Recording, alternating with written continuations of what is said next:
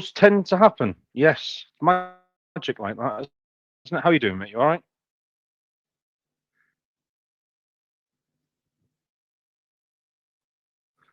Good.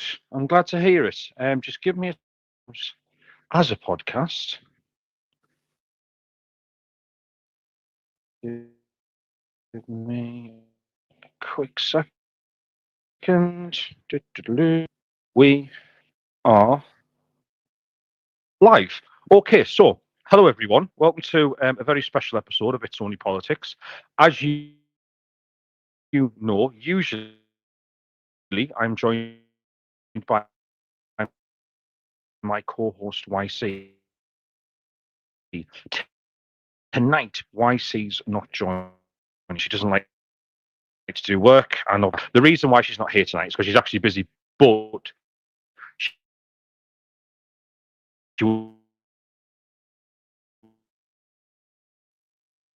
wouldn't be here because this is a very special episode. This is going to be just me. So any YC fans, you're sat. The person who will be doing most of the talking is my good friend Chris. So because we did this, when was it? About a year ago. We did this. Went through your history, and people loved it. People absolutely loved it. And if you don't know the story of what Craig went through just over sort of 10 years ago now, you're in for a treat tonight because it's one hell of a story. Okay, so what you can see from the title, Sons of Struth Demand the Truth. Craig, shall we just start off with what is the Sons of Struth and what truth did you demand?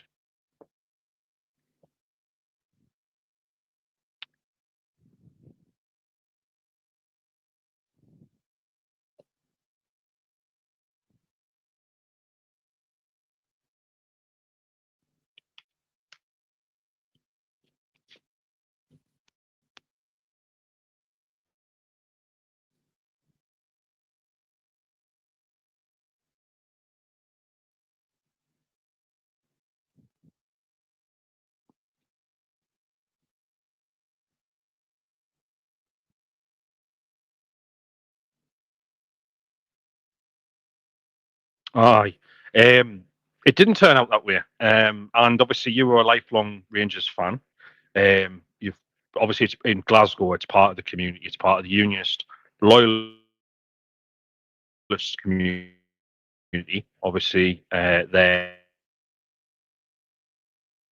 being Celtic, which have have got ties to the. You would say has probably been in your history, been in your family, been in your community for generations. What was it like growing up in that community?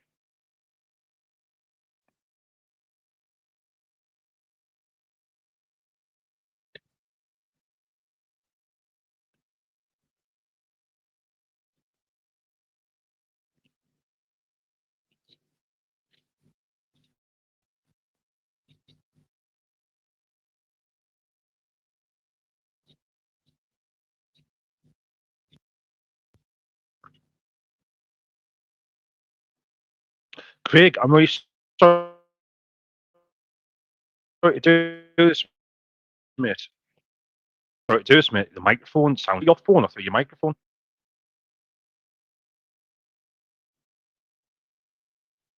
Ah, right, okay. Is there any chance we could do this using your normals? How you normally do spaces, using your phone? I'll tell you what. I'll tell you what. I'll give you a call, mate. I'll end the space. I'll give you a call. We'll start this up again in just 5 minutes, okay?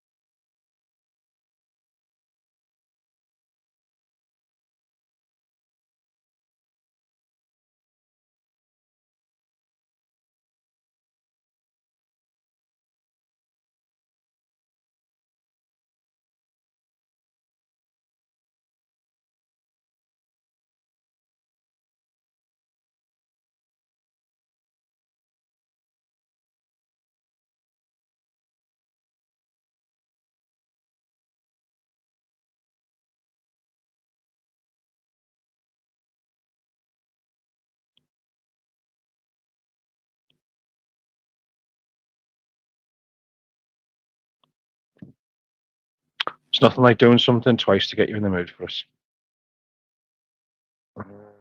Right. Hiya, Craig. Welcome back, mate. Can you hear us okay?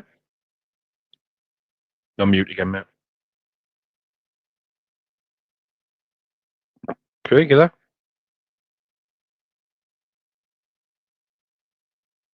Hello? Hi, that better? That's much better, mate. Right, I can hear you much clearer now. Right, fantastic. Okay, so hi everybody. Welcome to another episode of It's Only Politics. As you'll notice, YC's not here tonight. It's just me. And this is round 2 because we had technical issues before. So let's give it another go and hopefully we'll get it right this time. Right, so It's Only Politics. Usually it's me and YC. Tonight it's not YC. Okay, tonight it's just me. Reason being, YC's busy. I'm interviewing my good friend Craig Houston. For those of you who don't know Craig's story, it's absolutely fascinating, right? And just being honest, we did this space about a year ago, me and Craig, and we went through, just randomly decided to pick up his book and go through it, and people loved it, right? So we've decided to do it again tonight, just to give it a go, and we're going to interview Craig basically about this story, which I find absolutely fascinating. I'm sure you will too. So let's go through it. Right. So, Craig Houston, thanks very much for doing this, mate. Obviously, it is a bit strange considering we talk most days, but I'm going to put on my professional hat tonight, and You've got one. I have got one somewhere, mate. I've lost it temporarily, but I will find it, I promise.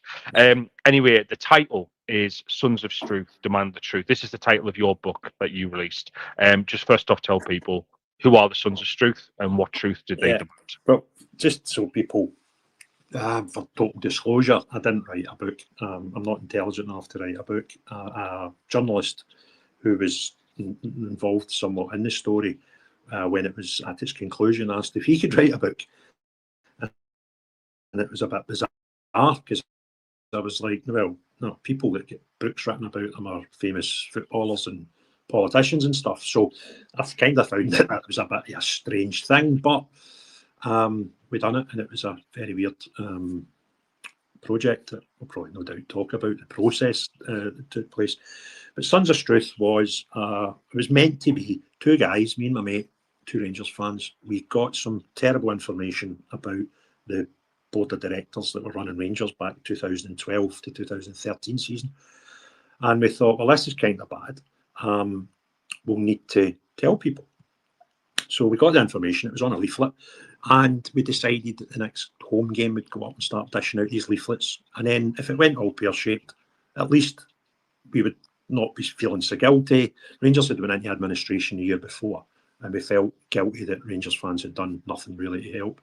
So we thought, if we do this once, maybe twice, to get rid of this big box of leaflets, and then the wheels did fall off it again, at least we wouldn't feel guilty.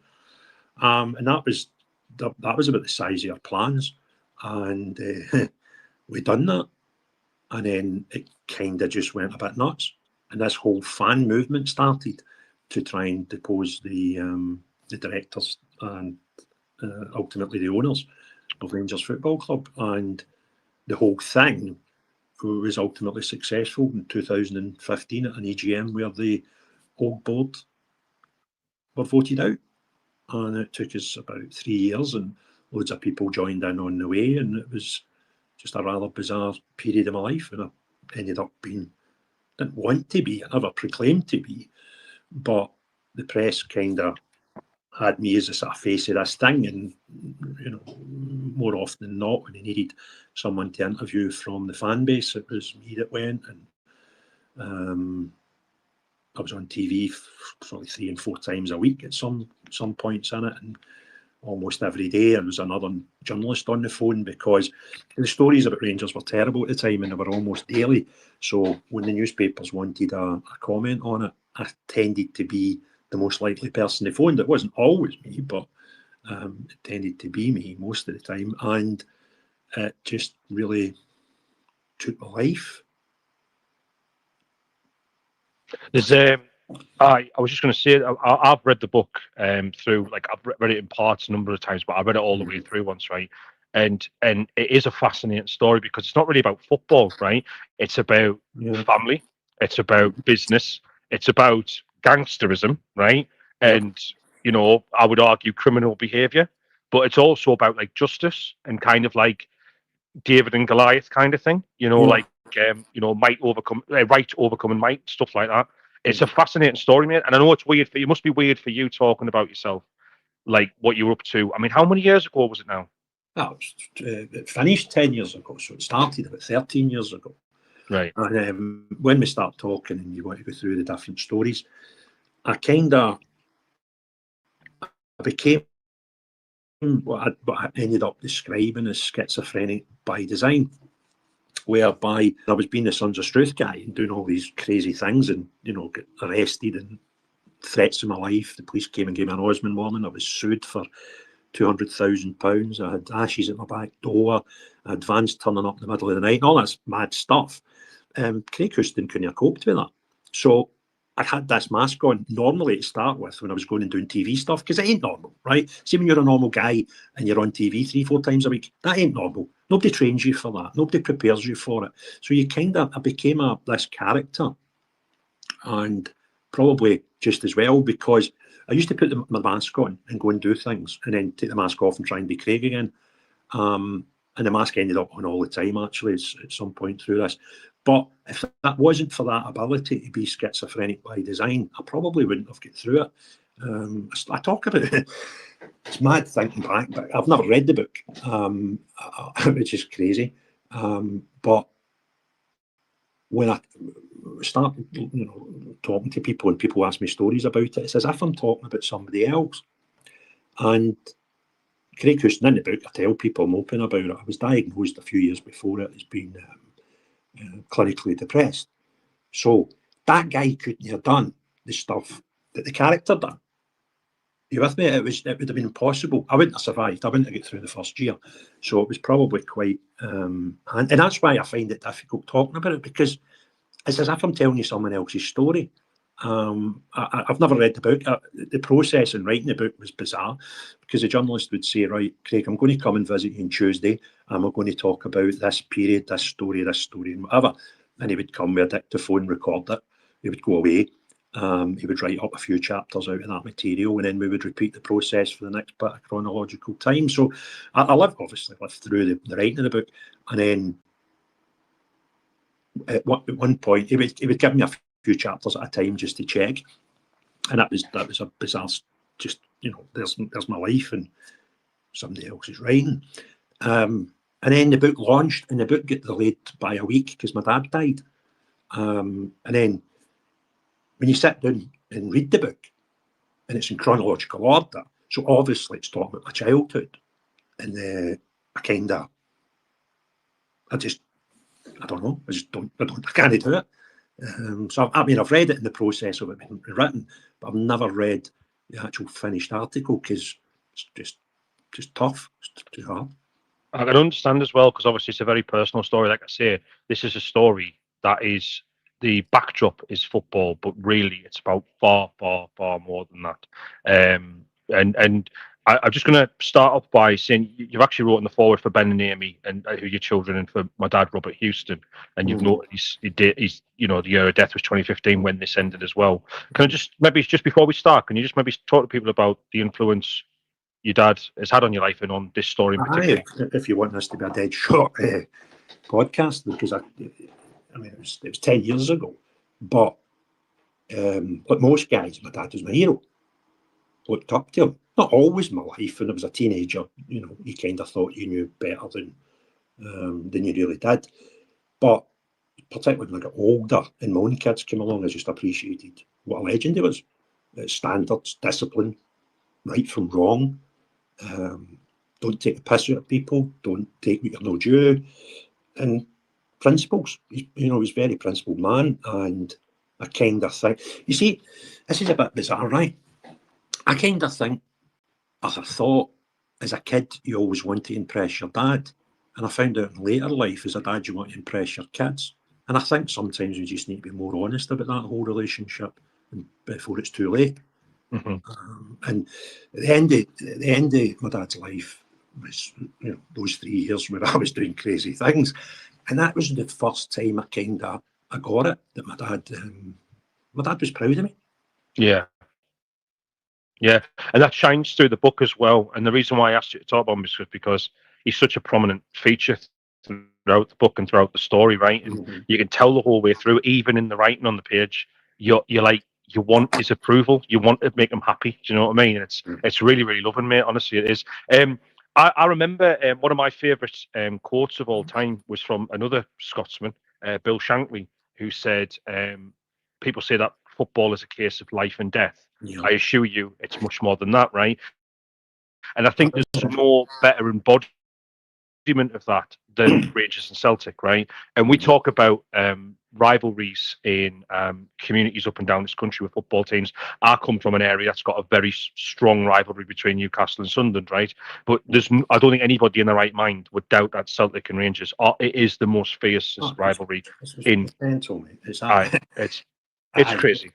Aye, and you know, it's the only marketable thing about Scottish football, and the two clubs sometimes pretend that they want the rivalry to dissipate and, you know, the sectarianism and all that, but actually both of them market the sectarianism, which is yeah. I mean, Rangers bring out every other 12th of July, which is a prominent date in the Protestant calendar, an orange strip, which is a prominent colour to Protestants, and say that, you know, they don't want us to be singing bad songs, which is a bit crazy. And Celtic bring out often strips with, you know, emblems of republicanism in Ireland, the Republic Island flag and things like that. And they say that, you know, they're not wanting us to be sectarian and sing naughty songs. So it's a bit of a bizarre relationship where they're trying to appease society, but at the same time keep the whole thing going, you know. And when you're involved in it, you just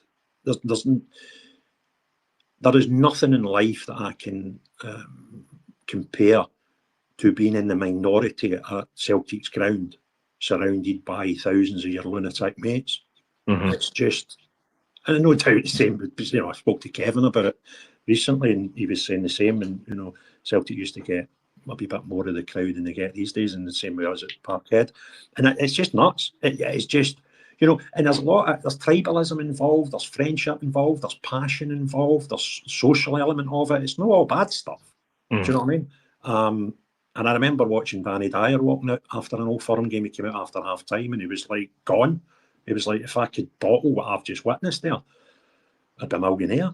And I've been to football stadiums around the world, and I've been to matches around the world. I've been to Champions League finals that my club are now obviously playing in.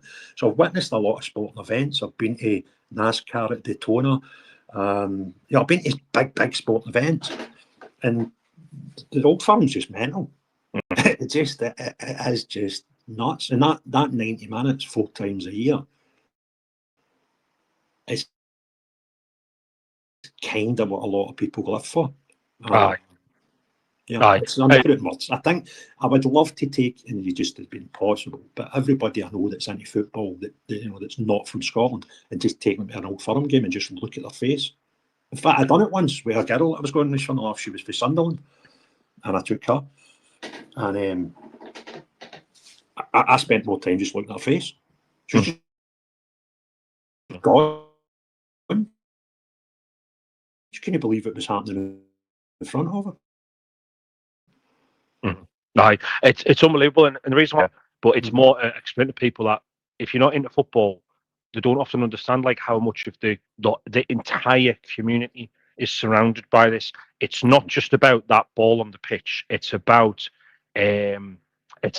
all sorts. It's about the way people have been brought up, the standards they've applied, the community they grew up in, the people they know, everything. And it's the same in many clubs. But what I'm saying is, it's like in Celtic and Rangers in Glasgow, it's so strong. And that's why when people would sit there and probably, if they didn't know about that, they'll probably sit there and think, God, Craig, you went all through this, like through all this, which we're going to read through for a bloody football club. And it's like, you don't understand. It's not just about it's just community. Yeah. It's just community very much. And I'm not saying it's your only community. You know, there's loads of things that become a community. Your locality can be your community. Your type of work you do can be your community. Your football club's a community. Yeah. It's your prides, it's your flags, it's your emblems. Right. Let's get through the book. Okay. So what I'll do is I'll do the same thing we did last time, mate, about a year ago when we did this before, and I just read out a little bit from each chapter. The last time we done this, it was off the cuff. It was about 12 o'clock one night in a space. It was just about to finish. Aye. Wasn't it? And we were bored and there was no much happening, and you just had the book sitting beside you and started going through it, and it was just mental. And we went on till 4 o'clock in the morning, and the space was still heaving. So we started at 8 o'clock. Let's see if we can get finished before 12. Let's see how we get on. Right, okay. So your forwards by John Brown. Do you want to just explain to people who John Brown was? John's just, if John had never played for Rangers, he would have been stood beside me in the trenches. He was just, what a player. I'm saying it just as if he's not here. He's still very much alive. He's fitter than me, and he's about 15 years older than me. But he was just, and when you say these things about John Brown, it kind of rubbishes his attributes, but he was very much an enforcer, right? That's not to say that all he done was kick people. He was a very skillful football player and a very skillful coach in later life. But just to give you a sort of picture of what John Brown was like in the pitch, we were playing Celtic at Parkhead one day, and we went up the park and scored. And I can't remember who the Rangers goalkeeper was that day. It was a reserve goalie. He used to play for Motherwell. Anyway, I'll come back to me. Anyway, he's like towards the halfway line, and everybody runs to the goal scorer to celebrate. Apart from Bomber, he's standing in the halfway line, and the goalie's running towards him. And just at the corner of his eye, he noticed a Celtic fan has ran on the park and is running for our goalkeeper. And unfortunately for the Celtic fan, Bomber got there first. Mm-hmm. And he just smacked the boy, right? And that was John Brown. He was just brilliant. And he was working for Rangers when we went into admin, and he famously came out and lost his job immediately because he kind of voiced from the doorstep the shite that was going on at the club. Mm-hmm. And was promptly sacked, and then we went into admin, and then about a year after that I started doing what I was doing, and it became a sort of natural thing that me and Bomber would get together at some point, and he helped me tremendously. And he met my dad before he died, so it was no surprise he came to my dad's funeral, as there was ex-Rangers players and ex-Rangers chairmen and ex-Rangers directors and stuff at my dad's funeral. But like 6-7 years later, my mum died, and it was pissing down with rain, and we were driving into the crematorium, and all my family were in this waiting area, and there was one guy standing outside in the rain with an umbrella, and I said to Gillian, I went, "Who's that?" She went, "It's Bomber." I hadn't even spoke to Bomber about my mum's funeral, and there was Bomber at my mum's funeral, and I went up and I was, "Bomber, what are you doing here?" He's like, "You're my mate. His mum's funeral." Gives you 2 or 3 different aspects of what makes Bomber Brown. Legend in my eyes. Absolute legend. We're not going to do this throughout the whole book, by the way. I'm not going to read the whole story. I'm going to let Craig speak about it. But the foreword, which is by John Brown, I'm going to read the full thing because I think it gives you a real summary of just what was going on at the time, and also his thoughts on Craig, which again, I know some of you will know Craig from Spaces as that guy who's in politics and stuff, but you might not know what Craig's like as a man behind the scenes, right? So this is the foreword, right, by John. I worked as a first team scout for Rangers during Craig White's tenure at the Ibrox club, but it was very difficult. In fact, it was a mess from day one. No guidance was ever given about the level of player the club could afford. Fundamentals like new player salaries are impossible. When White placed Rangers into administration in 2012, and Charles Green subsequently arrived as the figurehead of a consortium which was intent on buying the club and had soon been handed preferred bidder status, any hope of matters improving was soon extinguished. At a meeting I attended along with representatives of the Rangers Fans Fighting Fund Committee, Green purported to be monitoring 27 world-class players with the intention of signing some of them. But the scouting staff had already appraised the list of players and immediately discounted them on the grounds that the club couldn't afford the huge sums of money they would demand. To suggest any of them would be arriving at Ibrox was pure fantasy. However, I kept my opinions to myself because I was afraid of jeopardising my job. I was soon approached by a group of businessmen who had very reliable information that should the Green Consortium bids be successful, the outcome for Rangers Football Club would be disastrous. These businessmen had believed that Rangers were heading for administration a long time before it actually happened.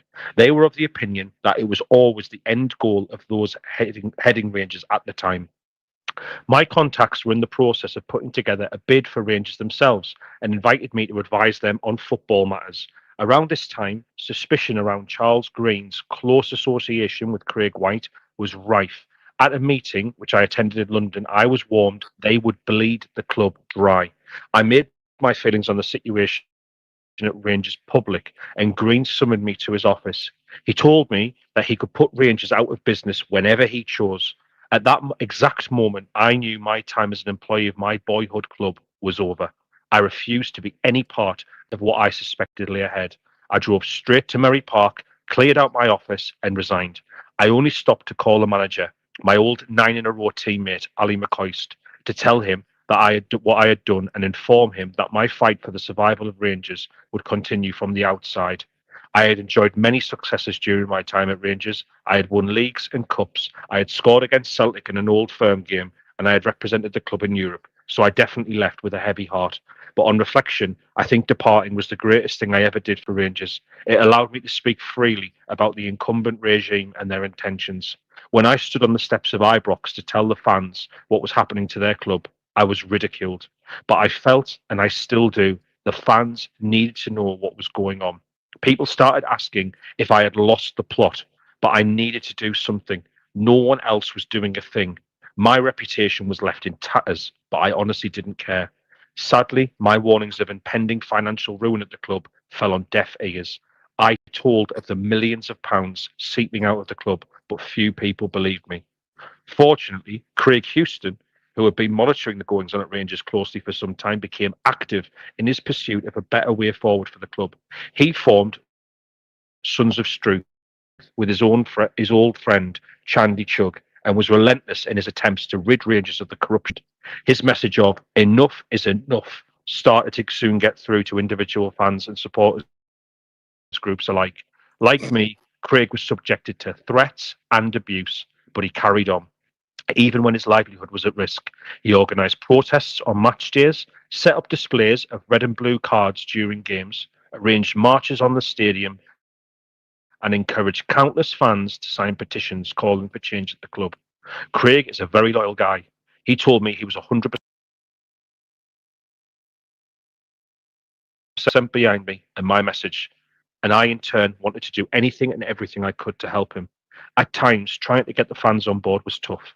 In spite of many supporters being businessmen and highly qualified professionals who frequented the hospitality areas at Ibrox, they were collectively reluctant to show backing for the fans groups trying to force change.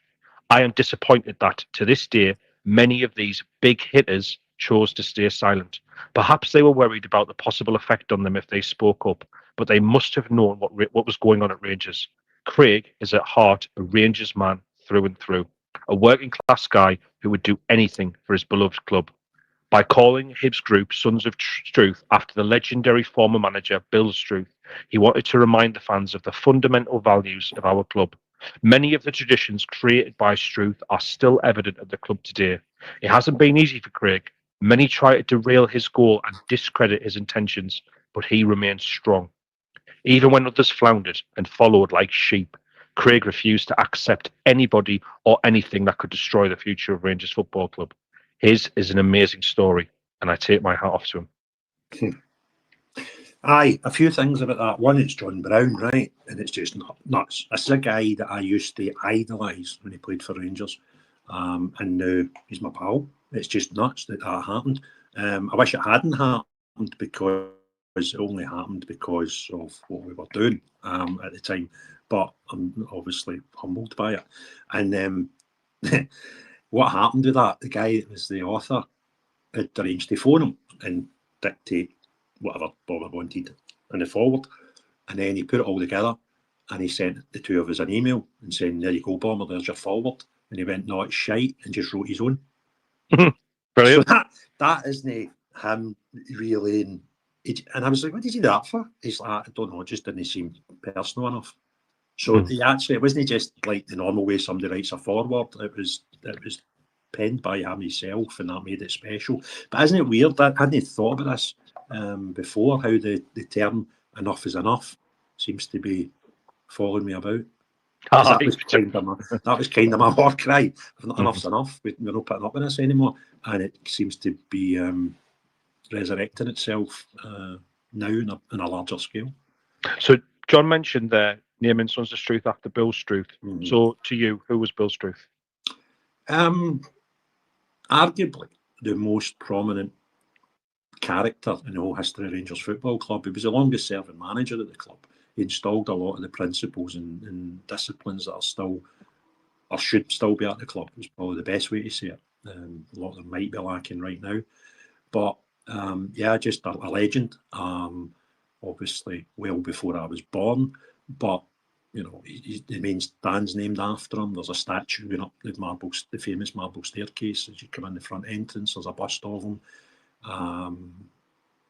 Just legend, absolutely. It's like if you put Shankly, Liverpool, Ferguson, Man United, Jock Stein at Parkhead, his tenure was longer than all of that, and probably potentially, because of different eras, it's hard to say, but potentially even more successful.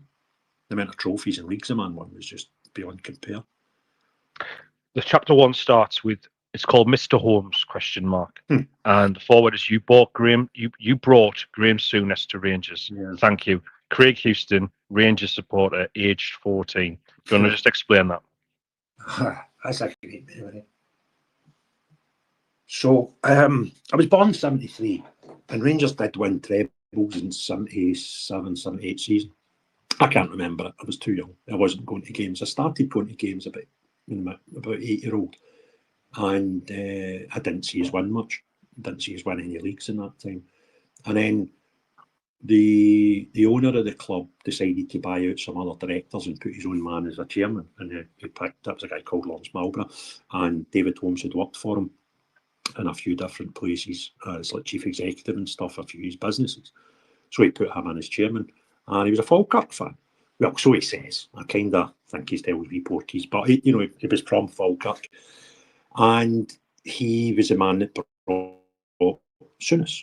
He was the man that brought Butcher. He was the man that brought Woods, who were England internationals at the time, which was unheard of, and revitalised Rangers. And the first year we won the league up in Aberdeen, and my mother, that was like, you don't dare go out the house, because she knew I went to Aberdeen without a ticket and probably never came home. And I can't remember the next game when we got the trophy. But anyway, I was in the main stand about a section away from the director's box. My dad had to leave early to go and shut up a couple of his businesses, and he used to come back and pick me up at the car park at Ibrox. So I always had a bit of time to kill at the end of a game. And the players have done the lap of honour, and I'm in no rush, and it's hours, it's ages after the game's finished. And I looked over, and the only person in the director's box was Mr. Holmes. And I walked over, and I said, "Excuse me, Mr. Holmes." He came over. "What is it, son?" I says, "Can I give you my scarf?" He says, "Yeah, but why?" I said, "Well, all the players out there get scarves flung at them, and you've probably done more to win us the league than anybody out there." And at 14, I gave him my scarf, right? And I never met the man again until 2 years ago. And I started doing my podcasts. Before I was doing the political ones, I was doing ones and just interviewing Rangers people. And I came up with a daft idea one day that I want. Nobody had heard of Mr. Holmes for years. He just disappeared. He left Rangers, went to Falkirk for a little while as their CEO, and then kind of disappeared. And I just thought it'd be great to get Mr. Holmes on the podcast. Stupid idea. And by pure chance, they were finishing writing a book. And I managed to find this out. And I managed to talk to the author. And I said, "Can we do one when you're launching a book?" And I had the real privilege of sitting for a couple of 3 hours with him and interviewing him for the podcast. And then he loved it. And he wanted to meet the Rangers fans face to face. He hadn't been at Ibrox for decades. And I booked a hotel in Glasgow, the Village Hotel, just near the Clyde, where BBC and STV studios are. And we had an event where you got to come and I got to interview him in front of punters. It was just nuts. And I remember when I met him, I took a copy of the book. I went, Mr. Holmes, you need to read this. That's chapter 1. And he remembered it. Fantastic. Absolutely amazing. I'm just going to go back to the first page of the book, right? Because there's a lovely story in here about your gran, right? Mm-hmm. And like I say, family plays a massive part all the way through this story. So you said, my old gran, God rest her, had asbestos hands.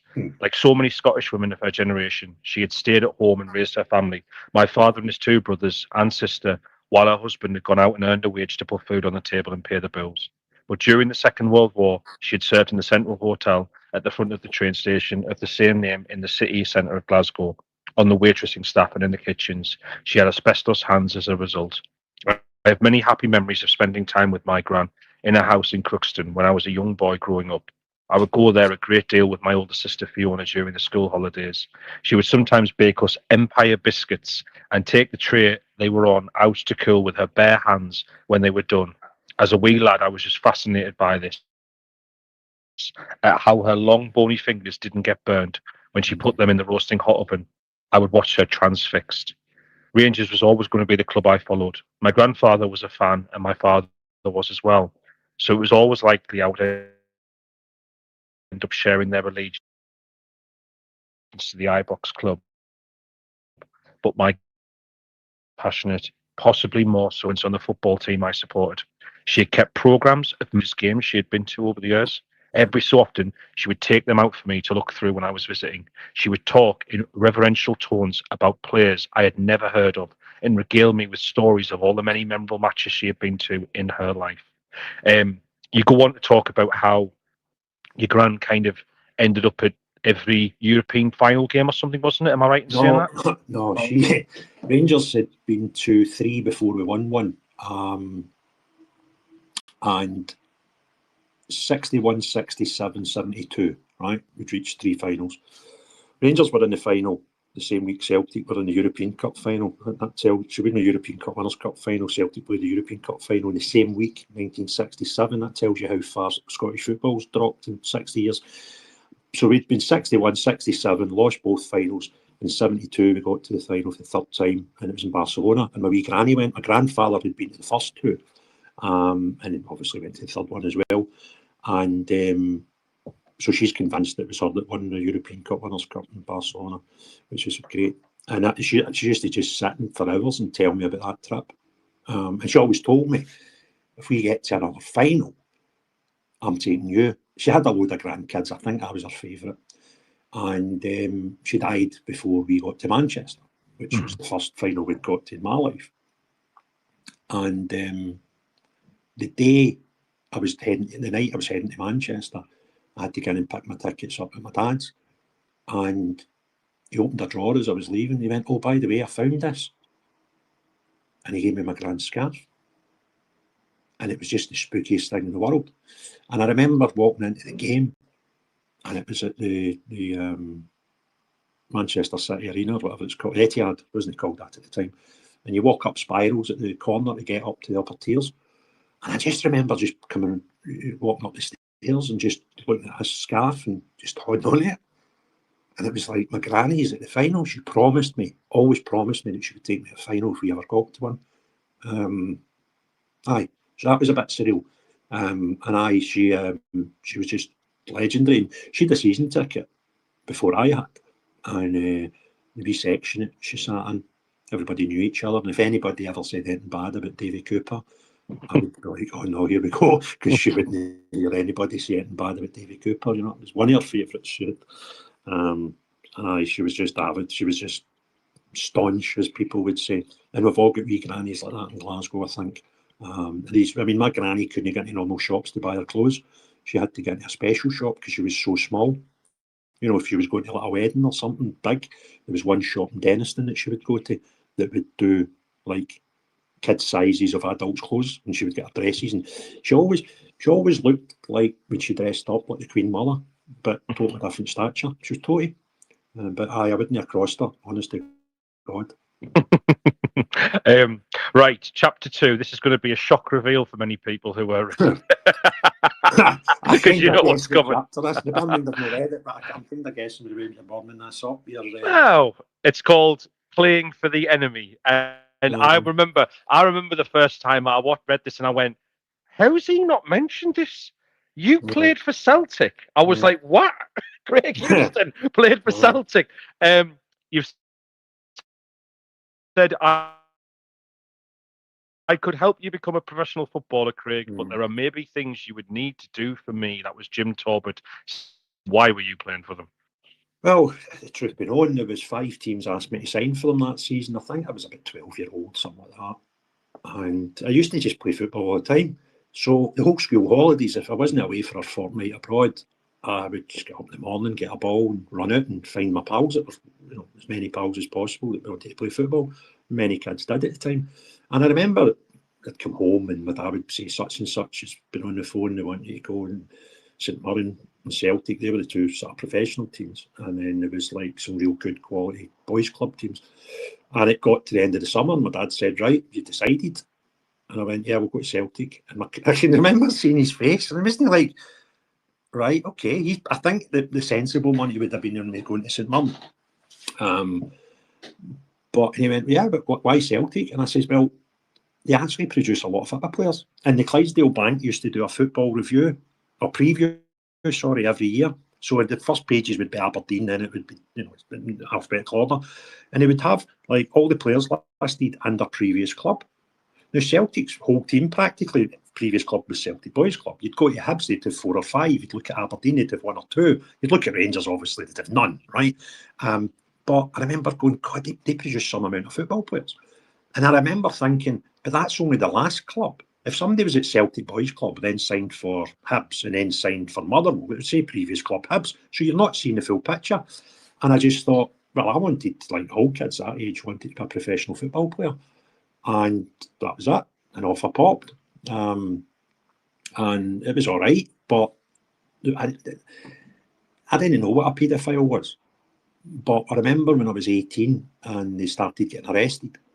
And the 3 coaches that I had in my, it wasn't quite 2 years I was there, but it was spread over 2 seasons. Every one of them, and 2 of them more than once, ended up in a court of law and found guilty for abusing children. Mm. And the one of them was Talbot, and I remember that bit you've quoted. He was dropping me off after a game, and there was about 4 or 5 years. He was quite a successful businessman, and he always had a brand new Mercedes every year. And my dad used to pick me up all the time, but for some reason he couldn't make. I think it was a weird time of game or something. And he'd arranged for him to drop me off in one of my dad's shops in town, and it was about 4 or 5 years in the car. But I was the last one to get dropped off, and I just remember him saying that. I thought, that's a bit weird. You want to be a football player, and I could maybe help there. There might be things you need to do for me. And I kind of thought he meant like wash his car or clean the boots at Parkhead, and turned out that was wrong.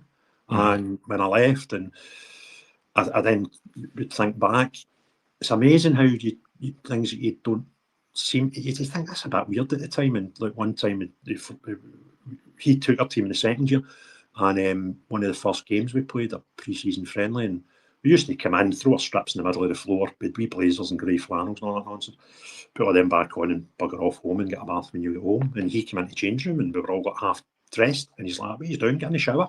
And we're like, what? Get in the shower? Like, we don't have towels. No, just use the kits and dry yourself off and get up the road. So that's a bit weird. So we're all ushered into this shower. And there was kids in different stages of development, and there was some bit shy and whatever. And he came in and stood in the middle of that shower block and told us all to face him while he spoke about the game. And you just thought that was weird. But then, 6, 7, 8 years later, when you're older and these people are getting arrested, I saw one of the main witnesses, broke my heart, we called Kenny Campbell. When the trials, he was on TV quite a lot, and I would have walked past him in the street. It was a shambles, the boy. And he was describing things that happened. And he was describing one act that I'm not going to describe in a public forum. It'll get you banned. And what he said was, once it finished, it was once his turn had finished, he was to stand against the wall and another one of his teammates replicated what he'd just done, and there was 5 or 6 of them in the room. Now, at that time, we only maybe had 14 players in the squad. So that was half my team. Half my teammates were in that room. And it's just fucking...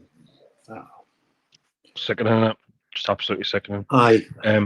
There was one bit of this chapter that made me laugh, which was you were talking about how some people don't realise that Rangers fans play for Celtic and Celtic fans end up playing for Protestant clubs and stuff. And you said there were a couple of undesirables sitting at the side of the park drinking a bottle of fortified wine. Oh, fuck that. See, this is nuts, right? You've just said one sentence, and it's this memory of when I was about 13 years of age just came flooding back to me there in an instant, mate. Do you want to tell it, or do you want me to read it? I was never a centre forward in my life. I get signed as a centre half, but I was injured at the start of the season, and they brought in another centre half, and the two boys played centre half, went on to play for Scotland at youth level, so they were no bad. So it was like my first game back after injury, and I was a sub, and I get put on with maybe 15-20 minutes to go, and the centre forward got injured, so I ended up going up at centre forward and scored. And then the next game, that's another story actually I'm getting into, but anyway, I ended up playing centre forward, which was bizarre because I didn't have the pace, but I just smashed folk.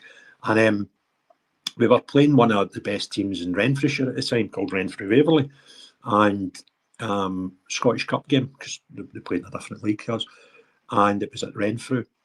And ironically, I was the only Protestant in our team, and the only Catholic in Renfrew's team was a boy I knew through. He was for Linwood, the same place I was in, but he went to a different school for me. But we knew each other. And so I think we were defending a corner, so I'm in standing halfway line as a centre forward, and he's standing behind me, marking me. And these two drunks were at the side of the park, and one shouts on, "Hold banging, fucking smash that fiending bastard, and if he gives you any grief, we'll come and fucking smash him for you," right? So they're telling my mate that's a Catholic to smash me, who they're referring to as a fiending bastard because I've got a Celtic strap on, and if there's any problems, they would come on and smash me. And the two of us just burst out laughing. You're just 14, and we're like, it's just mental, isn't it? And there was a lot of that on it. It was quite funny. Just people just assumed you were what you were. And it was funny, there was another player that was 2 years older than me that I never knew at the time. I knew he was there because people used to say, "Oh, he's a Rangers fan as well." But he done slightly better out of football, and we became pals years later.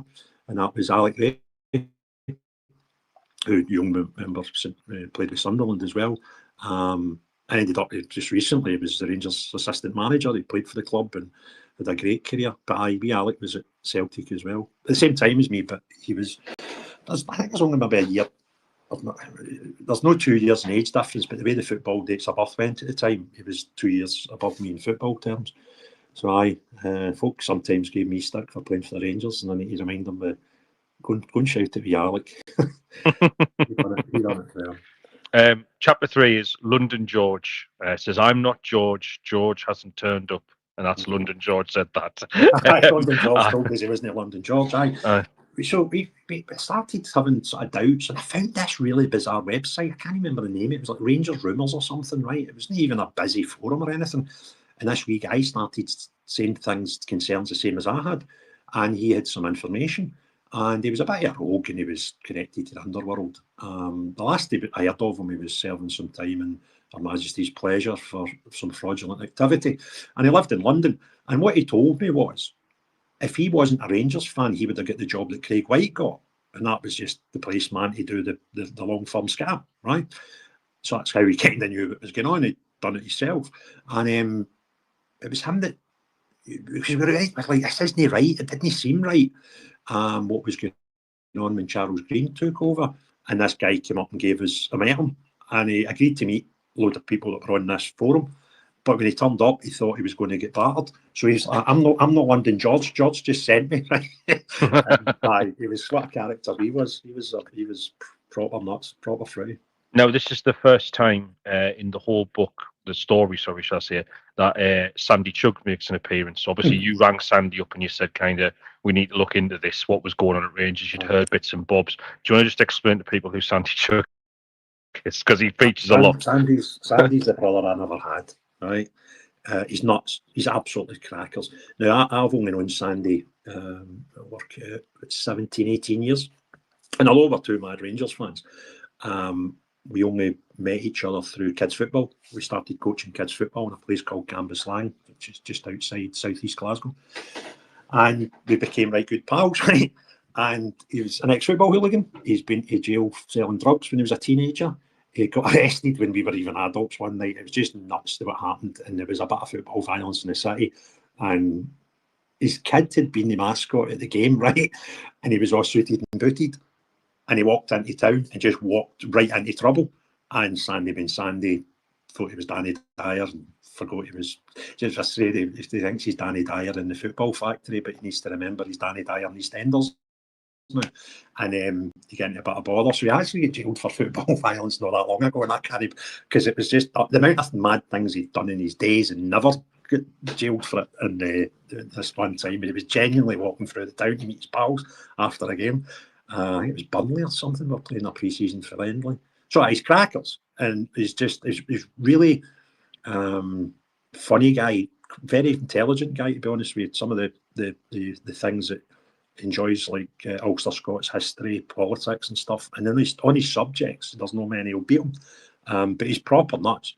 He's just I could write a book about Sandy Chug, but people would get to jail because of the book, right? It's just nuts. It's just funny guy. Oh, just mischievous. Do you know one of the lovable rogues? That's him. And he actually ended up. Remember the Kilroy Silk show? Yeah. Like he was on that as a teenager. Oh, really? Aye, there was a bad crash. If people don't know what that is, it was kind of like an early form of like Jeremy Kyle sort of thing, wasn't it? Mm-hmm. Yeah. He stayed in the East End of Glasgow as a kid, and there was a bad train crash at Belgrove Station, which was like yards for their high tower block that he lived in. And him and his mates came out, and they were like, "What's going on? All this commotion?" And they ran down and started dragging injured people off this terrible, horrific train crash. And he ended up getting invited down to London and Kilroy Silk interviewing him. And he didn't tell me about this. It was his then wife. He's separated now, but he can't blame her. She was just doing what she should have done, because he was nuts, right? And his missus, she was a Celtic fan, funnily enough. She's great. I really like her. And she's like, she was clearing out some cupboard or something. She's like, "Craig, come here, I'll show you what I found." It was an old VHS tape, and she had to get an old VHS thing out the garage from memory and wired up the TV and showed me this young Chug when he was about 16 on the telly for saving from the Belgrove train crash. It was a bit bizarre. And the irony is, he's got a book out about him as well. The twos are a couple. He never wrote his either. And the twos sometimes just sit and laugh and go, "No bad for a couple of authors, eh?" Fair point. Chapter 4 is We Know Where You Live. The board is aware that certain individuals are holding meetings and inciting fans to unruly behaviour. This has been reported to the police. This was a statement on the official Rangers Football Club website. So you were a fan group basically trying to find out what was going on with the club at the board level. You were asking questions, they didn't like it, and they basically lied about you in the press. That's right? Aye, kind of. That's about the summit. But that happened every week, mate. That wasn't a big story. That was a weekly occurrence. Well, this was the first time it appears in the book that you were saying that that's what they were doing. And this was your first protest inside the stadium as well. So you basically had a couple of group meetings. Yeah. You put a little bit of money in, and then what you'd instructed people to do is say around 80 people distributing leaflets, instructing the fans to chant "sack the board" in the 18th and 72nd minutes. Yeah. I assume that's the founding years of Rangers. Is that right? Yeah. Yeah. So you did that. Were you nervous thinking? Because I thought the whole thing was like, if I was trying to instruct, 50,000 people to do something at the same time at a football game, and you look crap if it's like, even like 4,000, that's crap. Do you know what I mean? We had good allies though. The noisiest group in the whole stadium's the Union Bears, right? And I can't even mention his name because he's on the run now. The papers love him now. The wee guy that was the capo, the sort of leader at the time, and he would have been up early 20s at the time. And he used to come to our meetings with a couple of the Union Bears, and they were like, "Aye, we'll kick that off." So when you know that they're going to kick it off, they kind of start a song and it filters around the stadium. So we were quite hopeful that it would happen, right? But there is nothing, like your pit of your stomach. You're looking and you're going 16 minutes, 17 minutes. You're thinking, my God, if this doesn't work, we're going to look stupid. 18 minutes and bang, all these cards. I think we'd done two. We'd done a red card and a blue card one. I think the red card one was the first one in the whole stadium. Not everybody, but like I think we put out 30,000 red cards. And it was just like, wow. And I remember sitting next to my dad and my dad just going, I kind of think that works, son, right? It was just nuts. And that kind of got the press interested in our activities. Because before that, we were trying to be, because of Sandy's past, we were trying to be a wee bit more guerrilla-like. But then all these outlets were all wanting to talk to the Sons of Struth people, and it kind of blew my cover after that. And that's how it happened with me, ending up in the papers the first time, and it was just almost weekly for there on in for 3 years. It was mental, mate, absolutely bonkers. But you're right. I actually spoke to somebody quite famous that's maybe arranging a big rally soon, and I was saying to him, I saw him walking around the street, round the corner at his last rally, and I saw his face, and I said, what I felt was nothing compared to what you felt. But every time I'd done a protest, you had that, this isn't going to work. But you would walk in the corner and there'd be loads of people there, there'd be loads of banners up. I says, I saw the exact same thing in your face watching you walk in that corner.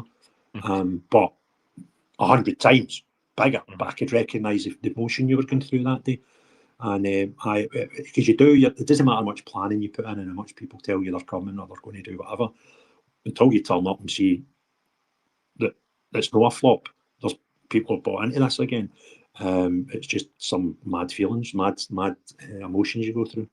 But there's that flick when you go, wow, done it again. Pulled it off again. I mean, amazing feeling. Chapter 5, 3 more to go. That's not a Brian Stockbridge lookalike. That's Brian Stockbridge. Do you want to explain who Brian Stockbridge is? Brian Stockbridge was the financial officer at the time.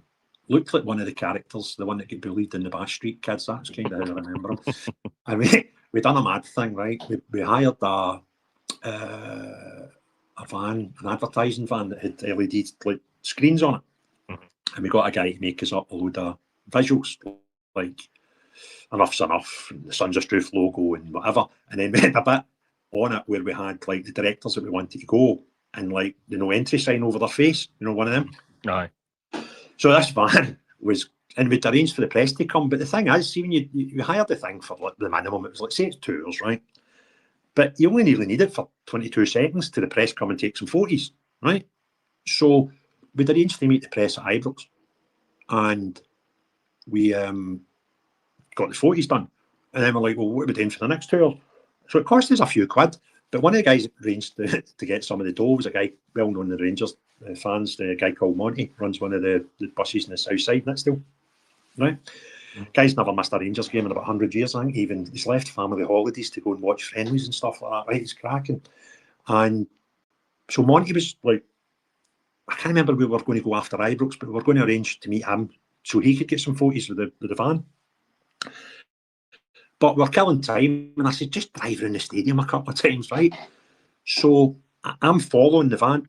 No, I tell a lie. I'm like, the van just follow me. So I'm driving around the back of Ibrox where the office block is. And it's like 7 o'clock at night or something. So all the staff are mostly away, but there's a couple of cars sitting in the car park. And you come out and you need to walk across the little road to get to the car park, right? So I walks out. I'm on the phone to Monty to make arrangements where I'm going to meet him. And I had to slam the brakes on because some fucking idiot walked straight in front of me. So I've slammed the brakes on. Yeah, you fucking idiot. And Monty's like, what is it? I say, some stupid fucking Brian Stockbridge lookalikes. I've nearly knocked him down, right? And he went like that. So he's walked on. He's walking to a car. And he went, what car's he driving? I can't remember what I say. It's an Audi 5 or whatever. He went, no, that's not a lookalike. That's Brian Stockbridge, right? So I thought, I'm going to run out and chin him. So I jumped to the motor. But as I've stopped, the van stopped behind me, and he's stopped parallel to where this car's parked that he's getting into. So I jumped out the motor and I'm running towards him. And Monty's words, that's where the quote comes from. And just as I've got there, he stops frozen and he's staring at the van. And as I've got in the middle of him in the van, I've just turned left to look at the van, and right, you couldn't have timed it better. It was a big fuck off photograph of Brian Stockbridge with a big target or something on his face, right? And I just couldn't move for laughing. It was the best timing ever. I've nearly knocked him down, and all the adverts that were spinning on this display, it was just it was him. Right, mate, I can't remember these stories. I couldn't have told you that story, but see that one sentence, that's what I'm saying. It's like I'm talking about somebody else. I'm talking about a character. Yeah. Aye, it's bizarre. You should also, I mean, you do mention Sandy Easdale in depth at the first time in this chapter. We should talk about him for a minute. So at that point, the main thing I knew about Sandy Easdale was that many years before he had been convicted of VAT fraud and sentenced to 27 months in prison. But campaigning against him on the basis of what he had done a long, long time ago before didn't really wash. So do you want to just explain who to you Sandy Easdale is and what part It was at that time, him and his brother had they've got a few businesses, but the biggest one's a bus company down in the Greenock, Port Glasgow area. And they've got buses all over the place now, but that's kind of where they started. And he, I kind of think he get caught up in it, right? He didn't get shares cheap. The rest of them get cheap shares and all that, right? But Sandy and his brother were just caught up in it, right? But he became like the nemesis of each other, me and him, publicly. And somebody wrote something he didn't like on my Facebook page, or Sons of Struth Facebook page, and he sued me for £200,000. Which is bonkers. And I went down to meet him, and it was just mad, mate. I bumped into him like 2 years after it's all done. It was funny. I'm at Glasgow Airport waiting for a mate to come off the flight for Jersey. So I'm standing outside the arrivals. My mate's obviously waiting for his luggage. And this guy walked off from the same flight, as it turns out. And he walked up and he's like, "You Craig Houston?" I says, "Aye, mate." Now, this hadn't happened for a while because the story's 2 or 3 years dead at the time. You know, we've done what we've done. So there was less people recognising me when I was out socially. But anyway, this guy recognised me at the airport. He's like, "You Craig Houston?" I went, "Aye, mate, how?" No, I says, "Aye, mate." He went, "Your mate is on the plane." I says, "Well, I'm kind of glad because I'm sitting waiting for my mate to come off the plane." And he went, "Sandy Easdale's your mate?" I said, "What are you talking about?" It's like Sandy Easdale was sitting in the row behind me in the plane, right? So I went, "Seriously?" He went, "Aye." He went, I saw him in the baggage. He must be waiting for his bag. So the next thing, my mate comes off the plane. And it turns out the two of them knew each other. So we're all standing. I went, "I can't go anywhere. Sandy Easdale's coming out in a minute," right? So we're standing on it. Sandy Easdale walked out. And instead of walking straight to the exit, he turned right to walk through where you would check in. And he's on his phone. And he owns taxi firms and stuff, so he's probably getting his lift sorted. So I was like, "Watch this," right? So I've ran up behind him and I've tapped him in the shoulder. And he's turned around and gave me a double look. And he went, "Oh, for fuck's sake." He's like, "Give us a minute." He's like, "I'll get him." So he's finished his call. He's like, "Fuck's sake, Piggy, we pestered the life out of him, right, for like years, right? All sorts of nonsense, stuff that I would never repeat. It was going on. Some of the stories I can't tell you. But anyway, he's like, "Fuck's sake, Piggy, you starting to pester me again?" I went, "No."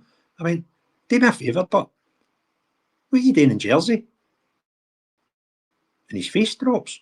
He's like, "How do you know I'm in Jersey?" I says, "Sandy, did you know learn the hard way? We know everything about you." And I went, "I just need to ask you one question. So what are you doing in Jersey?" And he was like, I was just having a weekend away." I went, "Two things, Sandy. One, yourself. And two, a suitcase that big. You've not been there for a couple of days." I went, "But just do me a favour.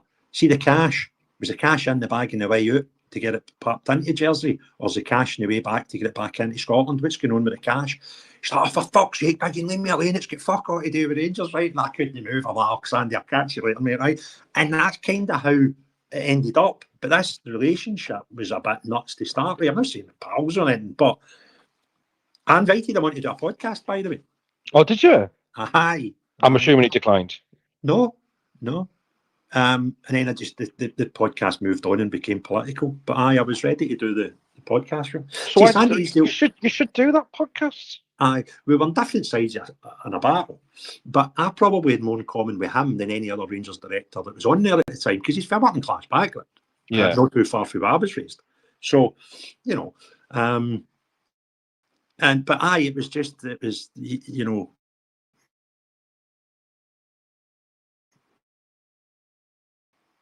I wondered the way it went, but it was nuts. The next one is London Calling. I have known Laxey since they were founded.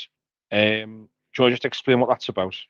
That'll probably be up to one of the AGMs where we had a lot of city investors in Rangers for the initial share offering that happened after admin, and they were getting told by the Rangers board that everything was great and the fans loved them and all that because they were like away for the nonsense. And a guy who was a stockbroker set up meetings for me to go down and tell all these people the truth, and I ended up. I'd been on Sky Sports a lot, but it was the Scottish ones that normally interviewed me. But there was a woman, Amy, I can't remember her surname. She was a reporter, and it was right. It was the same time. Who was that Formula One guy? He was getting done for some fraud or something at the High Court. I can't remember. Eccleston, Bernie Eccleston. Oh, very trial, sorry. right? Aye. So Sky knew that I was going down and wanted to do a bit in the story while I was in London. So I had to meet this reporter outside the court. And she said, well, I want to go down here. She says, I've been here all day, all week reporting the Eccleston case, but I'll take you around the corner so it doesn't look as if we're standing outside the court, right? So it was a setup, and we'd done a 5-minute interview, 10-minute interview. And then she said, across the court, I passed it the last time I was in London, by the way, and I forgot about it. Between the court and going across the road, there's a little island, and the newspapers can just plug in there, and the feed goes straight to the stations. Mm-hmm. And it can be like on live on TV, like 7-10 a second later, some stuff. So anyway, she said, well, look, what are you doing now? And the guy that was sort of taking me about London had said, I'm going to bugger off for an hour, I'll get you back here. I said, well, I've got a certain hour to kill, Amy. She went, well, I'm meeting my boyfriend in this pub. If you want, you're more than welcome, come in and get a beer with us, whatever. So I walked in, right, with this woman off Sky Sports, and I've got the big screens behind the bar. And within like 32 seconds of us recording this interview, somebody tapped us on the shoulder and went, is that you two? Right? And the two is one of all these big screens through this pub. It was just, the whole thing was just full of mental stories like that, these things, situations that are just absolutely bonkers, mate. You talk about meeting Ali McCoist as well. You said he came down and he wanted to speak to you, which must have been nerve-wracking because he could have went like at you, couldn't he? Went like, you're a disgrace and all the rest of it, but he didn't. He turned around and said, you're entitled to your opinion. I get what you're doing, and the players know it's got nothing to do with them, which is what you sort of wanted. We were getting some stick at the time saying we were putting the players off and all that sort of bollocks, right? So what we'd done, I can't remember, we were doing a protest on the Saturday or the Sunday, wherever the game was, and we decided to go up to the training ground to say to the players, look, we're no anti you, we're anti them. And McCoy's came out and did a work with us, and he was just like, look, boys, it's no problem. I mean, he was the manager of Rangers, he couldn't have had a banner up for us or anything stupid like that, but he was cool with it. Yeah. He said Ali was a Rangers fan before he was a Rangers player, before he was the Rangers manager. He stood on the terraces as a boy, regardless of how results went and how his career as manager panned out. He will always retain the connection he has with the fans. He is held in high regard for what he's done in the past. He has always been great with the fans as well. Yeah, I still bump into him. Bump into him at kids' football games. And he would just deliver a walk past you. It was just nice. Just what you see in the telly. Do you know what I mean? Well, later in the book, there's an interesting incident where you have with Ali McCoist where he says you're one because he was surprised. I want to explain that. I don't know how I ended up getting away with it, right? But I talked Sandy Easdale into Sandy Easdale talked me into him not suing me. It was the most bizarre thing in the world because he sued me. I got served with these papers for the court of session for £200,000, and there was an uproar. So he wanted to like stop doing it, but like retreat gracefully. It was fucking nuts. So I had this meeting with him, and I reckon if I'd said to him, "Look, give me £10,000 and I'll not say anything about it again," he'd have done it, right? I would ask him for anything, and he's like, "Well, what else do you want?" I went, "Let me take a group of disabled kids up to the training centre under the banner Sons of Struth." And he did, right? So, all right, fair enough. So we went up, and it was that many people. We ended up doing it it was a bank holiday weekend for memory, and we'd done it the Friday and the Monday the way it worked or whatever, but we ended up doing it twice or a couple of days with that many disabled kids to go. It was fantastic. And this wee boy's dead now, God bless him. He was one of the, there was loads of wheelchairs and mobility problems, but this wee kid, it wasn't, he could run about. So the players came out to start training, and McCoy started kicking the ball about him. And he was just, Alan McCoy was brilliant with the kids. And all the players are away and they've all warmed up and whatever. And he went, "Here, wee man, going back to your Uncle Craig, I need to go and play football with these idiots." And I went like, "Here you, how do you know my name?" And he went, "I'm the manager of Rangers Football Club, Craig, and you're on the telly more than me." Mental that, and I went, "Oh, yeah, right." Because I wasn't the Sons of Struth guy there. I was just a guy, a Rangers fan, getting free rein to walk around the training ground, right? So I was like, I wasn't the Sons of Struth guy for this point in my head. I was just back being Craig. And I kind of forgot. He's like, "You're on the telly more than me, Craig." I was like, "Oh, right enough. Aye, good luck on Saturday." It was nuts. It was just, and that kind of typified where I was at the time, you know. Aye. Chapter 7 is Adventures in Cyberspace. Now, I'm sure many people, same as it is in 10 years' time, but it was still quite vicious, toxic, etc. And obviously, you had to counter a lot of the kind of, not just abuse, but the lies and so on. I mean, you put here, "You're still an arsehole, but you have to know what's just happened. There's something not right with your phone." And that's from Sandy Chug. So, do you want to explain that? But I mean, Chug are just, we're like brothers, right? We can fall out and it gets dead petty. And, you know, it'll be like, I'm not apologising to him. Really childish stuff, right? So it was through one of these things. And Sandy was telling me how wrong I was in the way I was dealing with stuff, and I was never to listen to him. I kind of think was where we were at the time. He came by. I can't remember how he figured it out, but my phone was getting back. I think somebody had, me and him had a conversation about something, and within 10 minutes of that conversation, other people knew about the conversation. I think it was along the lines, and so obviously somebody had access to my phone. There was people doing things with my emails. I had a Rangers director who, tell a lie, he'd been a Rangers director with the old regime. We were in the middle of having the baddies, and he eventually became the chairman when we got out of the situation. A guy called Paul Murray. And he phoned me. He's like, "Craig, what are you talking about?" I'm like, "What?" He's like, "These emails you're sending me, they're awful cryptic." I'm like, "I'm not sending you any emails." He's like, "Craig, I've answered about 6 emails for you today." I was like, "Paul, I've not sent you a single email." Somebody was sending them emails, and it was like trying to draw information out of them. Like, "See that thing you asked me to do? Do you want me to trigger it and we'll go and do it now?" And Paul's like, "What are you talking about, Craig?" And in this full conversation, that happened. There was people making up fake Facebook posts, and as if I'd said stuff that I'd evidently, like about the Ibrox disaster and stuff like that. Well, can I read this bit? You put, I don't normally let online stuff bother me, but one of the most disgusting things which happened to me throughout this campaign happened in cyberspace. I was getting ready to go to bed one night, and a message popped up on my Facebook from a member of the London branch of the Rangers Supporters Association. It read, "Craig, have you seen the post about you on Twitter? You'd better check it out." Somebody called @BladeJer had posted a screen grab of a Sons of Struth Facebook page with jokes about the Ibrox disaster and people in wheelchairs on it. People don't know the Ibrox disaster was a horrific event in which a number of people crowd rushed down some stairs, didn't there? And a number of people.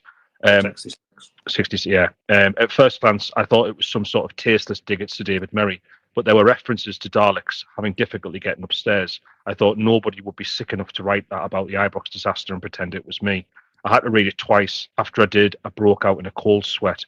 I panicked. Anybody who knew me would realise what it was and know I would never post anything like that. But there are thousands of people on social media who wouldn't know that. It transpired that you can create a fake Facebook post online.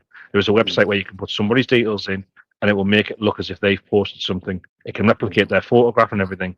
Then the person just does a screen grab and posts it. It looks genuine. And I mean, that's horrific, isn't it? Yeah, I think what I'd done to combat that was I went on and made a fake one with his Twitter saying, "I love Craig" or something like that, right? which evidently this guy wouldn't say because he was notorious for just trying to, rubbish everything that we said. And I fired that onto Twitter. And at that time, listen, I keep saying to people, see when you want something to be successful, a campaign, the idiotic thing is, and that's my starting point, was the idiotic point was I felt as if I had to convince everybody to be the same as me. I kind of figured out you don't. You just need enough. And there was always people, even to this day, somebody spoke to me just yesterday about a guy in Perth telling somebody not to deal with me because I was this sort of creature that I wasn't. And this guy's a big Rangers fan and he still just disliked me for back in the day. I'm cool with that. I cope with that. But, at that time I found it difficult because I was trying to, well, why would you not believe me? You don't know these people. I'm a Rangers fan, right? Why would you believe a bloke that couldn't spell Rangers over me? And I used to take it personal. But I kind of figured out, we just need enough. And then you would do a protest, you do a red card display, and the vast majority of people would take part. So I was like, that's cool. I can live with that. And the thing that won is at the end was the amount of Rangers fans that withheld their season ticket money one year. And that was kind of the nail in the coffin for them. That's what sort of broke the back. And again, it wasn't everybody. Not everybody refused to renew their season ticket by deadline day, but enough did. And it made a difference. So it was a bit of a journey, that. And that was just particularly horrific. This guy making a post about me mocking the Rangers at the Ibrox disaster. It was disgusting. You know what I always find though when I'm reading this story, there's so many elements to this story that like transpire and you go, this is related to this. This, like I say, it's about family, it's about business, it's about gangsterism, but also it's about politics, right? And I look at your journey on politics now, right, and particularly on social media, right, and I see the exact same things, right? So this will resonate with people. The stuff that would upset people. And I know sometimes through talking to you and Kev, and they go, how come Craig can just deal with it? Well, I'll tell you what's pretty surreal, right? See, a lot of things, my whole life, I've never done any structure to it, as in, I want to be a whatever profession, and, I drew out my path. My life was never like that. I just would fall into jobs, right? I went from being a civil servant to a car salesman, right? That's just the most bizarre thing in the world, right? I left school and joined the civil service, and folk were like, oh, Craig's got a job for life. I never even got a year out of it and ran out the door and ended up, right? So it was all random stuff. And there was never any plan to it. So I'm in my 40s by this point, but see all the things that I had to do when I was the Sons of Struth guy. Like, I had a certain amount of IT knowledge. I had been taught in one really bizarre job how to talk in front of people, right? Because I was a sales trainer for a while. I was managing people from a young age. And it was as if to get to that point in 2013, I had to learn these things because every single one of them that made no sense at the time became skills that I kind of needed to do what I'd done during that 3-year period, right? And I can't, so when you actually go, do you know what? It's as if that was the whole point of my life, right? Which is bizarre. But then see when the thing finishes, right? You kind of go, well, what have I to do now? Because if I'm right and that stuff was all just had to be part of my life to get me to that point, and that was my sole reason for having a life, you go, well, what have I to do for the next 30 years? And then I get to this point in my life and I go, well, hold on a minute.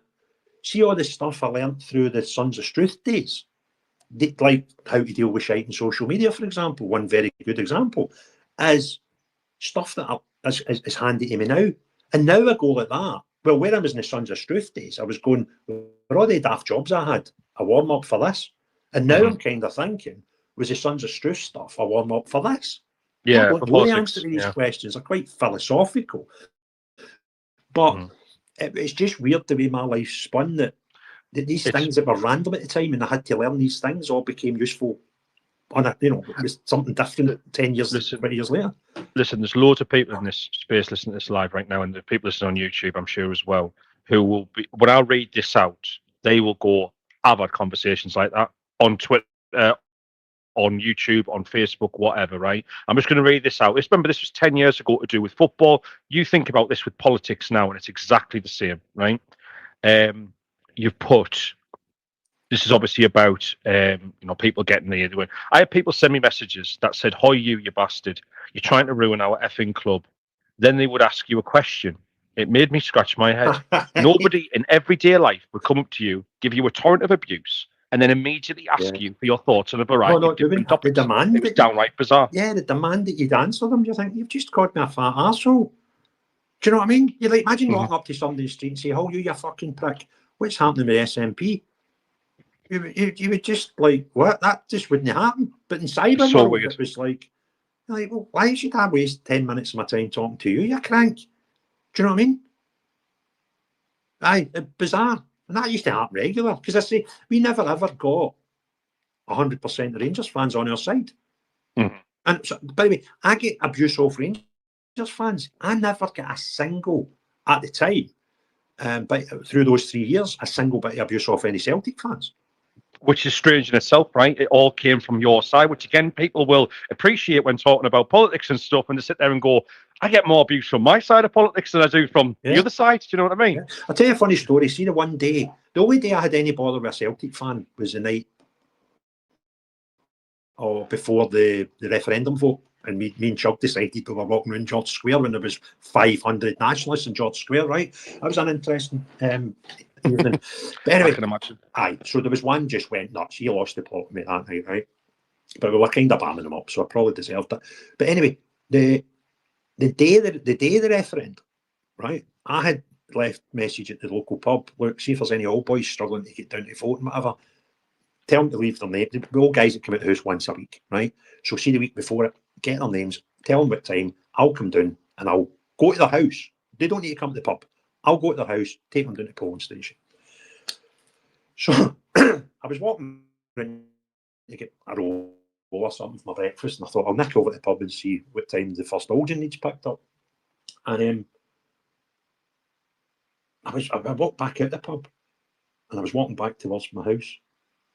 And I've told you before, no Rangers fans wear green gazelles, right? So if you get green gazelle trainers on in Glasgow, you're a Celtic fan, right?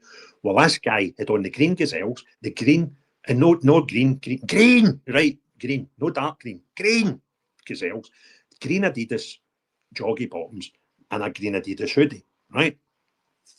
And he's fucking doesn't look too pleased to see me, right? So I'm walking, I went, oh no. And he's full of yes badges as well, right? And he's looking at me like through the corner of his eye. He's no too pleased. And I gets parallel with him. I went, how you? You're that fucking Sons of Struth guy. And I'm looking about for honours, right? Because he looked as if he was, he'd have smashed me. I went, aye, mate, how's your day? She went, aye, fucking magic pig, and can I shake your horn? I think what you're doing for Rangers is admirable, and I fucking hate Rangers, right? Mental, move, mate. That's like, mental. What? Do you know what I mean? There was Rangers fans would have smashed me back. In fact, some of them offered me square goes and stuff over some of the antics, right? And this guy, who was like evidently mad Celtic, it's the day of the referendum. He's voting yes, I'm voting no. We've got nothing in common. And this boy wanted to shake my hand. That's how mental it was. Mental beyond belief. By the way, if anyone's like, I'm going to just finish this bit off, right? When you think about, like, say, talking politics online and stuff like that, and you think about, like, say you criticise reform or something, and you get called, well, you must be a Labour supporter or whatever. It's exactly the same thing, mate. Yeah. When somebody disagreed with me, when somebody disagree with them, they would say, oh, you must be a Tim, which Tim is slang for a Celtic fan, right? But no two Rangers fans agree on everything about their club. Sandy and I formed Sons of Struth together, and it was tight as two brothers, but even we didn't agree all the time about things concerning our club. Surely you have to accept that people have different views. The other camp was, you don't talk for me. How dare you say this? How dare you say that? Yeah. Of course I didn't. I never once conducted a newspaper, radio, or television interview and said, I am speaking on behalf of every Rangers fan here. No, I was speaking on behalf of Sons of Struth, and I would say whatever I wanted. I told them, if you have a different opinion, then you go and speak to the newspapers, radio, or television. They would reply, but nobody knows me. I responded, well, nobody knew me, but I got up off my backside and went and did something about it. I shouted about my unhappiness about what was going on at the club I loved because I cared so much. Sorry, but nobody was going to make me feel like a bad person for taking action. And it's the same now. You get people who turn around and go, you should be doing this, you should say this. And you're like, well, go and do it then. Go and do it yourself. Nobody's stopping you. Do you know what I mean? Yeah. And I've had it. I know other people have had it. And you sit there and go, what's the difference? Do you know what I mean? Mhm. There are times I've had people say the way you should run your stuff on Twitter is this way, and you sit there and go, it never ends. It's just like the psyche of some people just never ends. One of the most This made me laugh, by the way. It almost felt like this was a dig at me. I mean, you didn't know me at the time, right? But it went, one of the most unpleasant places to go into was Twitter. It was just rancid. The reason for that was that not many people post under their actual name. Yeah. They hide behind false identities.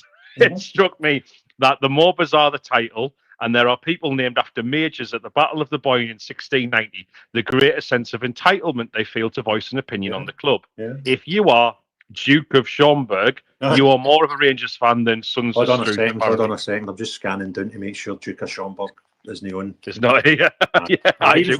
He was just one of many, mate. But it would as if the more staunch your name, that gave you more rights than me to talk about Rangers, right? Yeah. I remember, mate. See, one of the first things I ever seen in Facebook, and I was like, this guy's cannot be right. He came onto Facebook and he went, I don't fucking know who Craig Houston is, and I'm for Larkhall. Now, Larkhall's the most Protestant place in the whole of Scotland, right? I demand to know what Orange Order lodge he's in, what bands he's played in, and is he in the Apprentice Boys? And if the answer's no to all of these things, he can fuck off, right? I couldn't move, right? I'm like, because there must be a staunchometer. I actually invented the name of this staunchometer that people have got. And if you're not a 10, then you're not staunch enough, right? If you don't have a Parliamentary tattoo or King Billy in your arm or all these things, then you're not allowed an opinion. That was kind of the way it was with some people, and it was most hilarious, mate. Crazy. I used to go on Twitter and try to debate points intelligently, but it would just descend into a torrent of abuse. The folk who attack you are proper dafties. It is the same clique of people as well. Hey, this sounds as if I wrote this yesterday. I know, this is what I'm saying, man. Well, it's not the same thing, but it rhymes, yeah. I can see Stephen Rennie's in the listeners, right? Mad Celtic fan, but as usual, Celtic fans love to listen to stuff about Rangers, so no wonder he's here.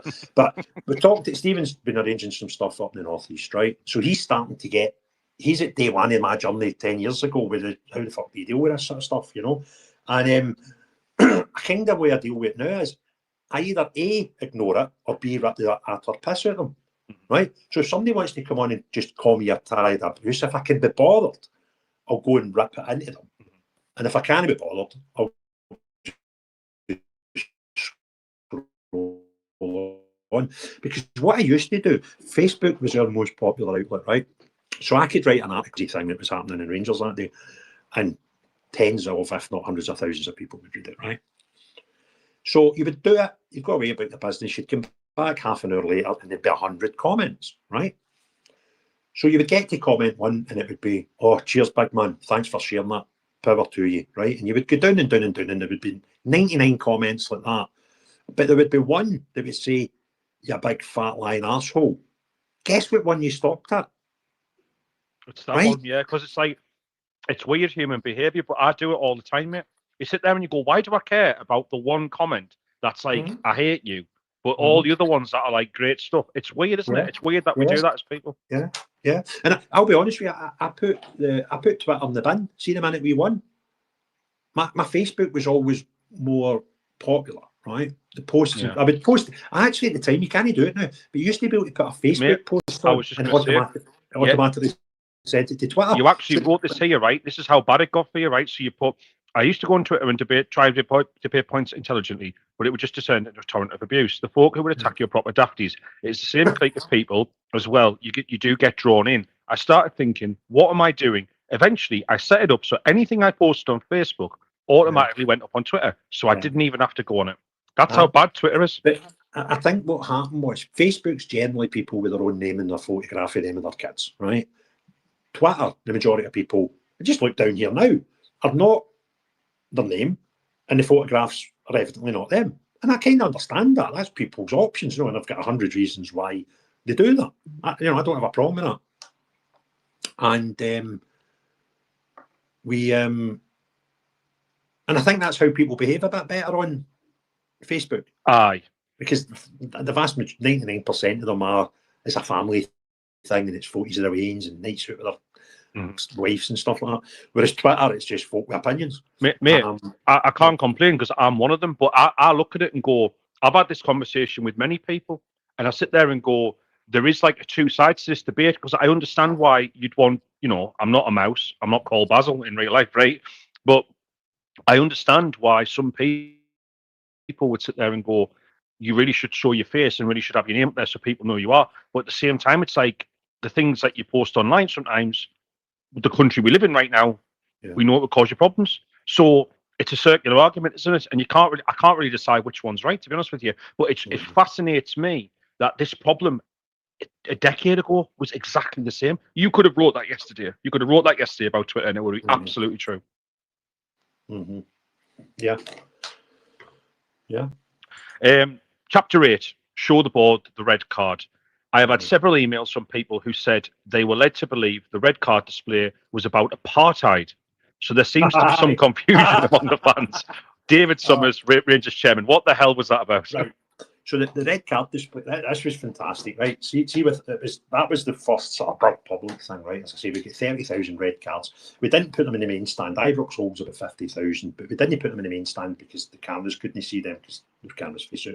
So we handed them out in the other three stands, and it went pretty well.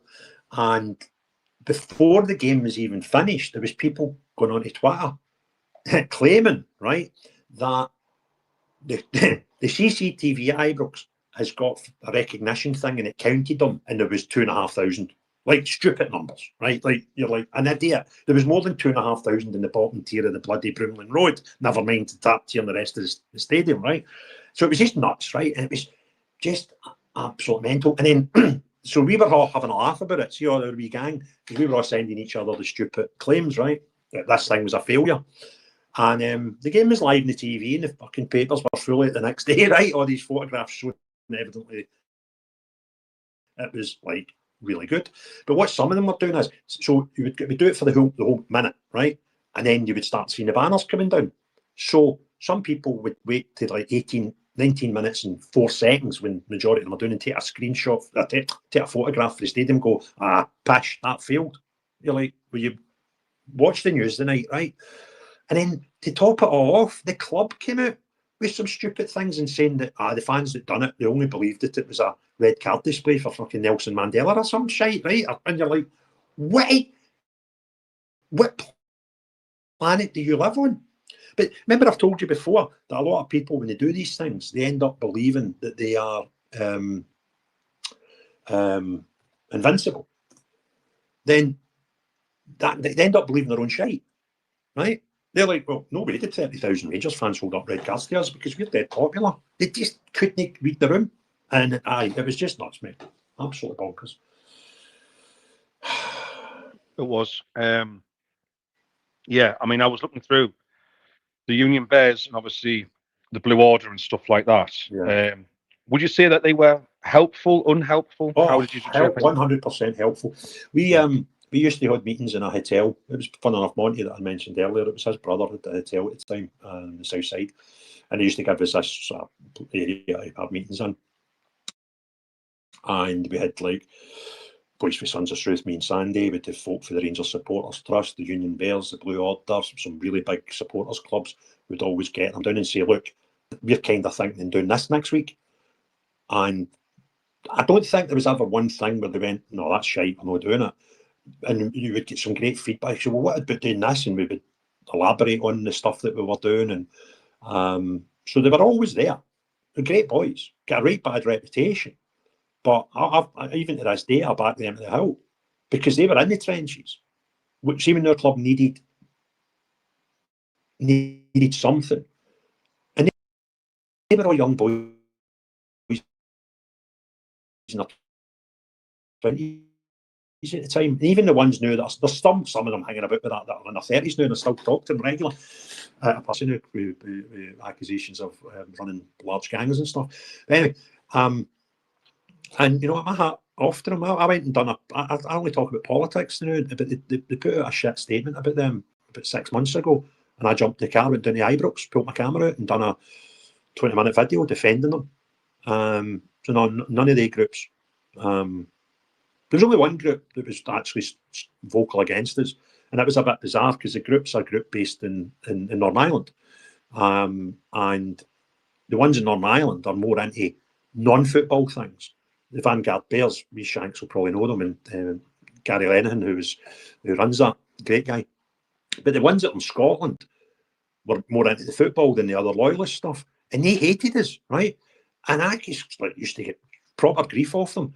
And I remember one day talking to Gary Lenihan, and knew well since I spoke to him right enough, I catch up with him, and I eventually get my phone back off the cops. And the first time I spoke to him on the phone, he was needing help for something, right? And I was like, you're the Vanguard Bear guy. He's like, Craig, ignore them. It's like, what? He's like, the ones are crackers. We don't get involved with them, right? And I thought that I was not scared to go to Belfast, right? But in the Shankill Road, where the proper Vanguard Bears are, there's wee Shanks laughing her head off. She knows exactly what I'm talking about. And Gary reached out to me, and somebody's like, Gary Lennon's want to talk to you. And I thought, this could be a bit exciting, right? This boy was well known. And I was like, I was apprehensive, like, contacting him. It's like, Gary, he's like, how you doing, Craig? And he was actually looking for me to help him do something. And I was like, I never seen that coming.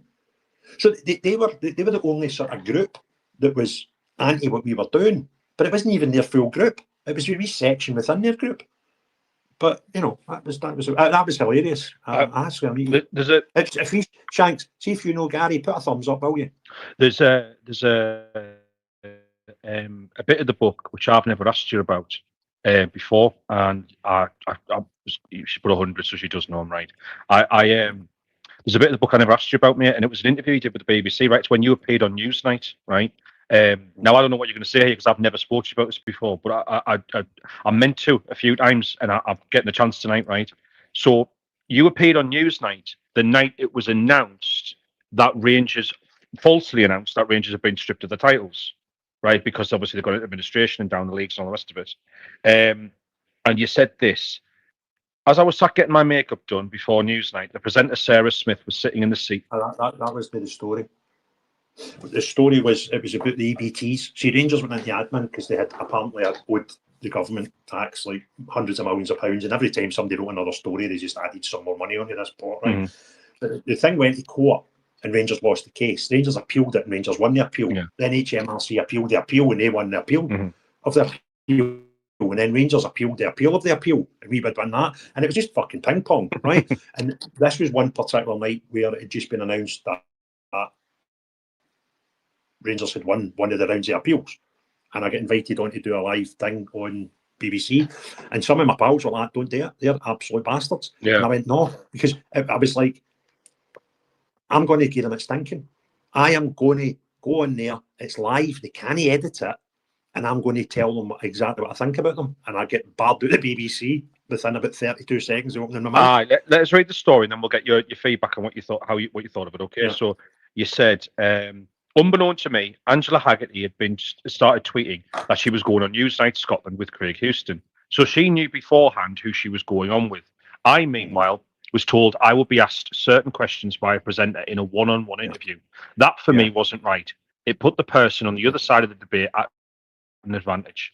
Yeah, I was ushered through the studio and didn't hear the presenter say Rangers had been stripped of titles. I didn't know. Right. I didn't know until I got back later that night. A few people got in touch later telling me I should have challenged that, but I hadn't heard it. The whole thing was peculiar. I'd been in the BBC studios on a few occasions and had always been treated, even by people I disagreed with, and had been publicly criticised by guys like Tom English and Graham Spears well. I had never been made to feel unwelcome. They would always shake your hand and be pleasant to you. The journalists would always explain that would happen. But as I was getting my makeup done before Newsnight, the presenter Sarah Smith was sitting in the seat 3 feet away from me. When I started telling the girl doing my makeup what I was on for, she didn't acknowledge me or introduce herself. Yeah. Even when we were both sat at the table, waiting to do our interview, as a report by Richard Wilson on the appeal against the outcome of the first tier tax tribunal was being played, she didn't say a thing. I felt it was really odd. I thought, this lady doesn't like me very much, and I've never even spoke to her. Then out of the corner of my eye, what I took to be an auto cue machine, written on it was, and joining me now from Westminster is Angela Haggerty.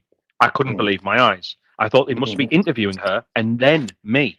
If I had known it was going to be if I had known I was going to be on with anyone associated with Phil McThree names, I would have been ready. That day, I had watched the BBC documentary The Men Who Sold the Jerseys twice. It was meant to be investigative journalism, but I and a lot of supporters felt it pretty much concluded before a verdict had been reached that Rangers were guilty. I wanted to be clear in my own mind what they had said. As soon as the debate started, I thought, this is a stitch-up. I'm going to have a pop at the BBC here. I might not get asked back after this. The first question was, can you really blame the demise of Rangers all on the taxman? I said, how it was portrayed in the media scared off investment. Documentaries done in this building suggest it was a done deal and Rangers owed £75 million. I then decided, irrespective of what question was put to me, to ask her a question. I was going to say, I know why I'm is here, but I didn't get the chance. I was cut off twice in mid-sentence. I was ushered straight off afterwards. Nobody thanked me for my time. It was a horrible experience. I found out afterwards that Sarah Smith had been held at gunpoint by the Ulster Defence Association at their headquarters in West Belfast early in her career. It was suggested to me she had something. It was suggested to me she had something against Rangers because of its associations with the Unionist and Loyalist movements. I was heavily slated after it. Many of the people who had a go were quite right too, but they didn't know the circumstances behind it. So can I just ask you, one, what did you that experience? Why did you, when you were there, what made you click on and go, I need to go on the attack against them here?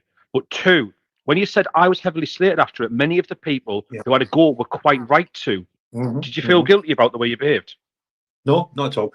I'll explain right. So I got the phone call, and it was after our battles, right? So I had no reason to go on TV. I had nothing to sell. I had no protest to sell, right? I had no events coming up, like marches to the stadium that I had to, make sure there was loads of people. So I'd no benefit in going on it, right? So I got the phone call. I says, right, what is the deal? Is it a debate I'm going on here, or is it an interview? And I was told it was a one-to-one interview. Right, what's the topic? Well, it's about the latest HMRC judgment. I thought, well, that's pretty cool. Right, yeah, fuck it, I'll take it. And I was, Monty that I spoke about earlier, he used to always slaughter me for going in the BBC, right? So I phoned him up and I went, Monty, well, I'm going to, it was like 8 o'clock, 9 o'clock at night, this show. I said, I think it was a weekly thing for memory. It was on a Thursday night. And he went, fuck off, you're not. I went, I'm Monty, but watch it, because it'll be my last chance, right? I'm going to slaughter them. So what I was wanting to say was that you told lies about Rangers. And that didn't help Rangers' situation, because it made it unsellable. Because the stories in the paper were it was 75 million or it was 100 million, it was all this debt. And that case at that time found in Rangers' favour. So at that precise moment in time, we didn't owe anybody anything. But the club had already been sold for £1, went into admin and all that shite. So I'd studied this. Mark Daly, and if Stevie's watching, this is the same Mark Daly that was up at the Aberdeen protest on Saturday, sniffing about protesters, right? He'd done this hour's documentary, and it had Rangers guilty, Rangers guilty, Rangers guilty. There was nothing in it that was balanced. There was nothing in it where let's consider Rangers win this facts case, right? So that was kind of what I wanted to go on and say, and I'd done that because she said it was the HMRC case inevitably lead to Rangers administration, and I said, no, that's impossible, because we've just found out the day Rangers weren't guilty of anything. What did help put us into admin was the way it was reported, and we were guilty by assumption, right? And she's like, what do you mean? I went, well, there was news reporters telling everybody Rangers were guilty of something that the court today's told us we're not. No, journalists don't do that. We just report the truth. And I said, look, there was a man for this very building. Right, I've watched the documentary twice today, done a documentary produced in this building telling the world that Rangers were guilty 4 years ago. So that was the face, right? But that's what I was going on to say. And then that girl, she's well known, she hates everything about Britain, right? Hates the army, hates the monarchy, hates the fact that Scotland's not independent, hates the fact that Ireland's not united, right? Just everything that I'm not. And I just saw an auto cue, and she was on a screen behind me, so I couldn't even see her. But so I was like, she's been fucking. I was doing my prep to sit in a 1v1 interview with a presenter. She's been prepping all day to get involved in a debate with me. because unknown to me, it wasn't I came out. Somebody showed me a tweet, and she said, "Can't wait to go into this with this Craig Houston boy, right?" So she knew what she was going to. I was lied to. But what I didn't know at the time was, so I was in this green room, and they go, so she starts the show, and you know, I'm watching it, and I'm watching her live on the green room TV, right?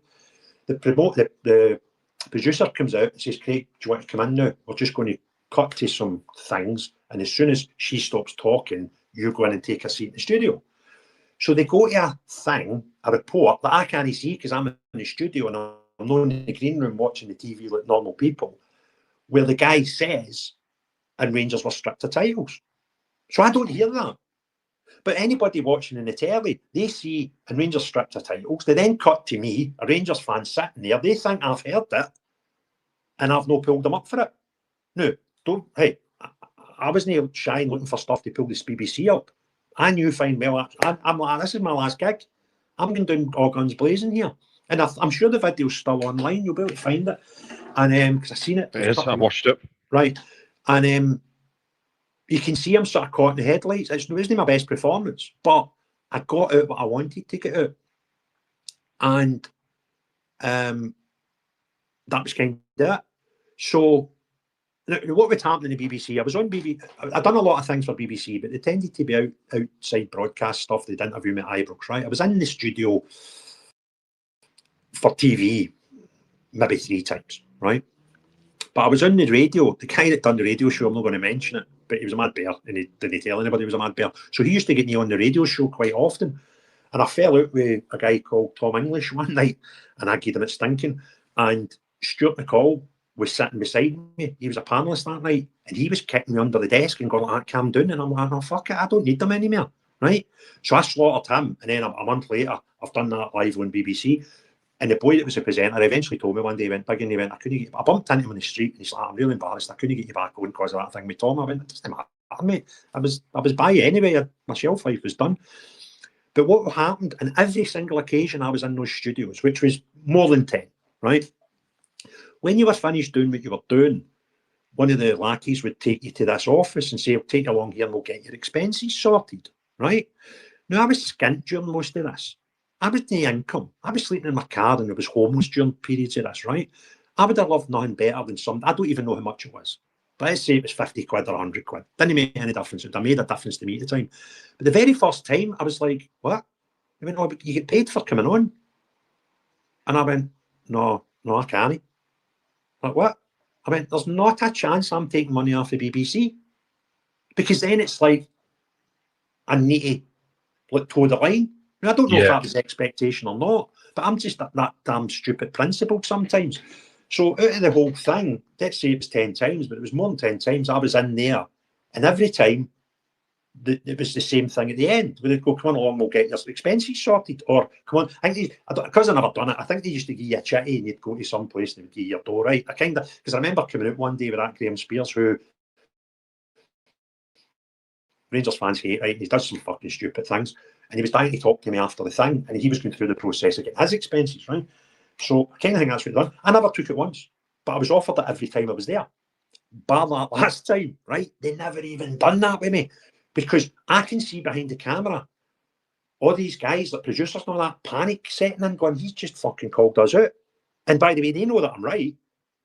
And it was this mad panic. And as soon as that thing finished, they couldn't get the microphone off me quick enough and ushered me out that door.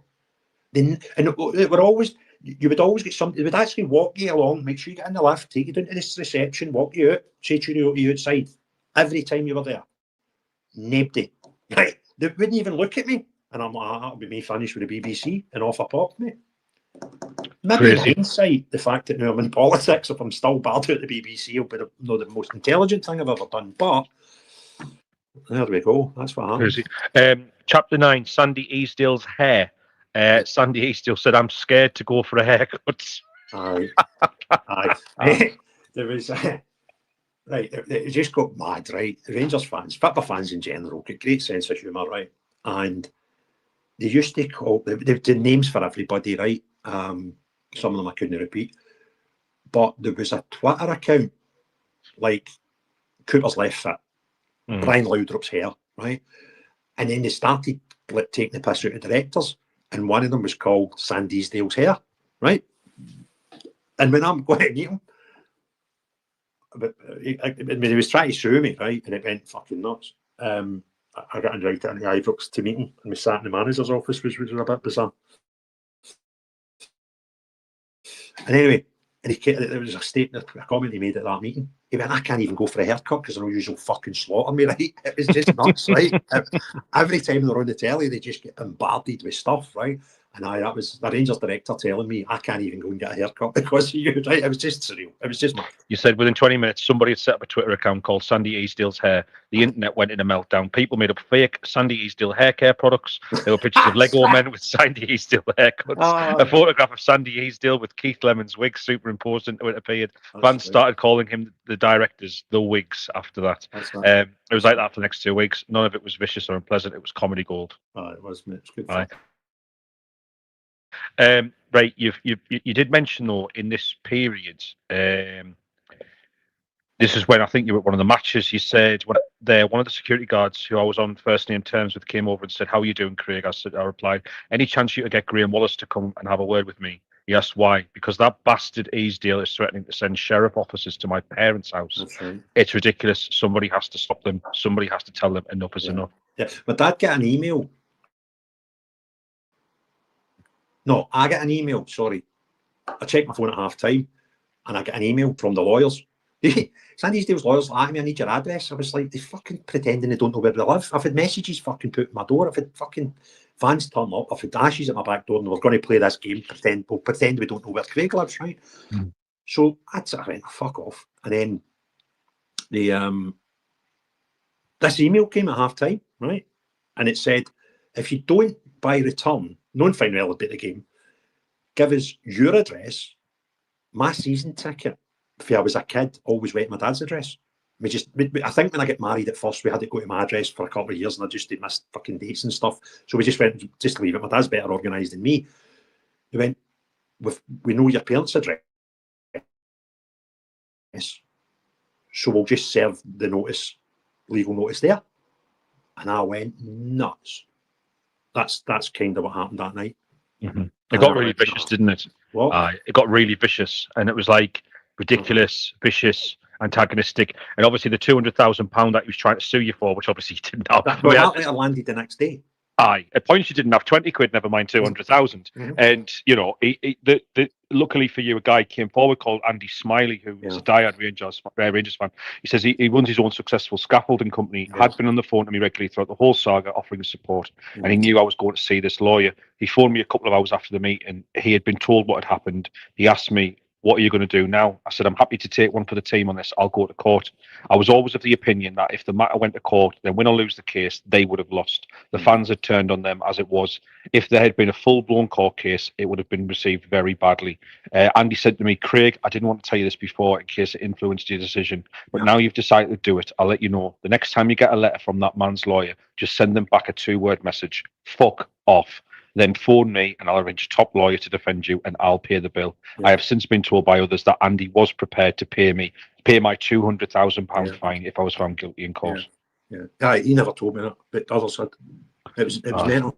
Because when I got the paperwork through, there was 2 pieces of paperwork in the envelope. One was the court of session summons saying I was getting sued for £200,000, and the other one was a non-disclosure agreement that if I signed it, they would stop the suing me immediately. And basically, when you're facing that sort of bill, right, potential, it's kind of horrible.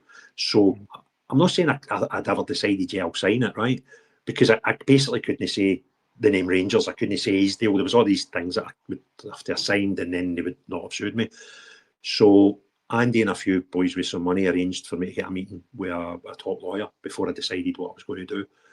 And I went to see the lawyer. The lawyer gave me really good advice, and I said at the end of that meeting, "Fuck him, I'm put that in the bin. I'm no side in it."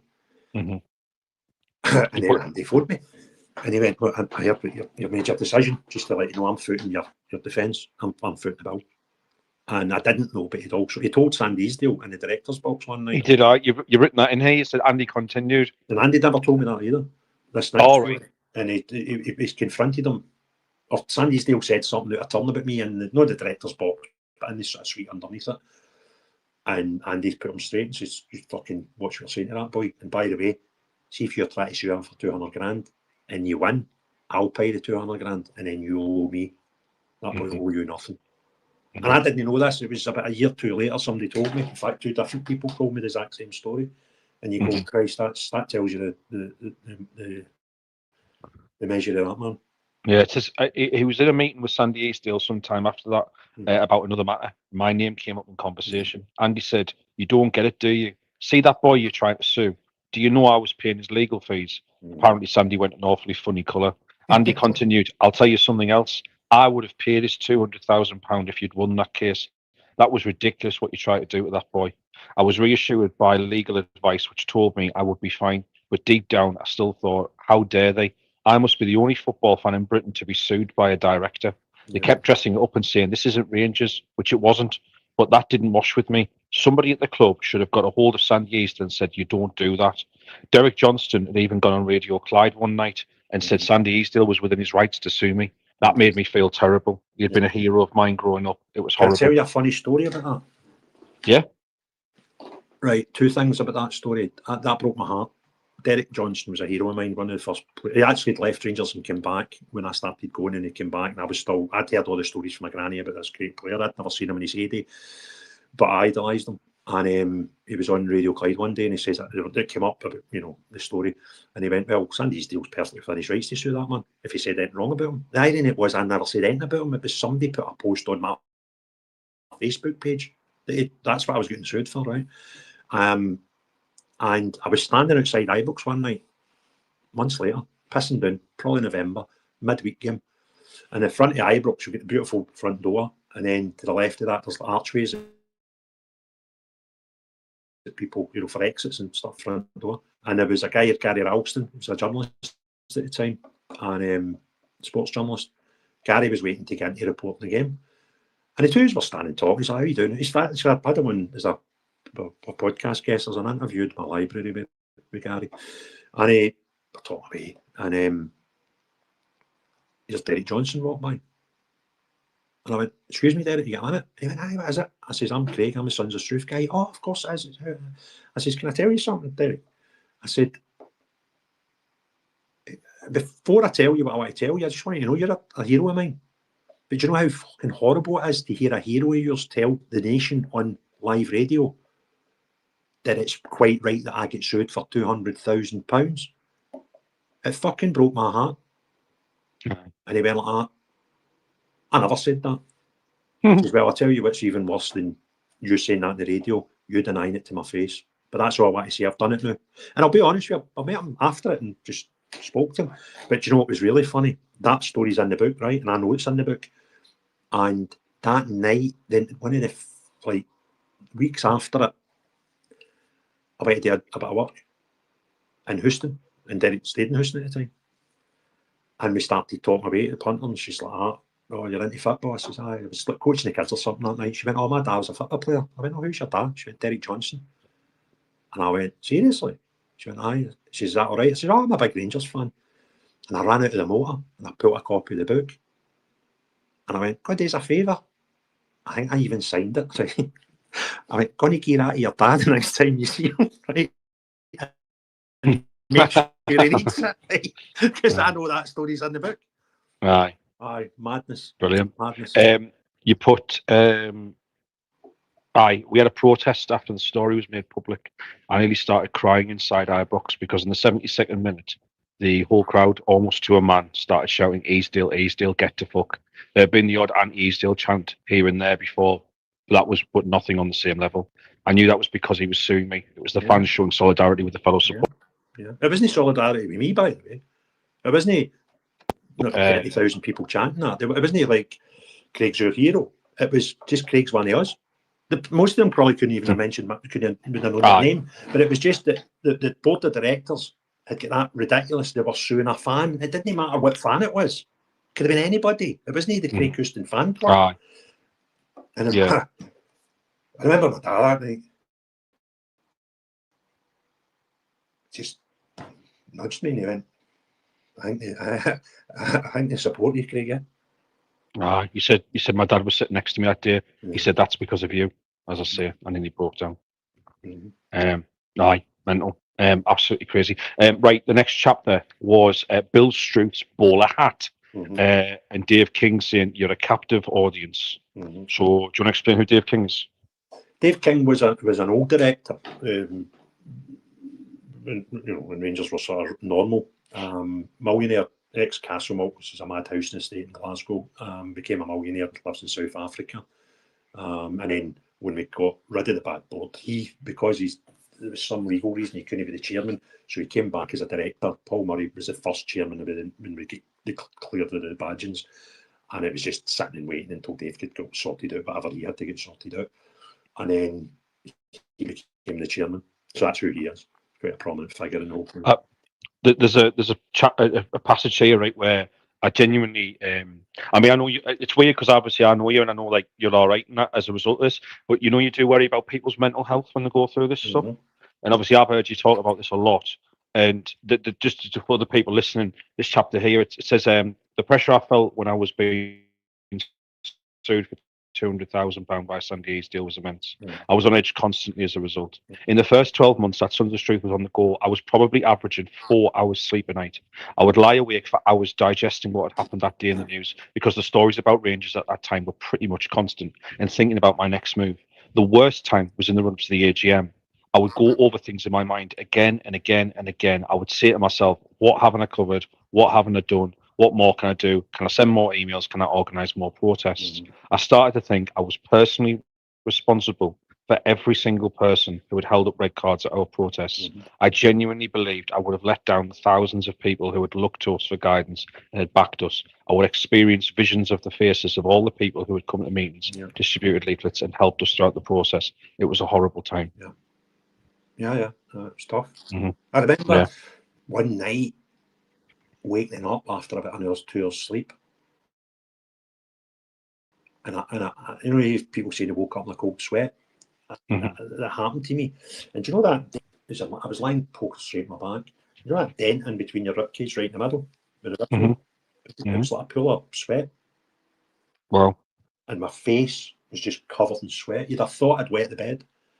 And that was the state I was getting in. It was just, and I didn't ask to be this guy. You know what I mean? I never applied for a job to be this guy. It just happened. So none prepared me for it. There was no manual with it. And I really, really did. At times, I don't know how I get through it. Somebody asked me in the live feed on YouTube, at any time, did I feel like rapping it? And I did. I genuinely did. And I spoke to my dad about it. I was homeless. The relationship was over that I was in at the time. Nobody knew that I was sleeping in my car and I was like sleeping in some people's sofas. And they didn't even know I was homeless. I just was like making excuses and going to see my mates, and it would be like 1 o'clock in the morning and it'd be like, just want to stay here. And I was like, aye, all right, fuck it. Because it was more comfortable than sleeping in my car. And then when my dad found it, and he got hold of me and he put a roof over my head. And he was like, oh, what do you want to do? I went, I can't cope anymore. I genuinely can't cope with it. And he went, well, I'll help you. There's a roof. And it was like, I was in my 40s. Do you know what I mean? Yeah. And I ended up moving back in with my parents. And it really, I reckon if that hadn't happened, I probably would have had to have either stopped. And I couldn't have stopped and still lived in Glasgow. And I thought at one point, well, I just stop and go to Benidorm or go to Mallorca or go to some Rangers fans all over the world. And the ones that were further away used to contact me more. It was as if, they wanted that connection. I thought, it didn't fucking matter. I'll walk into a pub wherever in Florida. So I went to Florida and there was people who knew me when I walked into pubs in Florida, right? I remember one time I took my daughter on holiday. I managed to pull, in fact, my dad paid for it. There you go. There's a scoop for you. And he went, look, take Amy on holiday for a week. And he paid for me to go on a holiday with my daughter. I couldn't afford it. And I came off the plane in Turkey with my daughter. And I was waiting for their bags. And this guy came up. And it's obviously summer. And he's like, Jingle, get any signings this year, biggin? And I'm like, I'm in fucking Turkey, right? I wasn't upset with it. It was great. It was nice. Do you know what I mean? It's nice when people recognise you. But I was just like, that's just totally bonkers. So I couldn't have ran anywhere. And I kind of think if it wasn't for my dad and his intervention at that time, I didn't have the option of stopping. So I would have had to have stopped, if you understand what I'm saying. Yeah. Yeah, no, I do understand what you're saying, and obviously you felt like it's like you couldn't stop because there was just so much weight on your shoulders as well. And in this chapter as well, Craig, you talk about that meeting with Sandy Easdale when you went into the club to have that meeting with him, and that's just after people were kicking off on the radio and saying how outraged it was. He said even Celtic fans were like outraged that this was going on, that you had this £200,000 over your head. When you met Sandy in that meeting, was that the first time you'd met him? No. No, okay. But what was it like then? What was it like? Was this the first time you met him after the £200,000 thing? Or? Yeah, it was like. Aye. Well, what happened was, right, it took about 3 or 4 weeks between getting served the papers and making the decision, fuck it, I'm not signing the one, because I had two options, either get sued or just sign this NDA and we'll put it in the bin.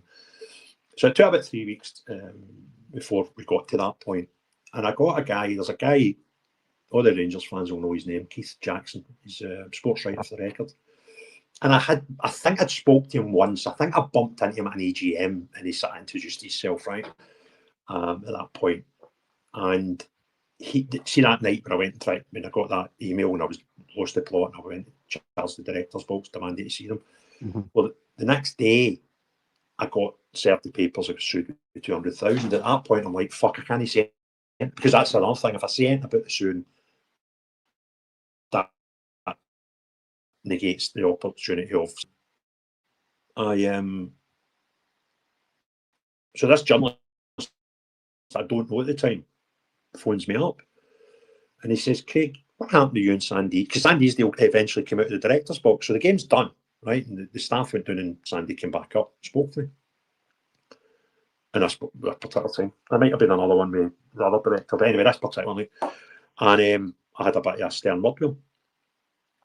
And I went home, and the next day I got this thing for 200 grand. And then about 2 years later, so my head's fucked, right? My head's away. And this journalist phoned me up. He's like, Craig, what happened to you and Sandy Easdale in the director's box last night? I was like, nothing. He went, right, okay. He went, I'm going to hang up the phone. I'm going to send you a photograph, and then I'm going to phone you back once you see it, right? And if you Google my name and Sandy Easdale and click images, I guarantee you'll find the photo, right? And I've got my finger in his face at the director's box, thinking the stadium's empty, right? And I went, all right, okay. Yeah, something did happen. And he went, well, I want to write the story, so what happened? And I went, I can't. And he's like, what do you mean? And I had to say to him, look, I don't know you for Adam, but I'm getting sued for 200 fucking grand here. And if I say the name Sandy Easdale, I'm definitely getting sued for something, right? Because I've got this option of signing an NDA, right? And he went, right, okay. He went, well, I'll tell you what, he's looking for a scoop, isn't he? He says, I kind of think you'll tell him to fuck off, right? So you're going to get sued. Can I get the exclusive the day it breaks? No, I've got no reason to trust this guy. I've got nothing on my side. But I had no option but to say, right, okay. And to be fair, that man, he gets slaughtered. I mean, I slaughter him sometimes because he does write some daft things. And I've not spoken to him for ages, but even after all this stuff, I would sometimes phone him up and give him a stinking for some of the things he says. But, you know, at the end of the day, he's a journalist. And that man never uttered a word. Now, if he'd even told anybody else, that story would have been in another paper. So I know that man now. I can trust him because he was good with his word for 3 weeks. And then when I decided, fuck it, he got to write the exclusive. And he was the first journalist to know about the story. And he got the ups. But the only reason he got it was because he proved trustworthy to me.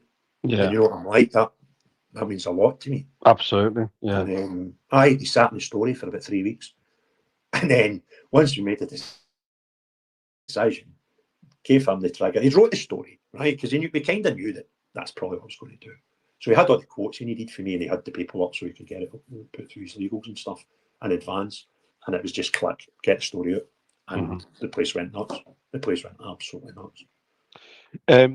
You then spoke about chapter 11, duped. If this is Sandy Easdale's quote, which I just find hilarious given the circumstances. If you're loyal and you support the club, then come out and support the club. It doesn't matter who's running it. I would ask every loyal Rangers fan, and I pick my words correctly in saying, loyal Rangers fans, support the club at this time and give it a chance. We don't want to go back to the dark days of administration. Yeah. So obviously he's trying to insinuate there that you're not a loyal Rangers fan for doing this, and neither the people who are supporting you, which is hilarious when you consider the loyalist Rangers fans were the ones who were supporting you. Yeah, this was at the end game, right? This was the thing that got them, right? And what happened? The real story, and the public story are slightly different on this, and that was by design. So we were having a meeting, and it was coming towards the end of the season, and the season ticket renewals are due out. And we had a meeting, and it was decided between us and all the other Rangers groups that were there, what we were going to do was try and choke them financially and ask Rangers fans not to buy their season tickets the next year. Fucking massive thing to do, right? Mm-hmm. So we had the meeting, and we agreed, fuck it, we're doing it. Right, we'll be unpopular, we'll get some stick, but the reality is, if we get people even to not buy their season tickets up until the day before, right, wait till the last day. If you're going to need to renew your ticket, do it the last day, because all the way up to that, we've got all the cards in the negotiating. And I think the season before, Rangers had 40-odd thousand, maybe 45,000 or something season tickets, right? Incredible amount for a team that wasn't in the top tier. And we thought, if we can half that, and we'll tell folk go game by game, right? That was just one of the things, game by game, or you'll get more of the same. So it was, don't buy your season ticket, buy your match tickets game by game, and then we can control it, and we can call a boycott at any time. And so anyway, that was what we agreed, and the fans were going to drive this. Mm-hmm. So say that's a Tuesday night, and we're going to go and write a press release up and fucking go to town the Wednesday. So the Wednesday morning, I get a phone call off a guy that was close to Dave King in one of our fan groups. He's like, Craig, I've had Dave on the phone. All right. He went, he wants to call a boycott of season tickets. I went, somebody's phoned him after our meeting, right? There's no way that those two things have just happened at the exact same time, right? I went, well, tell him he doesn't have a season ticket, so he can't boycott anything, but if he wants to support what we're about to do, then by all means let him. Him endorsing it would put a lot of weight behind it. He went, no, Dave wants to lead it. And I was very stubborn at the time. I went, no, this has got to be the fans. It doesn't need to be Sons of Struth, right? We were put a press release out with all these fan groups that were signing it, right? So it wasn't just even Sons of Struth. I went, no, this has got to be the fans. But the one thing that changed my mind was, he's like, you any idea how much this would cost? I was like, what do you mean? He's like, his idea is we'll get the money put in an escrow account. There was something like £200,000 worth of costs to set it up properly, right? Yeah. And then I went, I just let Dave lead on it, right? So what happened the next day is Dave King went public and went in this thing, and if you want, instead of buying the season ticket, put it in here, and the money was all safe, and then we'll had, and we gave him a list of demands. So it ended up not the way it was planned, but it kind of suited everybody at that point. And it was Dave King that was calling, and we then, I think we done a statement saying we supported him or something, so we followed Dave, but that's not the way it was meant to work. And what happened then, it was amazing, because there's people working in Ibrox support Rangers, there's people working in Ibrox that don't, but the ones that did and they were loyal to what we were doing, they worked in ticket offices and stuff. So we were getting the figure, right? Like there's a week before the deadline day, and we were getting told like there's only 5,000. Because I was invited to a few places around Scotland to go and talk to people about what we were trying to achieve. And I said to them, like, I understand it's difficult. Some of you have owned your ticket, sat in the same seat all your life, right? I get that. So I can't dictate what anybody does. I can only tell you what I'm doing. Mm-hmm. But what I would ask you to do is, see if you just can't do it, buy your season ticket. Nobody will follow it. But going to do it in the last minute you can, so that in the lead up to it, we've got the bargaining power here. So we were getting intel at one point, it was 5,000. And Rangers would put a statement saying, season tickets are going well, record breaking, we've sold 20,000 already, right? And we're going, well, they're either fucking idiots, or the people that are giving us information have been nobbled and we're getting it wrong. It turns out the information we were getting was right. But we didn't know it. We were kind of confident, right? So Rangers were putting out a running total that was just bollocks to try and get folk to break the boycott, as it were. But we were quite sure we had the right figures, but you're never 100% sure. And I'll never forget, it was like 2 days before the end of the time to buy your ticket, and my phone rang, and as soon as the phone rang and it showed up Graham Wallace, he was his chief executive at the time, or whatever title they gave him, I knew we're right. Because if they were right, he doesn't need to phone me. And he phoned me. How you doing, Craig? Any chance you can come in and speak to us? I said, you'll need to get a big table. How? I went, because this isn't just Craig. I went, I need to bring representatives in for all the groups that are involved. So we ended up, we agreed to this meeting. And that was a joke. I mean, that was fucking hilarious, right? Because we sat there, right? So there was like 7 or 8 or 10, I can't remember how many of us were in, and there was like 3 or 4 directors. And one of them was Sandy Easdale, and one of them was Graham Wallace. I can't remember who the others were. And there was a guy there, Big Chris, he was in his supporters trust as it was at the time. He'd wrote some right fucking stinking thing about Graham Wallace like 2 days before it, and somebody in the comments in the paper, right, slaughtered him, left him without a name. So this meeting starts, right? We're sitting in the directors, the boardroom at Ibrox, and Graham Wallace got all funny, right? And I was like, what's going on with you? He's like, I don't know if I'm too happy here with Chris being here. I went, well, no luck, right? He's representing the Rangers Supporters Trust. We're all representing different groups. So, what, are you going to know of the meeting because you don't like what he said about you in the paper 2 days ago?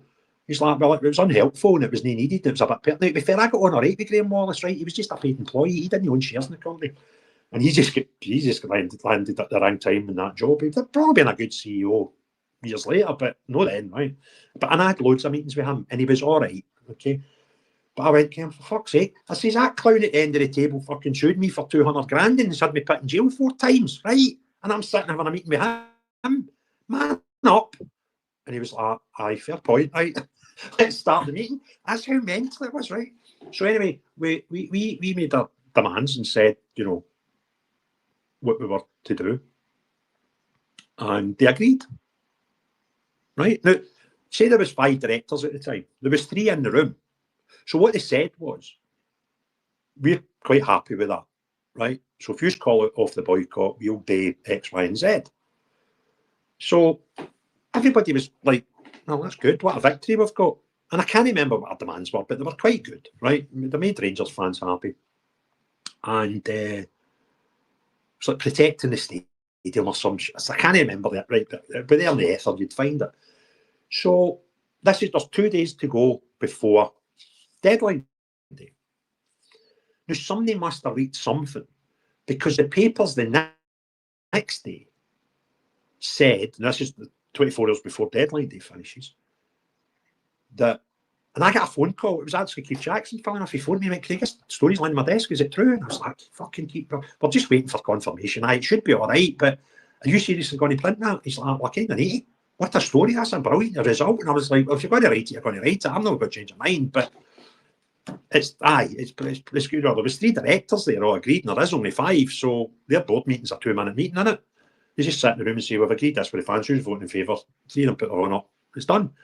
I mean, but it's kind of not done yet, but listen, David, you're a journalist.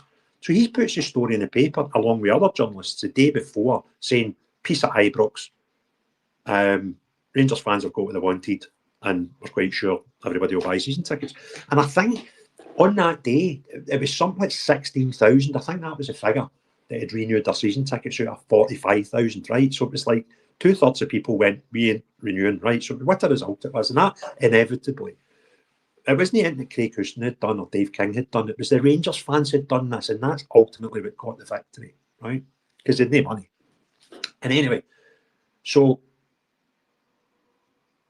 that's in the paper the day before. The next morning, people have been sitting waiting to go and renew their tickets. So we going, right, I'll take that and go and date my way home for work tonight. So we were waiting for this statement to go out. They promised us they'd put this statement out, and they never done it. Then we get tipped off the next day, deals off. Because they'd got what they wanted. They'd got the papers to put in piece of Ibrox, fill your boots. So they'd fucked us good, proper, right? So I'm on the phone to Jackson. I went, see that fucking story? I told you, right? I went, do us a favour. See tomorrow, you get a pen handy. You need to write this. And he's like, are you mental? I went, what? He went, so I wrote a story 24 hours ago, and you want me to write the complete opposite and basically say I was wrong yesterday? I says, that's exactly what I want you to do. And to be fair to him again, the twice I really needed a help from him, he's like, hold on, I'll grab my pen and you can tell me what headline you want. And that's how it worked. Because what I didn't want was people getting up the next day and bugging off to Ibrox and renewing their ticket. And he wrote the headline was, we were duped. Yeah. And that's kind of how it was. And the true story. And that kind of made a lot of people not renew their tickets. So it was real cloak and dagger stuff that was going on. You Dave King, I noticed, because the story itself, obviously you knew from the start that these people were crooks basically. And I look, by the way, this is as a side that I've missed out, is the bit where you wrote that piece about Sandy as a crook. Sandy went to prison, and then at the end it was about Sandy Chug, who was my best pal. You put, right? That was obviously a joke, but it was meant to be, because people would think you were talking about Sandy Easdale. I wrote this big post about Sandy's this, Sandy's the next thing, and I knew fine well his lawyer was just starting to write the email, right? Because I get about 10 emails a week off his lawyer. It was funny, and at the end of it, I went, "Hi, my mate Sandy Chug." Aye, but it caught everybody. They were pissing themselves. It was just funny. Aye. But Dave King changed his tune because he actually asked you to turn the volume down. Yes. And he said, that again, that's a story that's worth telling, right? Because a lot of people have got an opinion of Dave King. Everybody's got an opinion of Dave King, actually.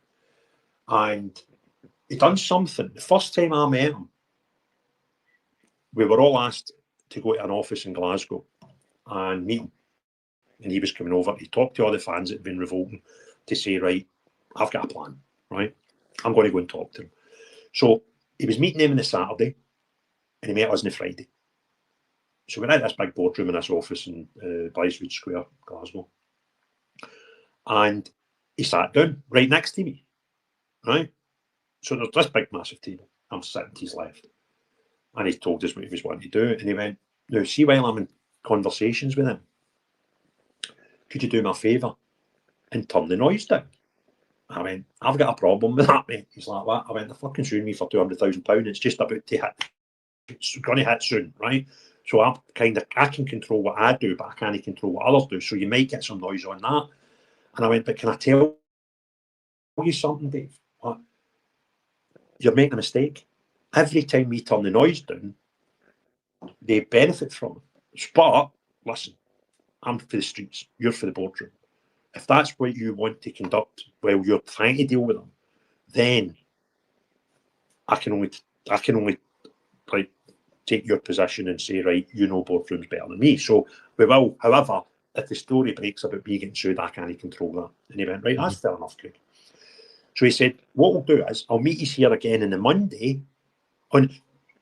Might have to do dates. We met him on the Friday and the Monday. And then he said he came up with the boards over that weekend and was far from impressed indeed. He came back on Monday. But he was meeting the board on one of the days of the weekend, and the other day he was meeting a load of people that he felt were going to pony up money, rich Rangers fans. So, and to be fair, there was something else. He said, look, I've got this plan. It'll take X amount of money, and I've got loads of people who've told me they'll pony up 500,000, 10 million, whatever. He went, and I've added it all up, and I reckon it's enough to do the deal, right? And somebody said, well, what if you go to meet these rich guys, any of them back out? And he went, well, I'll pony up at all if I need be, right? But I'd rather folk come in with me, because I don't want to be the owner of Rangers. I want a group to own Rangers, right? Anyway, so he went away, done what he'd done. And then on the Monday, we all came back to hear what had happened on the Saturday and Sunday. And the first thing he'd done was apologise to me. Now, this is a millionaire that had been a director of Rangers and went on to be the chairman of Rangers. And the first thing he'd done before he started that meeting was, he went, Craig, I owe you an apology. You've got them spot on. And don't ever let anybody ever tell you again to quieten down with them, because they deserve every single thing you're throwing at them. And I'm sitting there going like that. You're a millionaire. You're Dave King. You don't need to apologise to me, but you did. And the other thing was he admitted he was wrong. Now, go and find me 10 millionaires and tell me how many are going to do those two things that he done to me that day. And that was the second time I'd met him. And I thought, you know what? You'll do. Aye. You'll do me. Aye. You're going on to say that. I'm sorry, mate. I'm getting. Can you hear me okay? Yeah, no. Right. Okay, cool. No, my phone's playing up. I do apologise. Right. You went on to the AGM, right, which I found it fascinating, right? So you said, obviously, you had the AGM. Sandy Easdale turned up. You guys were all there. You went, Sandy Easdale had a terrible habit of talking about Sandy Easdale whenever he met with Rangers supporters. It was all about Sandy Easdale with Sandy Easdale. I think he just wanted to cuddle and to be told everything was going to be all right. Almost inevitably, he then piped up with a question he must have asked about 100 times. He said, how come nobody likes me? Right? Chris responded immediately. He said, I'll tell you why. Because you're a liar. You said in an interview with STV before the AGM that you had investors lined up. Then 6 weeks later, we needed a loan to keep the club afloat and the doors open. Sandy said, but I've covered that with Big Craig. He looked back at me and added, you tell him. He was referring to a discussion that had taken place between us at the meeting we held at Ibrox earlier that year, before which we both signed a non-disclosure agreement to prevent us from talking publicly about it. I replied, Sandy, I can't tell him. Remember, you got me to sign a piece of paper so I wouldn't speak about what we said. So how can I tell Chris what was said? He said, just tell him. I won't have a problem with it. Well, you might not have a problem with it. You were certainly all right speaking to the Sun about it on the night of the meeting, but I refused to comment. So no, I'm not talking about it. You're not on. Aye. Aye. Crackers. Aye. Aye. Yeah, we left that meeting, we signed an NDA saying they didn't allowed to talk about the meeting. And the next day, there was quotes for Sandy Easdale about the meeting he had with me. Aye.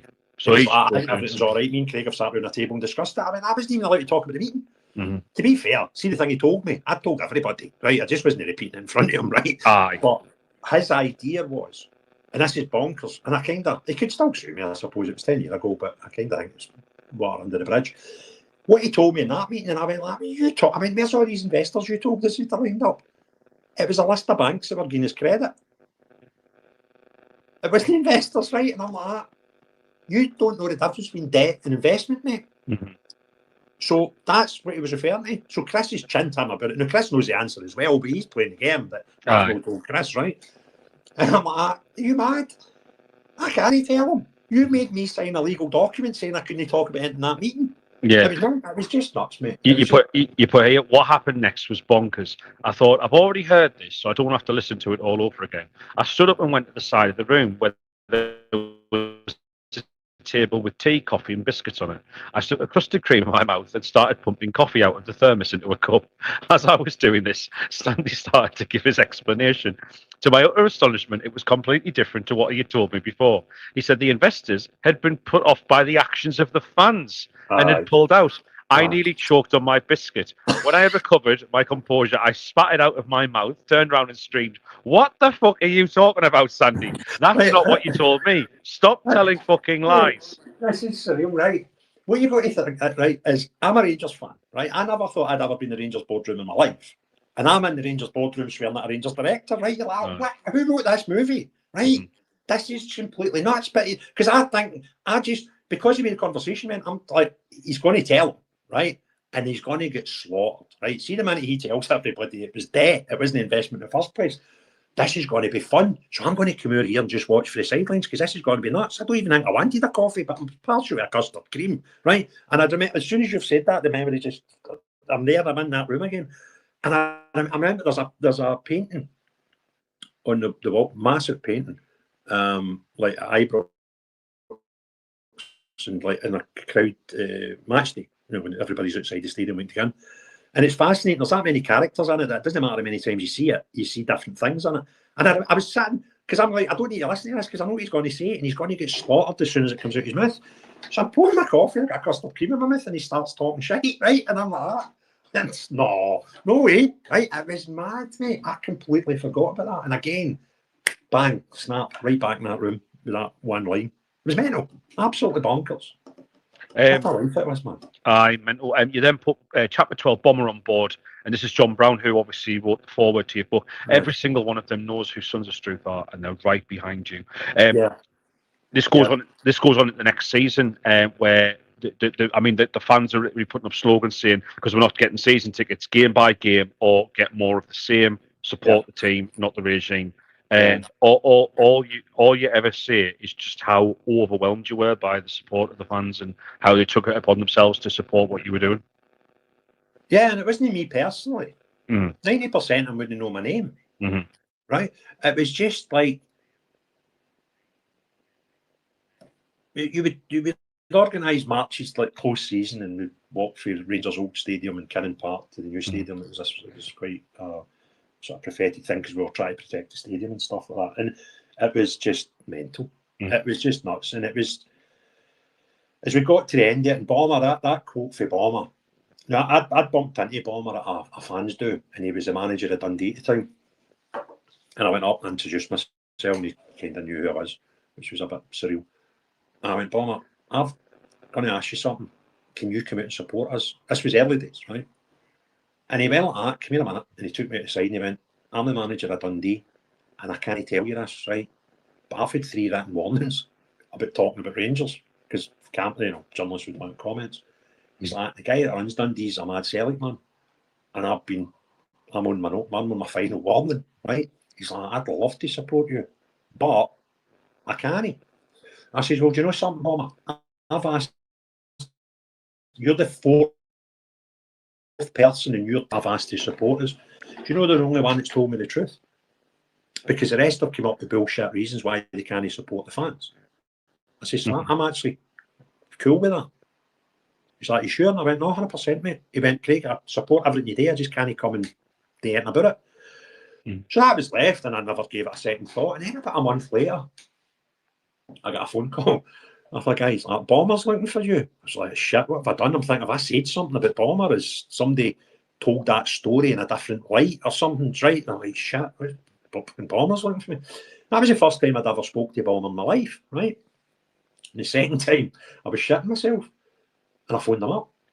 I was like, you looking for me? It's Craig. Hi, how you doing, mate? I was like, fine. And I thought, he's not angry. That's a good sign, right? And he said, right, I'm leaving Dundee. It's no common knowledge yet, but I'm getting sacked tomorrow, right? I just want you to know I'm behind you 100% of the way.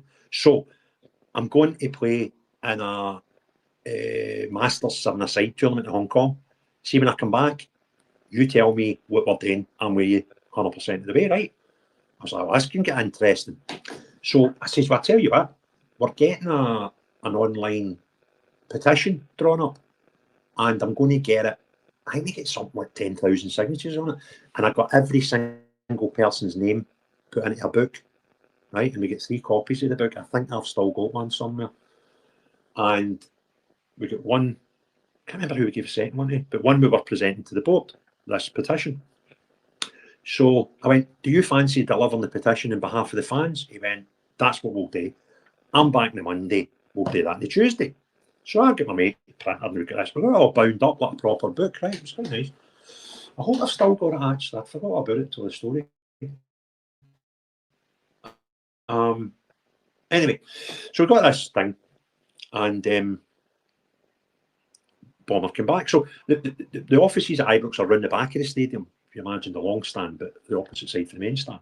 So I drove around the back, and we're going to meet them there because that's where the directors are. We're going to go in and try and get. So the press are pumped up, and they're like, just want to go into the famous Blue Gates with a couple of photos of each one the petition. So me and Bomber are walking around, and I'm tickled pink, right? I'm like, oh, I've got John Brown's mobile number. I could dangle to have it now. And so we're walking around the back of the stadium to go to the Blue Gates, around the main road. And I went, how's your trip, Bomber? He went, oh, it was brilliant. And I said, who was there? And he's rhyming off all the names. He says, by the way, your name came up. I went, did it? He went, aye. He went, and do you know what? Every single one of them knew who you were, knew who Sons of Struth were, and the support that you're doing. And I went, well, I don't know how to feel about that, Bomber. He said, what do you mean? I went, well, see the fact that I know the names of it. There's like 10 of them out of this tournament. Every one of them superstars. And I went, and some of them foreign ones, some of them are Scottish ones. And I went, see the fact that they know my name? That's pretty mental as a Rangers fan. I says, but why are you the only ex-Rangers player that's supporting us? And he looked at me and he went, that's a cracking point. He went, you leave that with me. I'll tell you something, see, the next 3 weeks of my life were pretty bizarre because half the folk on that were given my number by John Brown and told, you phone him and you tell you ask him what you have to do for him. Right? Mhm. Now, I had one of my favourites was a guy called Mikey Moggs, a Dutch guy, right? Fantastic football player. And he was the one that freaked me out. Because I've got this number, like a foreign number phoning me. I was like, hello, is that you, Craig? It's Mikey Moggs here. I was like, what? I thought, can he be? I went, you sure? He went, aye. I went, oh, what? Gobsmacked. And then what we would do is, so we would have a protest coming up. And I'd go, right, well, see the next protest I've got, Mikey, I'll give such and such a phone number, a couple of journalists, and you give them some quotes, and I'll phone you and tell you what to say. He's like, I ain't bother. And that's kind of how the whole next bit started. So all these Rangers players started coming out the woodwork. And so, but if it wasn't for John Brown, none of them, absolutely none of them would have done it. And after that, I think half the team that went onto that trip, all these ex-players, legends, all ended up coming out and support the stuff that we're doing. Just before we get on to the next bit, there's one bit in here I just thought I'd bring up because again, we talk about how reference it is to today, right? There is a bit where you put, just bearing in mind this is over 10 years ago, but the biggest event we did over the close season was the March on Ibrox. Yeah. There was a free Palestine march from Glasgow City Centre to the BBC studios. Some things never change. Aye, and it had loads of Celtic fans in it. You mentioned as well. Aye. The police were concerned about clashes as a result. Right, what happened there, right?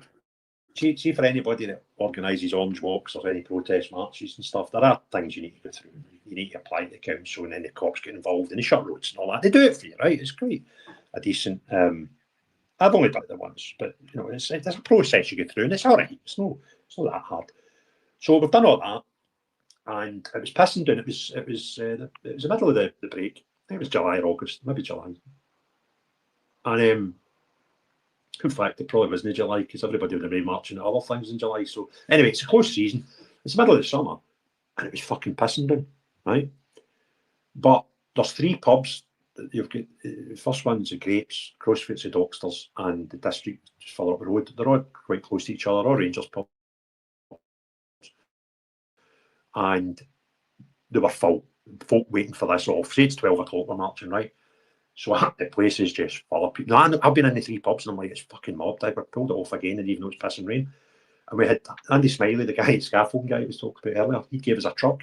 He put scaffolding on it. We used that as a stage. And then as soon as we started the march, he went round the back roads and the truck was parked at Ibrox for us getting there and went up and said a few words, right? So we're about 15 minutes away from the off. And one of the guys, the FIP intelligence coppers, coming into the pub looking for me. I think we're in the Grapes at this point. He's like, Craig, the gaffers want to up with you. I was like, what's up? He's like, I was just to go through a few things with you before he set off. I was like, he says, wonder take he's round the corner and I'm sitting in the back of a minibus, right? So I get ushered into this minibus and this copper with all the braids in his trapeze hat. Bad news for you, Biggin. I went, what's that? It's a Palestine march going from George Square to the BBC. I went, and what? Well, it's like a mile away from here. I mean, we're going along Pacer Road. We're not going anywhere near the BBC, but it's only a mile of road and resources and whatever. I mean, what are you telling me? He's like, well, why are they to cancel your march or postpone it? And I went, well, see the Palestine march? The Green Brigade sorted it. It was a bam up, right? See, because they just organised it to cause that grief, right? We'd been told about it. Folk had tipped us off, right? We were like, fucking, but we'd have done the same to them, if we're perfectly honest with you, right? So it was organised just to coincide with us. And I went, well, have they a month ago come into City Chambers and went through paperwork and had meetings with liaison officers and all the shite that I've had to do? And they're like, well, no. I went, well, go and fucking tell them they're not marching. Right? They're the ones that's breaking the law, not us. And he's like, well, what about delaying it? I went, I tell you what, you go, there's a tannoy on that track, that truck. I'll go and tell everybody to empty the pubs, and you can tell them. How does that sound? Right, okay, we'll let your march go. Mhm. Aye, that was what we done. Stevie's been laughing because he's the only liaison officers now with his protest, but that was kind of, right, I went, you tell them. You know what I mean? I went, and by the way, see, that's just a mad thing, right? I'd kind of done a head count on the 3 pubs because everybody was in it. The 3 pubs, you couldn't get another person in them, right? They were mobbed. And I think actually a couple of landlords gave me a couple of free drinks that day because they would fault their pubs when they were quiet. And so see when we get everybody out, we're just about to go. So I was going up to say a few words, so was John Brown and whatever before we marched. Pissing down the rain. And I swear to God, I've never seen a sight like this in my life. So I knew how many was in the pubs roughly. There was folk walking out of bushes, closes, cars that were parked round the corner, buses, mini buses full of people. And as they were coming out, I just looked at Bomber and I went, where are they all coming from? There was thousands of them. I thought there was maybe 600 or 700 because the 3 pubs were full, right? Mhm. Mate, I've never, ever seen anything like this in my life. It wasn't the biggest mob we pulled, but bear in mind there was no game. There was people on summer holidays, right? And what I thought with the piss and rain, this is going to be a disaster. And it was funny as well, right? So see as I seen that when you, I think the ratio is 1 in 10 or 1 in 20, right? So you guess how many folks coming. So we're like that. Say there's 600 coming. So they're like, right, well, you need 60. I think we said 500, so we needed 50. I think that's what it was. Maybe 25 stewards. Can't remember the ratio, but there's a number of stewards, right? So she said, pub started filling up, right? Fabby liaison guys like to me, Craig, when did you have done this march? And I'm like, 500. He's like, if you don't have enough stewards, they'll not let you march. So if there's 1,000, you need to double your stewards.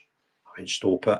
He went, honestly, you don't want to give them excuses. He went, they might not do it, but they could. So you don't want to give them excuses. So, be Chug, right? God bless him. He used to disappear for months. I'd not hear from him, and I'd be left carrying the baby. But see, every time I needed him, he pulled it out the bag for me, right? Aye.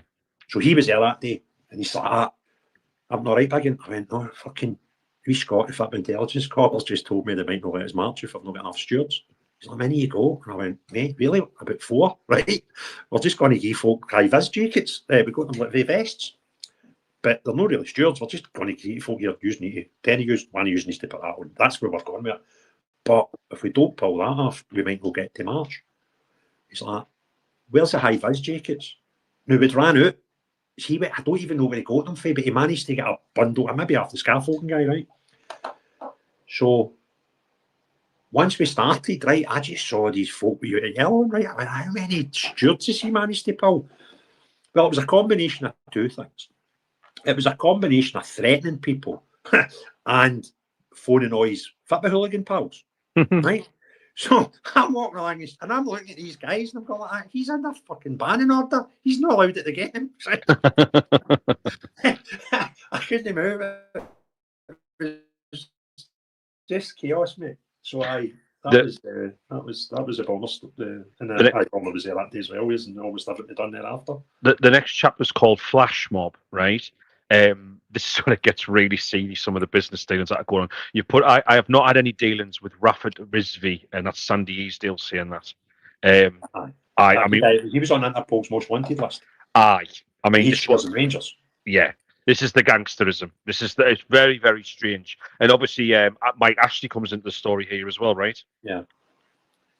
So Ashley wanted to buy a part of Rangers. He did. He did. Sorry. Aye, there was because you went to Newcastle. There was I think it was say 5% was the maximum, but there was so many people that had shares that nobody knew who they were. Mm-hmm. Right. So there was suggestions that Ashley owned more, and they had them in bogus names, and there was really, really dodgy people owned them and stuff like that. And they ended up with fun eventually. there was folk. I think it was 2 that were on Interpol's most wanted list that owned shares in Rangers. Aye, I mean, just mental. I remember reading in the book. I can't find it right now, but here it is. Here actually, we had a lot of contact with fellow supporters groups in Newcastle. It started when the story about the naming rights to Ibrox being sold for £1 broke. Yeah, that's right. Yeah. They had lived through something very similar. Their Yeah. stadium had been renamed a few years earlier. It changed from St James's Park to the Sports Direct Arena. We had a lot of common ground and sport them frequently, both online and in person. I remember that because I mean, obviously, us Sunderland fans, because they had it was sponsored by Wonga at the time, so we called it the Wonga Dome. Right? That's what we called their ground. Right now, the Sports Direct Arena, obviously, Wonga took it over, and then they renamed it St James's Park. So very lucky for them, right? But you're right. Ashley was just selling off everything. No respect for history or anything. Did I ever tell you the story about me going down to talk to the Newcastle fans? No, go on. Right, that was brilliant. There was a guy, again, right, Pally, he was one of the main contributors in our fanzine in Newcastle, and he used to work. He didn't work in Glasgow, but his work would often take him to Glasgow. So I met him umpteen times. For a pint, we did a bite and spoke a lot on the phone. And he phoned me up one day, and he said, we had won by this point. In fact, Stevie Gerrard was our manager at the time, so it's kind of on a few years. And he said, we're having a fans forum and we're inviting some MPs coming, there's journalists coming, there's somebody for the Shankly organisation. He'd started a union for basically their fan body as guest speakers to try and, get the Newcastle fans G'd up a bit. He's like, do you fancy come down and speak? That's it. Come down, stay with you. And he said, I'm on holiday that week, so I'll not be there, but I'll get everything sorted. So I said, I need bother. So where is it? And it was in some workman's club, right? He went, we'll pay for your travel, we'll put you up in a hotel, right? I went, they don't need to do that. Anyway, it was done. They booked my hotel. I think I paid for my train. I can't remember. It didn't matter. So 2 days before it, he phones me. He's like, I'm just going on holiday just to make sure everything's sorted, the hotel's all booked, just go to aye. He's like, just ask for such and such when you get there. Oh, and by the way, there's been a change of venue. He went, but it's equidistant for your hotel, so there'll be no difference, and I'll give you the address, right? So I was like, no bother, right? So I gets the train down, checks into the hotel, puts the address in my thing. It's a 2-minute walk for the hotel. Walked round the corner. It was the Irish club, right outside St James's Park. You know what it is? It's Chinatown thing. Right? And it's a fucking 3-4 story Irish club. Right? Well, I'm telling you, they're not from Northern Ireland, right? It's mad Catholic Irish club, right? I'm like, you dirty bastard, right? She's on his holiday. I went, see you, I'll kill you, right? Now, his family were for Irish stock, right? Republicans. Mm-hmm. I went, you've done me up like a kipper. He went, again, I couldn't tell you because I knew you wouldn't come. I went, I would come. I would have, right? I wouldn't know if I came because it was in it. So I phones my mate. My mate's for Tynemouth, right? And he's not into his football, but he's wanting to come and see his big mate talk at this thing. So I was like, he phones me, I forgot. He's like, I'm at the Structures, there's nothing on here tonight. They'd sold me, they'd actually, it's like double the size of the original place, so, they kind of had to move the venue. I went, oh, fuck, mate, I forgot to tell you. And I went, I'm at the address such and such. Now, he didn't call it the Irish Club, that's what it was called. He called it its local name, which is the Catholic Club. I went, what? He went, that's what we call that. It's not called the Irish Club. It's a name above the door, but we all call it the Catholic Club. I was like, he's done me like a kipper, hasn't he? So that was me. I guessed the Newcastle fans and they got me into the Catholic Club.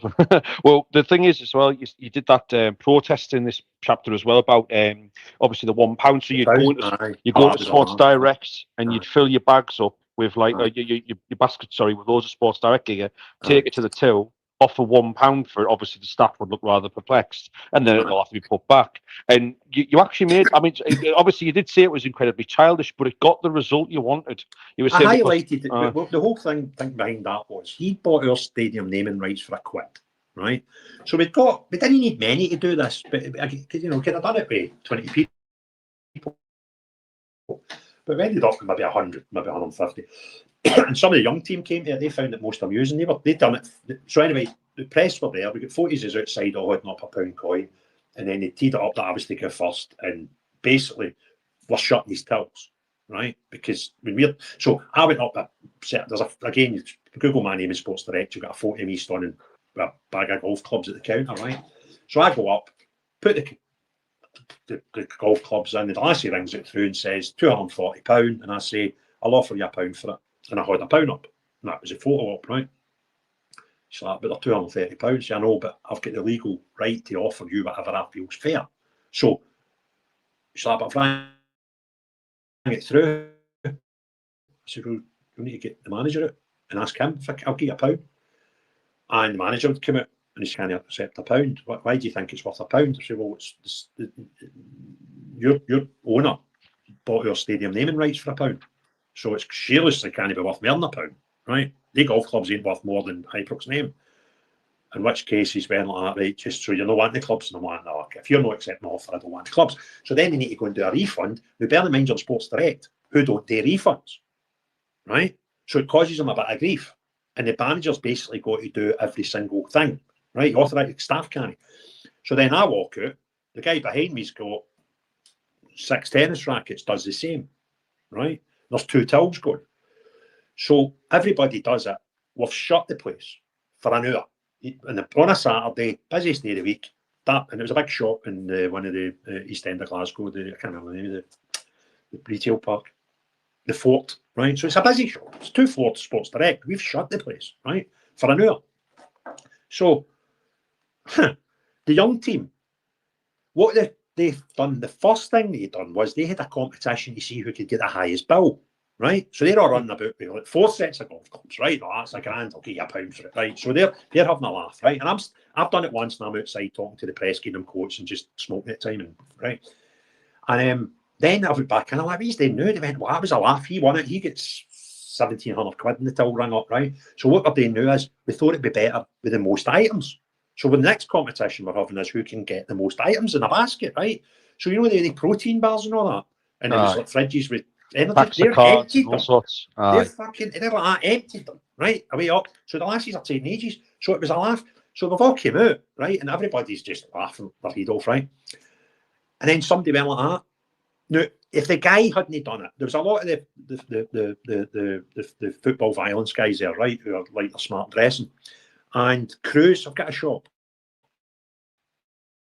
And Cruise is owned by Ashley, right? Selling all the designer gear. So the manager, who they all know him because like they gave him a lot of money every year, he's walked by, he gets chatting, and he's talking to let's call him ex-football hooligans. And I went, he's like, tell me he's only coming to us next. And I looked and I went, who are you? He's like, I'm a manager at that Cruise. He went, wait, he's doing brilliant. I'm a Rangers fan. I went right into him, but tell me you're not doing us next because I've got my targets to hit. And I went, mate, I've got bad news for you. What? I went, we're coming. Right now, the Cruise shop's not the same size as Sports Direct shop, right? So for the next hour, you couldn't move in it, right? Mm-hmm. We've got a big fat guy. It's one of the fanzines, Big Dingwall, right? I don't talk to him now, but I did at the time. He went into the changing room and came out with a dress on, right? And it's just chaos, right? And you're like that. He's like, I'm not hitting my targets this week, so we shut that for an hour, and then we followed it up by pretending we were doing the same nationally the following week. Yeah, and we cost Ashley thousands, tens of thousands, because if he thinks the mob's coming, he's got to put extra security on. Yeah, and I got a phone call for football intelligence, and it was an international week or something, so there's no football on. And he phoned me up. He went, Craig, are you going to Newcastle at the weekend? No, there was a game on at Newcastle actually. Can't remember the way it worked, but there was no game for us. And I'm like, no, how? And he went, I've just did the Cumbrian version of us on the phone. Like, they've heard intelligence telling them that yous are coming. And I went, well, I told you a lie there. He's like, all right, what you doing? I went, we've got 10 buses coming to Ibrox because we've got 500 of us. And what we're doing is we're going to go to the one in the Forge, which is inside Glasgow. The Fort is just outside. I went, we're going to the Forge. Then we're going to go to the one in Livingston. Then we're going to one in Edinburgh. Then we're going to one in Berwick. Then we're going to 2 in Newcastle. And the last one we should get there just for kick-off time. Right? And he went, you're kidding. And he went, no. I went, what happens next? He says, well, we need to tell them that's your plan. And then he's got to tell Ashley, and Ashley will need to put extra security on the whole journey. And I went, okay. I went, what will you need to do? He went, well, I'll not be having my weekend off now, will I? I was like, how? He went, because I'll need to escort you to get to the border and hand you out to them, because we'll be tailing you. I went, all right. I went, but what if you get a phone call at 9 o'clock in the morning? Because the meeting time was, say, 12. He's like, I'd probably get my weekend off. I went, right, I'll speak to you at 9 o'clock Saturday then. So he's now duty bound to tell the English coppers that this is what we're doing. They told Ashley had to put security on in every shop in the route, right? Mm-hmm. And I phoned him at 9 o'clock in the morning and went, game's off. Buses have let us down. Right? But we're not doing it in the first place. And we estimated, it was estimated that it cost them £50,000 that day. Oh, brilliant. All right. Brilliant. Fantastic result. Right, chapter 14. Many chapters is there? There is... God, how many chapters are there? Please say 15. 16. Okay. Okay. We're getting towards the end. By the way, my favourite story's still yet to come in this whole thing, right?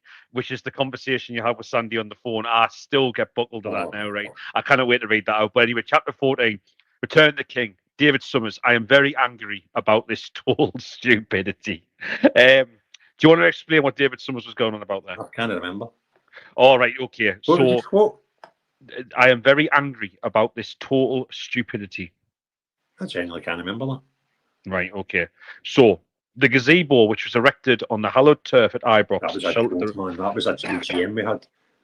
The worst looking thing in the world. It was like something you would put up your backyard in for a one night party and putting it in. That was a gazebo. They put the gazebo right in the corner of the grass, facing the corner of the stand, and there was like a few hundred turned up at the AGM. Total embarrassment. Well, there you go then. You said obviously you had emails from Graham Wallace. You spoke to him about saying that his PR guy that they spent hundreds of thousands on, and they were saying, Craig, how do you do it? How do you get in the papers more than us and all the rest of it? And you were saying, I haven't got any experience whatsoever, but I did it myself. And they're like, is it just you? And you're like, yeah, it's just me. Actually, I ended up palling with him. He's now a director at Aston Villa, a guy called Paul Terrell. And he came up, there was one new director, I can't remember who he was, and he wasn't a bad guy. And they brought him in because the last PR guy had buggered off. And he phoned me up. I thought it was Paul Maguire. And he had this nice conversation. He's like, who does this? And I'm like, me. Who does that? Well, me. He's me up against a one-man army. I says, aye. But see, when I asked for honours, what a backup I've got, right? And me and him became pals. We used to go for pints and all that when he was working with Rangers. And he then went to work at a university, football business university, in either Burnley or one of them. There's one in Manchester and one outside Manchester. And he got me to go down one day and talk to their media students, a Q&A. And I was like, what are they going to learn off me? And he's like, Craig, you were actually part of the most successful fan group protest movement in British football history. They'll learn loads for you. I was like, shut up. So I went down one day and they picked me up at the airport in a nice chauffeur car and all that, right? And took me up to the stadium. The university was in the stadium. And I spoke to their second or third year students that were there studying media and spent an afternoon talking to them. Bonkers. And then he ended up at Derby and he signed a player that I knew his ma and made a laugh about that. And then he ended up in Aston Villa. So Aston Villa's playing in the playoffs, right? Finals. And I'm sitting watching the game. In fact, I didn't watch the whole game. I just I went to visit my dad's when he was watching it. And it showed you the director's box or the royal box at Wembley. And there's Paul dancing, right? So I've texted him. I went, just seen you in the telly. Brilliant. Congratulations. Hope you stay up next year. And that was it. And then about an hour or two later, he phones me.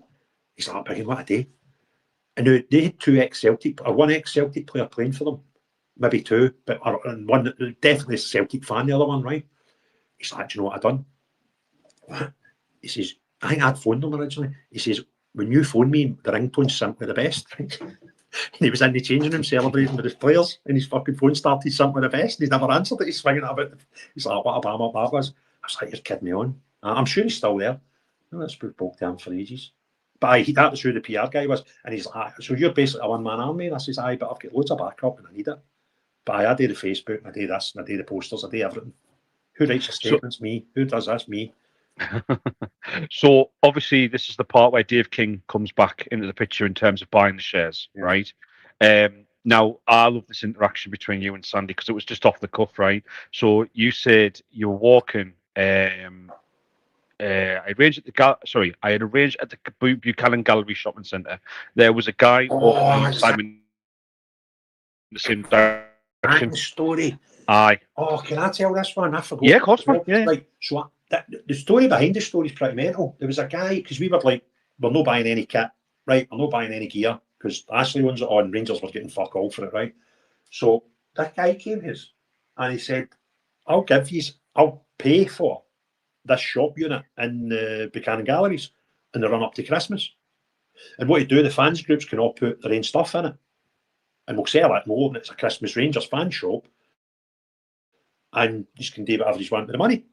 Oh, we could have fun with that, right? We could buy shares or we could do whatever, right? So I was going to Buchanan Galleries to meet this guy to look at some of the units that he was willing to foot the bill to open this Rangers. But it turned out it was a time that didn't work. But anyway, that's why I was going to this meeting.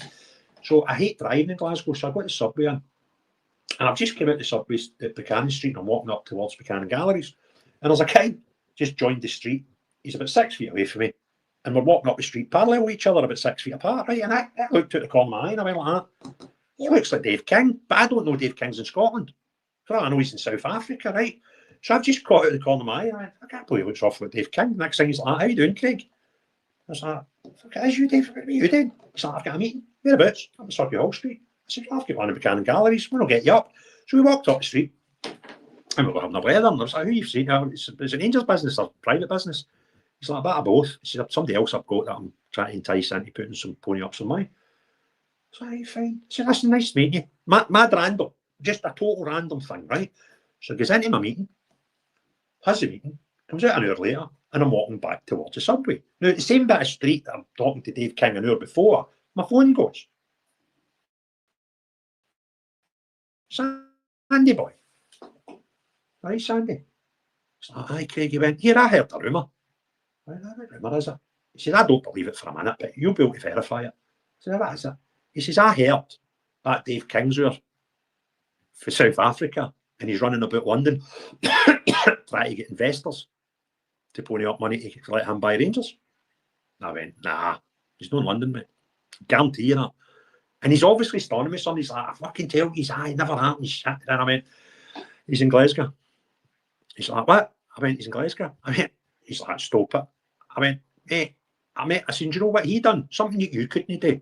He's like, what's that? I says, he was walking about Glasgow city centre himself. No mob-handed, no way security, himself. That's the difference between you and him.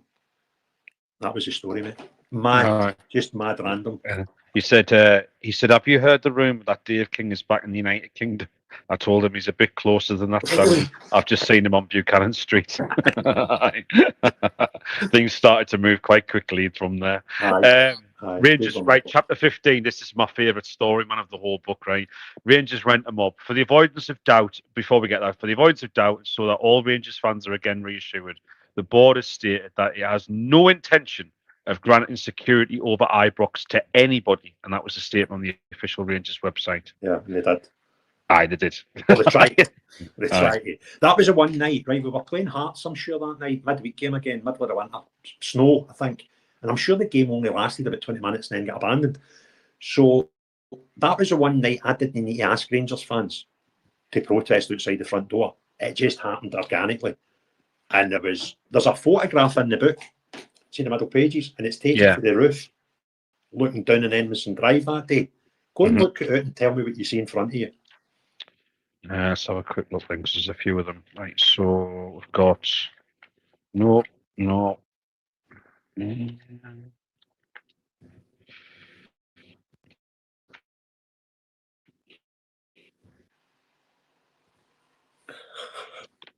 Can't be that hard. Oh, wow. Right, massive photograph. Aye. Describe what you see in front of you.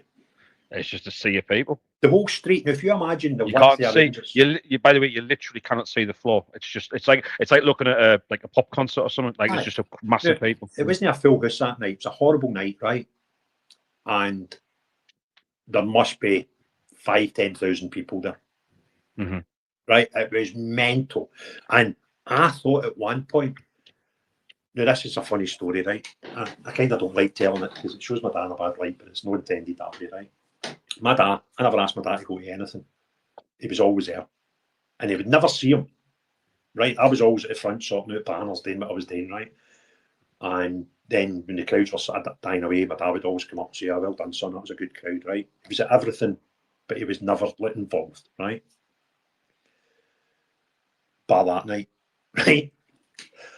And it was weird what happened, right? They put up like a crash barrier outside the front door so we couldn't get up to the door. And it was getting a bit tasty, right? They actually had to put the riot horses in to keep them away from the doors because folk were just wanting to kill folk that night, right? And if any, there was at one point they tried to bust the doors, try to break the ranks of the coppers and get through the front door. Now, if they'd got through the front doors, I could see the ones that were at the front of the queue to get through the doors. Nobody would have been safe in that director's room, right? Yeah. It was heated, right? And it's gone nuts, right? And at one point, I'm in the centre the whole night, and over to my left, at one point, the barrier so they were all trying to get through the middle all the time, right? But at one point, this barrier get lifted above the heats of the folk away to the left, right? And I thought, oh, they're gone for it, right? And the police just stormed them. So this thing's happened, right? So then it calmed down. Now, I'd stopped going. This was before the season ticket. No, this was the season ticket boycott happened. I hadn't been hood, and I was buying game for game. But I'd decided I couldn't face it anymore, so I'd stopped going, but never told anybody. Because I thought that's the next thing we tell folk to stop doing the game by game thing, right? And we choke them. So I couldn't cope with it anymore. So the protests finished, and I'm going back to my dad's, and so is my dad, right? So he's not going to the game either. Now, what would happen is, every time we'd walk that path, I'd say to my dad, I'm going into this street, are you coming in for a brandy? And my dad always said, no, right? But this night he said, aye. I was like, what's going on here? Never cracked a light. So he goes in, he's had a couple of drinks, right? My dad wasn't a drinker. And he liked a brandy, he did one brandy a week or whatever. Anyway, she's in, he's 2 or 3 brandies. I'm like, a bit weird. Anyway, it gets to the time we're going up the road. And he's like, you staying at ours tonight? I was like, I don't know. He's like, well, come in anyway, even if you're not staying, right? And I'm like, what's going on here? It was just weird, right? So he gets into the house. And my mother's not too happy. Because she's seen it in the telly. Guess who lifted the fence up? Your dad. My dad. Fucking hell. And he's 65 at the time, right? Something like that, right? So this is like hours later. I don't know the story, right? And my mum's getting a bit stinking, so she's went to bed, and I went like, you did it? I says, I seen that. And he just did this big smile. And he went like, I don't know what came over me. My dad was the most laid back, calm, right, in the world. Least violent person I've known. And he's like, I don't know what came over me, but I just get carried away by all that excitement. He was trying to storm the place in his 60s, right? But that was the story here focuses on the EGM that they tried to have in London, didn't they, instead of having it in Rangers. And you said inadvertently Celtic fans really helped you out. Do you want to just explain what happened with that story? Yeah, right. So we wanted them to have the EGM in Glasgow because they've always been in Glasgow, but they kind of wanted to have a quiet one where the shareholders could come and there'd be no fans, right? But we had done some planning behind the scenes. We were going mob-handed, right? But keeping it in the low key. We'd selected who we were taking, and we'd all the organisations. So they were meant to be having this EGM in London. And we eventually went, you know what? Don't say a word. We'll just get it. We'll get there, right? But the Celtic fans being Celtic fans, see if somebody does a sponsorship deal with Rangers, Celtic fans bombard that company with things telling them bad about it. See, they actually emailed the San Francisco 49ers to tell them they were just about to buy a club that was full of racist bigots, right? They're bonkers, right? They've done the same with the hotel twice because they moved it. And then the board realised that this is going to happen every time we book a hotel. And we can't have it a secret. We need to tell folk publicly where the AGM is. And you've got to give them so much notice. So they're kind of running out of time. And they eventually just had it in Ibrox. So, and it was the Celtic fans that caused it. We didn't want it. I mean, we'd considered doing that and phoning up and scaring them. I think we might have done it the first one, and then we realised, bugger it, don't do that the second one. Just let them have it, and we'll go down and with some plans of doing some crazy things. And we'd got some intelligence as well that what they'd planned to do, they had planned to rent them up, that they were going to get people into this hotel, kidding on the Rangers fans, and cause it, and actually smash it up. So we would get the bad publicity, right? Now, we had lined up people who would normally like to have a fight at football matches, if you understand where I'm going with this conversation, to go down there clandestinely to stop people having a fight. That's how bonkers the whole situation was getting, right? We were going down mob-handed with people that like to fight at football to stop a fight at a football meeting. And then they sell it. And it would have went nuts, right? It would probably have kicked off even worse, because then you'd have folk try to wreck the place and folk try to smash the folk that were wrecking the place. Do you understand what I'm saying? So it was going to be a bit dangerous, and it was a risky one. But eventually, the Celtic fans prevented that from going Pete Tong, and they had the AGM eventually at Ibrox. Thank God for Celtic fans, eh? Right. This is my favourite story of the whole book, right? I absolutely love this story, right? And it's just a great piece. I wish I could have been in the room to listen to your reaction when you did this, right? So, this is obviously some guy told you about, basically Glasgow-born businessman. It said, look, I could probably get my hands on £3 million at short notice. And said if the money was ever needed to save Rangers. He's dead now. Oh, is he? All right, okay. Rest in peace. He died just a couple of years ago, and if he'd have done what we were trying to do, he would have been the anonymous guy that saved the Rangers, and he was prepared to do it. Yeah. He said, if you ever need £3 million, I'll be there for you. And you basically said, not surprisingly, that offer stuck in my head. Shortly after the EGM was called, I had an idea. I immediately put it to him, why don't you buy Sandy Easdale shares off him? The bloke had actually thought of exactly the same thing himself and was very keen about the proposal. Now, on the back of this, you said, I put out information on Facebook that a complaint had been made to the financial ombudsman about Sandy Easdale. Whether the accusation levelled against him was actually true or not was neither here or there. It's brilliant, this, right? All I did was post what had happened. It was confirmed to me by somebody else inside Ibrox. It was a factual statement.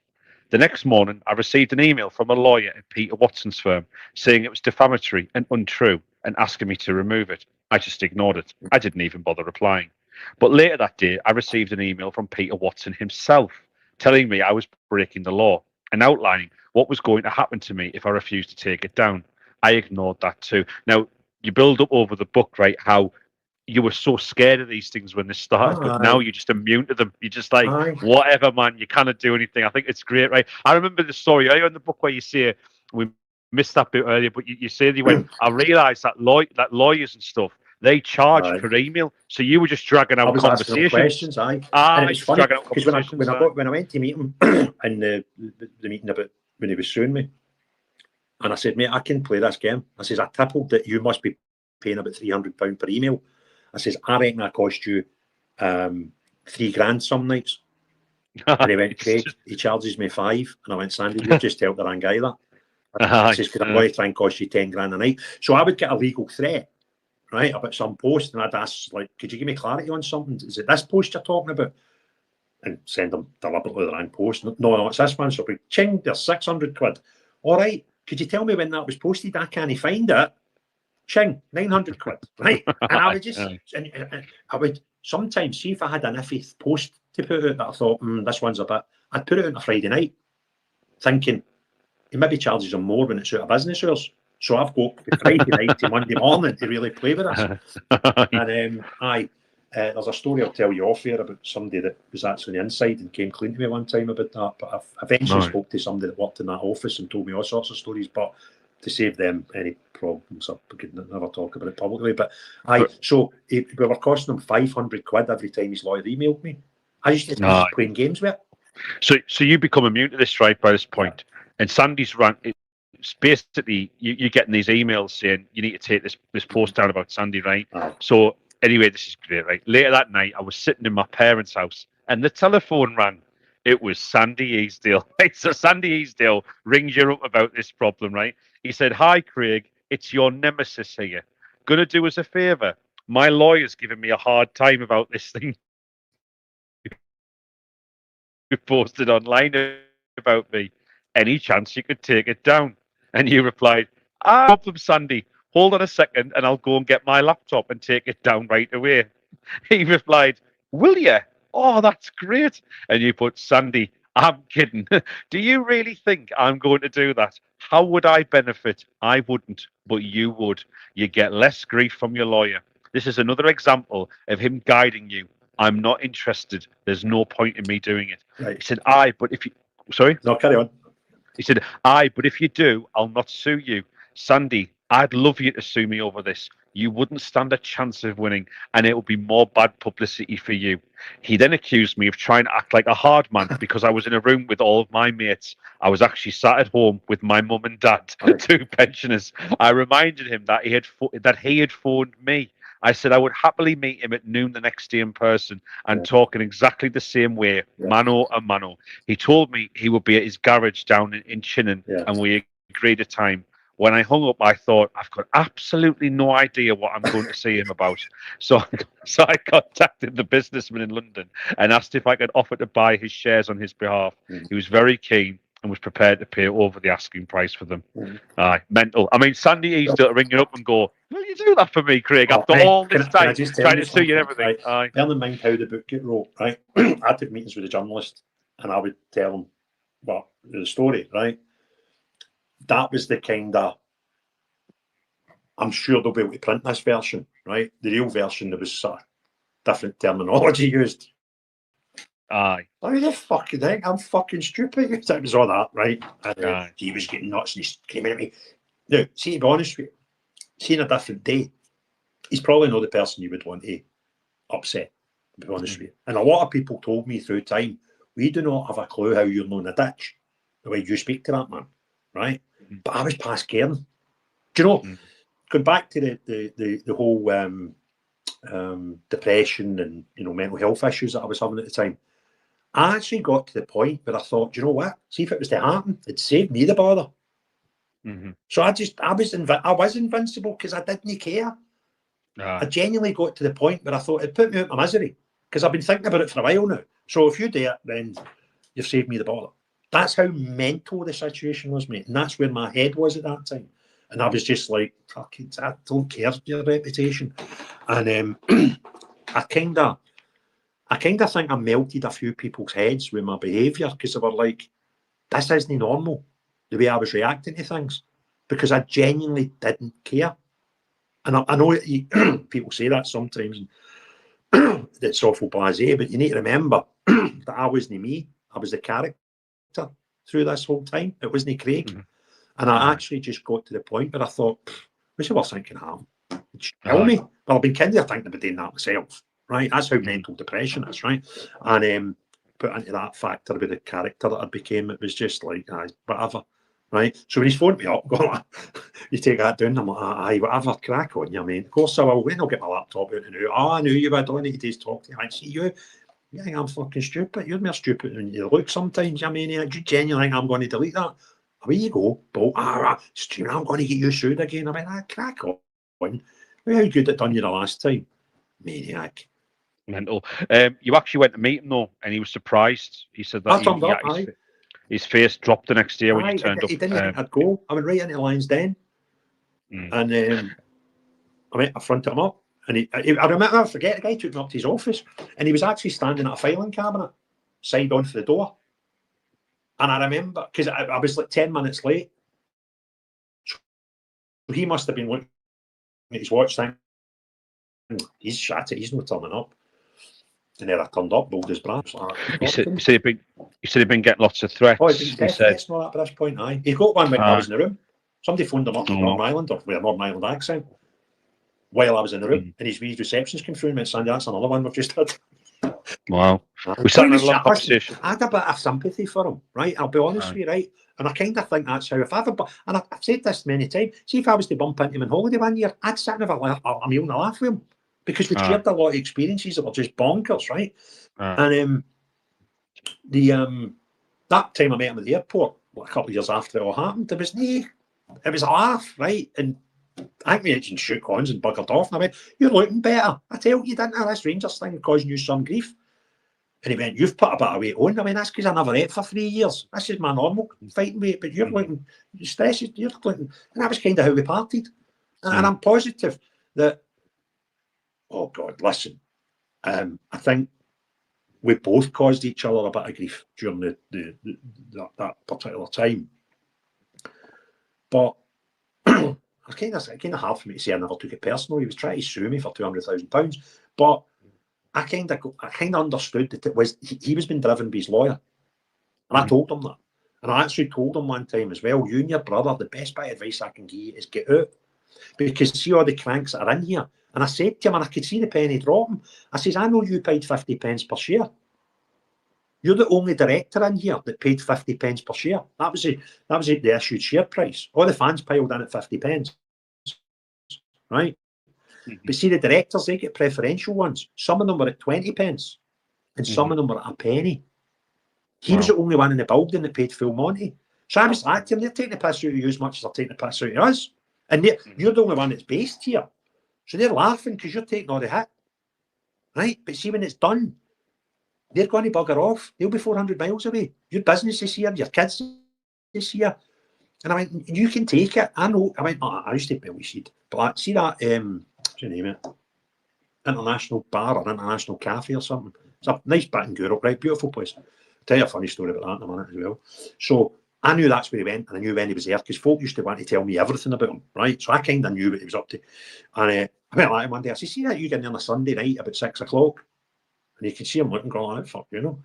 I says, "You can cope with that, but see your young boy, Alexander, he goes to private school. He's no for the schemes like me and you. He's at an age where he'll be going in the pubs soon. And if you don't get out soon, he'll not handle it the way you can handle it. So think it." And his brother wasn't as tough and as brash as Sandy was, the younger brother. I mean, he's no cope neither. And he actually admitted to me, "I know." He went, "He's melted." He says, "The wife, everybody's like, get out." And the mother wasn't well. His mother died, unfortunately. She had cancer, God bless her. And I remember saying to him one day, I went, "Sandy, I don't want to get personal with you, right?" I went, "But people write things about you that I let run on my page. But see anybody says anything about your mum, they'll put a wee cry to your mammy. They don't know. I know your mum's no well. I delete them. You don't even see them." Because that's a line. And they're not even saying anything about her illness. They don't know she's ill. I know she's ill. Right? I knew pals he has that were keeping me right in the loop with stuff. And she eventually died, poor woman, right? And I'm like, you didn't need to have all that shite to cope with, plus all this other shite at your door. Just get it.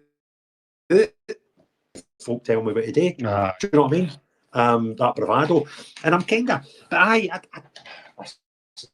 hated the man with a passion, but I ended up like, he was getting stitched up as my and I'd love to. I would actually genuinely like to, with or without a camera, sit down and just have a weatherman one day. Do you know what? It's kind of like those stuff. I mean, look, it's nothing like the seriousness of it, but just remember, like in wars and stuff, like troops have put aside guns and broke bread and stuff. Do you know what I mean? Like there is just a human camaraderie of we're going through this crap together kind of thing. Do you know what I mean? We might be on opposite sides of the fences, but we are going through it together, and it's like nobody else knows this experience. But what I will say about Sandy is this, right? And this paragraph sums him up for me, because you do get obviously you're getting your perspective of the man, right? But I do think you give knowing you personally, I do think you would give a fair appraisal of his behaviour, right? I don't think you would lie unnecessarily, because I think you don't have to, because the stuff he did anyway was quite kind of like underhanded and cheap and nasty and all that anyway. Do you know what I mean? So when you get this appraisal of him, it's like it's not like you have to convince people to be on side. But this, I think, speaks volumes about the kind of inner workings of the guy. So this is when he basically, the board happens to hand over the shares, and he said during our talks, Sandy Easdale seemed convinced he could stay and work with the new board. He appeared genuinely mystified why he would have to move on. He just had no grasp of what the public perception of him was. It begged belief. How could you see the protests we had held and read the stories in the newspapers and still think you could have any sort of role at the club going forward? That is delusion. I think he's still got his shares. Crazy. Aye, and it got to the point. And by the way, I had done a deal with him to buy the shares at one point, right? And what I was going to do in return was I was going to sit. This was all planned, by the way. This was ready. The plug got pulled on this at the 11th hour, right? I was to do the deal, right? And sit and have a press conference and say, see this guy here? He's just bought his shares. But see, allowing him to buy them, Sandy Easdale has just done a magical thing for Rangers Football Club. Because he was in a consortium that had to vote in a certain way. But transferring the shares to this man here, he now doesn't need to do that. So it was all lined up. And you could probably guess what journalist was getting the scoop. He'd been quite good with me through the story. And I was sitting. Gillian's works at one side of the airport and Shannon's the other side of the airport, right? I was sitting outside. I went for lunch with her. Say it was to happen at 1 o'clock, right? And at the 11th hour, it got pulled. And I could have probably have pushed it. But what had happened, right? And you know what I'm like? I'm quite at the time, it looked as if it was the last deal that we'd need to do to get the weight of the shares on the right side of the pitch, right? Because I was talking to Dave Kings and all that, and he said, look, we've got his shares, we've got him voting, but we're buying his. So they were kind of at the tickly bit. And at one point, this deal would have been enough to tip it into the good guys have got enough shares, right, between them all. But before the deal was just the line, we've won. We knew weeks before the AGM that we'd won because we knew who'd owned the shares, right? So we'd already passed that point. So we technically didn't need his shares. But I said, somebody said, do you want to pull out the deal? And I went, no, we can't pull out the deal. My word's my bond, right? And I went, I'm still prepared to do for you this conference and tell everybody that's willing to listen that Sandy Easdale helped save the Rangers. And he pulled it. Idiot. And I think he's still got his shares. I might be wrong, but that was, and I can't. There was a lot of ins and outs and whatever, but I basically I'd done the deal that would have at one point have tipped it into whatever the percentage was we had to get on your side. And it took that long, and then I just went, you know what? And I was like, I'm still there because I kind of agreed to do it. And it wouldn't have mattered. The only person that would have benefited out of that would have been Sandy Easdale, because he'd had his nemesis, as he called it, stating publicly that Sandy's a good guy now. Aye. And he could have left. But he was, that's right, that's what actually stopped him doing it. He was convinced there was a seat at the table when Dave King came in. Aye. And I'm like, what are you talking about? Oh, Dave will look after me. I mean, I've got a substantial shareholding. And he didn't. What he did have, he was in control of a lot of the shares. See the ones that he didn't know who owned them, the dark shares. So he maybe owned, I can't remember the figures. Let's say it was 5%. But he was proxy for like maybe 20% in total. So, but the other 15% had already transferred hands. So he was left hung out to dry. And he just still couldn't see it. And I was like, are you mad? That ain't going to happen. No, I'm sure. I think what it was his PR guy and his lawyer were like twins. They always went hand in hand. And I kind of think they advised him that black was white. And it was just the maddest thing in the world. They're like, that ain't going to happen, mate. Well, the final chapter is chapter 16. We are at the end of this story now, but it is a fantastic ending, obviously. Oh, God, because... It's a long story, mate. You know what it is, right? This is the third time we've done something like this, right? And I still find it fascinating because it's a great tale, mate. So you never know. One day Hollywood might call coming after Hollywood. Believe it. See, if you read that story and you knew nothing about me or in, you'd think it was fiction. A lot of it. You know what I was tempted to do? Right. Now, without putting too fine a point on it, if you think that whole story's in that book, no, you're mad, right? Yeah. There's a lot of stories that I couldn't tell because not everything we done was, and I'm not suggesting I was involved in it, by the way, But there was a lot of things that were done that maybe were close to the wind. There were a lot of people that done some pretty mad stuff that if I was to put their stories in, it would compromise a lot of people. Mm. And what I've thought for 10 years was write a second book and call it fiction and change all the names. Mm-hmm. Right? And like, say 2 or 3 characters, amalgamate that into one character and tell the real mad stuff. Right? And I'll guarantee, I've even got the ending here. I would change that slightly and you'd have a type of, what do you call that? What was that? Usual Suspects ending. Yeah. Right? Which is the best ending of a film I've ever seen. And maybe one day, you know, when all my battles are won or lost and, you know, I've got nothing else I can be bothered fighting about and just get my camper van and disappear to Marbella or something and just get a bit of time and just say, no, that'd be a bit of fun. And I spoke to a boy who does, you know, Alpha Bravo 20 and stuff, and then there was like knockoffs of that. And what they done is they started telling real stories, but changing all the stuff. So they were telling things that the SAS had done, but maybe changed where they were operating and stuff. Yeah. Into fiction. There's a guy I kind of got to know through a third party, and that's what he does. And I bounced the idea off him, and he went, "That sounds like a crack idea." He went, "So maybe," but the weird thing is, and here's the kicker: see if I ever do it, I'm not telling anybody. Yeah. Right? And I even know the name that I'm going to write it as and just put it out there. And there's more chance of that getting made a film than the truth. Right. Than the sanitized version. and because people would just never think, they would never read it as non-fiction. They would completely think it was made up. And it would be up there with a Fitba Factory type book. The real stories. One night, 10 years from now, you can come and visit me and bring a bottle of whiskey and a couple of cigars, and I'll tell you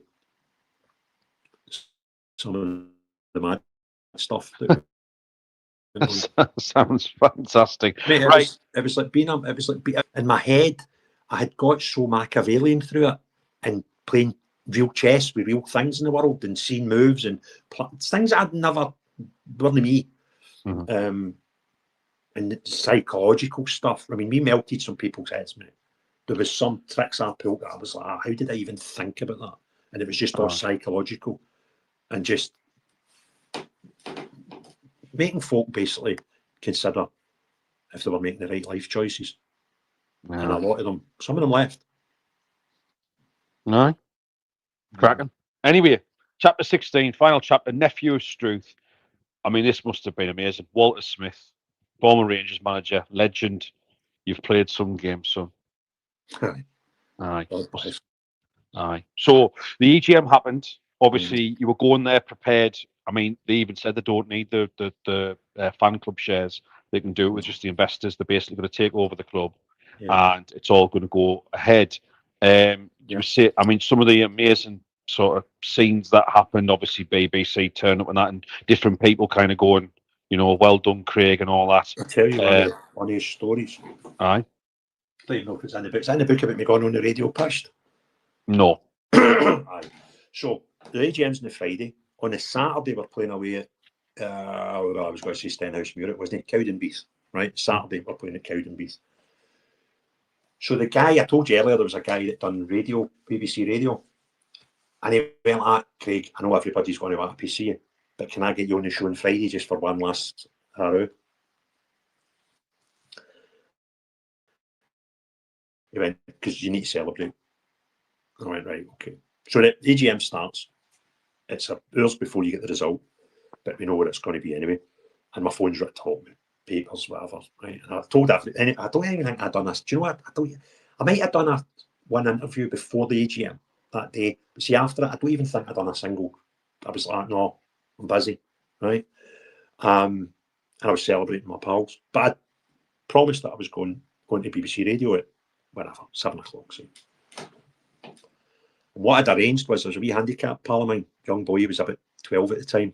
He's nearly 20s now. And I used to go to all the wee games.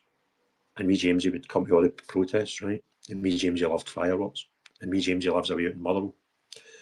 And me Jamesy's mum and dad had asked if I would go to Jamesy's to help celebrate because he wanted me to see his fireworks going off, right? So the deal was I would go to BBC Studios at say 7 o'clock, right? Or 6 o'clock, I think it was. Another time, and I'd say to them, look, I'll come on first, stay 10 minutes and piss off, right? And they're like, right, that's fine. So I've got Gillian picking me up at BBC Studios. She's going to drive me to James's, see the fireworks, spend half an hour with Jamesy, and drop me off at my mate's pub, and we're all getting smashed, right? So that's the plan. But we kind of get detoured in a way.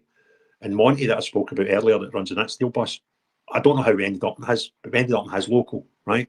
And I'm bloated, right? And I'm sitting in his pub, and the whole gang's there. And Monty's like that, because I had to tell Monty. I used to always have to tell Monty I was going on BBC, because if I'd done it without telling him, he would slaughter me. Can't you believe you've gone on it, right? It was just a running joke. So he's sitting and he went like that. How are you? Were you winding me up about getting on BBC at 6 o'clock? Or 7 o'clock, whatever it was. I think it was 7. And I went, no. So it's 6:45. I'm bloated. The AGM finished at lunchtime, right? And I looked and I went, it's 6:45.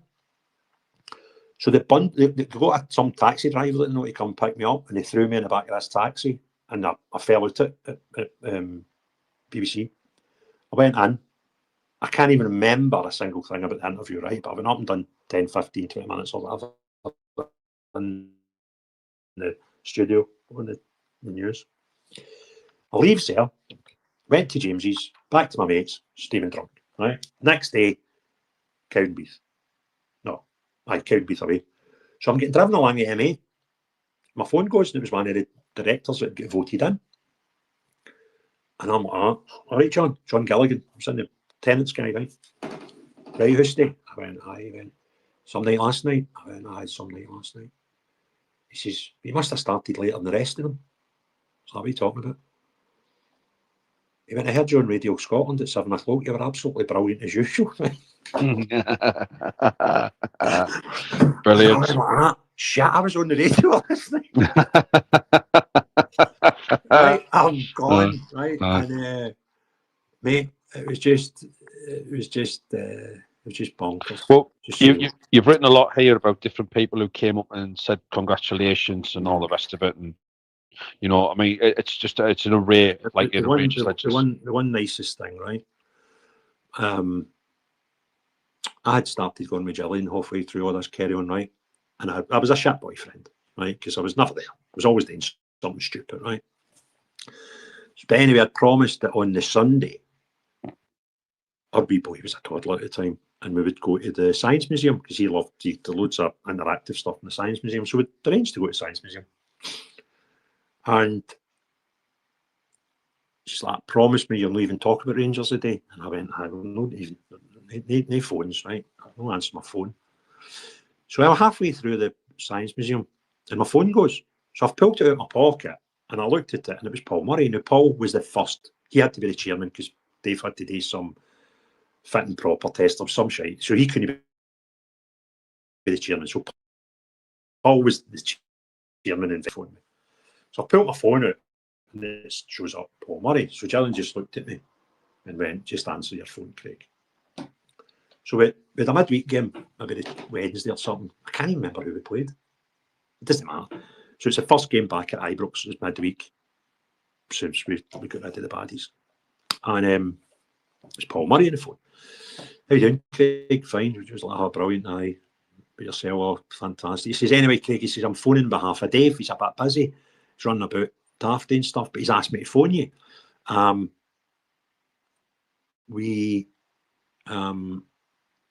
Now, I kind of told somebody this 2 years earlier. Somebody who became a director said to me away at the start, the first time they ever met me, they went, what do you want out of all this? And I was like, is that the language you guys talk? Everybody's got to have something they want out of it. So I don't want anything out of it. I just want to be able to go and watch my team and not feel physically sick about what's in the director's box. Right? I mean, but you must want something. I went, do you know what would be nice? Because he was trying to become a director at the time, this guy. I said, see if he's ever won. Take my dad up to the director's box for a game, eh? That would be lovely. I don't even want anything, but take my dad to director's box. Now, this was 2 years before it, right? So Paul's on the phone. He's like, look, Dave's personally inviting a few people to come be his guests at the director's box for the first home game. So I'm going like that. How do I tell a Rangers director, no, but can my dad come? Right? So I'm lining up and thinking with my feet, how do I turn this into my dad's gone? Right? And he went, so we're inviting a few people that have helped get us here as guests in the first game. However, a wee birdie told us that all you ever wanted was your dad to go in the director's box. I said, that's right. He's like, so you're the only person that's getting two tickets.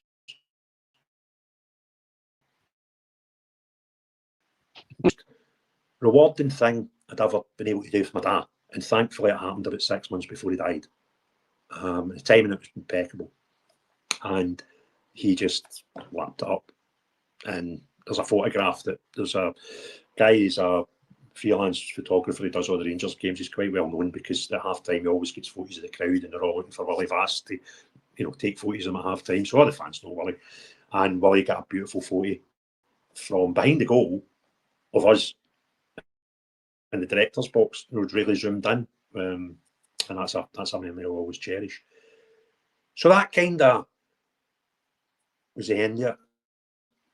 And well, for that one thing alone, I think it was worth it. Well, there's a few things I just want to bring up because, like I said, that stood out to me was to bring my hand and said, "My name is James Struth. Bill Struth was my own." This is a phenomenal story. This is one of the things that you just it makes you wonder that there's no coincidence couldn't make this happen. Aye. Right. So we're back at the district bar. My mate Davy's pub, God bless him, he passed away recently. And the whole gang's, we started there because it's close to the ground. So it was where we came out there first. We went there and we waited for the official result to come through, which took a few hours, right? And we were all round one telly. There's a few big tellies in the lounge of the district bar. And we were all sort of standing facing this one. And I was looking like that's like being at a game. Right? He owns it. So they're just, it's like, everybody knows it because they're like, we're just going to go to Ibrox now, right? So Davy Curry comes up, and I'm standing with all my pals. We've been in the trenches for 3 years. And he goes, Craig, there's an old guy at the end of the bar. He's like, I work with you. I was like, Davy, I'll just be a minute. He's like, no, Craig, that's an old man. You don't wait a minute for old men. You go and see him. They do. And I'm like, who's Davy talking to? But you don't mess with Davy. Davy was that, good man. And I was like, what? I mean, can you know, about 2 minutes away from getting the result. I've been at this for 3 years. He went, Craig, do yourself a favour. Go and talk to him right now. So I walked to the end of the bar. And there's a wee, at that end of the bar, there was a wee three steps up to a wee snug bit with a couple of tables. And he was right at the end where the stairs are. So I went, hi sir, I said, believe you're wanting to talk to me. And he went, yes. Let me introduce myself. My name's James Struth. And I went, I've never met anybody called Struth in my life. Right? And I went, what Struth? I went, there's no way you're related to Bill Struth by any chance, are you? And he says, yes, Bill Struth was my Uncle William. Now, as soon as the words came out his mouth, the pub erupted. Right? Because the result just came through. It flashed up on Sky Sports, and the presenter was just about to tell her that somebody outside the stadium just breaking the news. And that you could, I was like, I froze. He put his horn out, and I hadn't let his horn go. And I was like, see if you were to write the end of the movie, you couldn't have written a more timely ending. Aye. Right? And then I said, well, look, sir, I says, I used your uncle's name without permission. I hope I've never offended you with any of my actions, because some of the stuff we've done was nuts, right? And people used to throw that at me. So imagine using the name Struth and doing that. And I did question it sometimes, but anyway, that's just something I had to deal with. And I said to him, I said, I hope you know, I've never done anything to tarnish your family's name in any way, because I didn't ask anybody's permission. And if I have, I'd apologise. He says, don't you worry about a thing.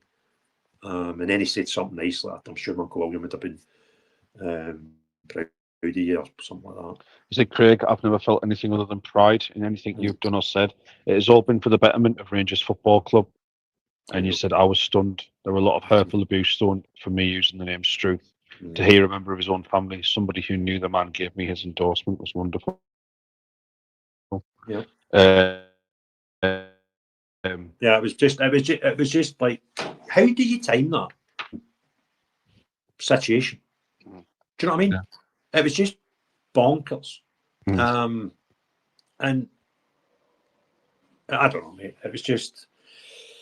It was a surreal ending, and then, as I say, the next day, 2 days later on the Sunday, I got a phone call inviting me and my dad up to the director's box, and it kind of, and I genuinely thought that, so that would have been, I think the game was a Tuesday night, might have been a Wednesday, but something tells me it was a Tuesday.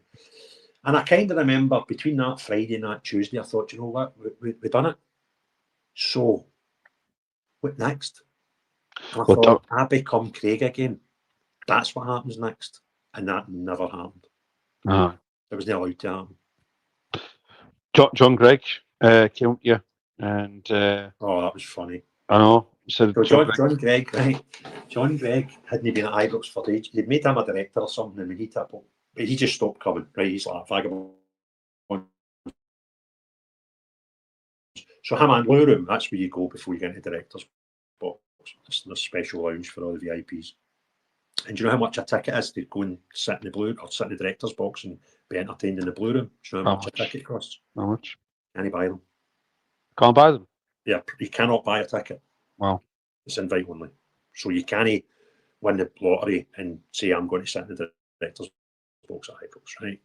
So anyway, there was a load of us. You could tell the team for the scheme were in, because we turn up as soon as the doors are open to take it all in, but the folk that do it regular just come in and out, right? But having Walter Smith and John Gregg walk back in that building was very, very significant. Very significant. Because they hadn't been there for a long time. So John Gregg came in, and the Rangers historian introduced him to me, but didn't just meet him. Right? So he came up, John, great to see you back. Anyway, Craig, I take it to know who he is. I went, how you doing, Mr. Gregg? Now, John Gregg gave me a football trophy once for winning some competition when I was about 10-year-old. And I felt the same that day, right? And I said, Mr. Gregg, can I ask you something? What does it feel like to be back? And he says, well, I tell you what, he went, in some instances it feels like I was never been away. But in other instances, like, it's all changed because I don't recognise many folk in here. I went, oh, sorry. I says, I'm Craig Houston, son's a Struth guy. And he went, I wasn't talking about you, Craig. Everybody knows who you are. And I was like, John Gregg knows who I am. But the one that really was bizarre was Walter Smith. The Walter Smith story was nuts. This was on the same night, right? So up until this point, I have never met Walter Smith, right? I mean, he came in, the whole room went silent. Now, I was walking, there's a bar in the corner. It's not a big room, by the way. It's not massive, because there's not a big director's box, so it doesn't need to be. And I was over in the corner getting my dad a drink. And we've got standing tables, right? My dad's, I don't think he moved all night for this standing table. Now I'd been over to get him a whiskey, me a whiskey and him a brandy. So I'm walking back diagonally towards near the door and my dad's standing. And the door's open and it's Walter Smith. And the place just went silent. And everybody's jaw dropped and everybody looked at Walter Smith. Walter Smith's looking around the room as if he's looking for something. And he walked in an arch and he came right up to me and he grabbed my elbow because my two hands were full of drink. And I went, Craig, son, what a game you've played. And I'm like, I don't know whether to call him Walter, Watty, Mr. Smith, boss. I've not got a clue what to do now, right? And I kind of went, could you do me a favour? He's like, what? I went, could you come here to put the drinks down and you can just tell my dad what you've just told me? Because I don't think anybody will ever believe what you've just said to me. And he just burst out laughing. And he came out and said the same. And I was like, oh, I could die and go to heaven now. It doesn't matter. Oh, fantastic. Yeah, he phoned me one time. What did he? About something. I sent up a text and said that it was, I can't remember, some kids flipper thing, and I'd invited him to come and maybe give out prizes or something. And he never got back to me. And that didn't surprise me, because what I used to do is when we had things, I would maybe text 10 ex-players or something, and maybe one or two of them would get back to you. So I never thought anything about it. And then about 2 weeks later, we had just played Celtic, and the first time I think we beat Celtic in years. And I was driving a couple of hours after the game. I was going out to Gillies. I was just about to go through the Clyde Tunnel, and my phone flashed up, Walt Smith. I went, shit, I'd had a couple of texts between us, previously. Never spoke to him on the phone. I sat up straight, Mr. Walt Smith calling me. And I remember shiting myself because I was coming to Clyde Tunnel and you sometimes lose signal going through it. So I couldn't answer it quick enough to say, Mr. Smith, I'm just about to go into the Clyde Tunnel. If I lose you, I'll phone you back, right? But I was fine anyway. So I drove all the way to Gillies, sat outside her, and she's looking at the window and texting me, going, what are you doing? I was like, talk to Walter Smith, right? He was on the phone for about an hour. And the long and short of it was, he said, I put off getting back to you, Craig, because that weekend it's my birthday. And I didn't know if the missus was organising something. So I've just waited. And unfortunately, she's doing up family thing, so I can't make it. But see, anything that you're doing again, don't be shy in asking me. And I'll be there for you. And what we've done, we spoke. Rangers have just beat Celtic for the first time in ages. And we're both Rangers fans. We spoke about the game for about 10 minutes. And the next 50 minutes, we spoke about kids' football and his theories on how you should coach kids and philosophies, right? And it was priceless. And I'm like, I'm just putting things to our club, because I'd started my kids' football club at this point, and installing things. And Walter Smith was telling me to do the things that I was already doing. Now, don't get me wrong, there was things that he told me that were brilliant, and I incorporated them. And I was like, I get some shite off people for saying this is the way we want your kids' football run to run. And Walter Smith's agreeing with me. So I kind of stopped worrying at that point when I had coaches that would get pissed off and say, I don't want to do that, I want to do this. And I'd be like, all right, I want to take your opinion or Walter Smith's opinion. Mm-hmm.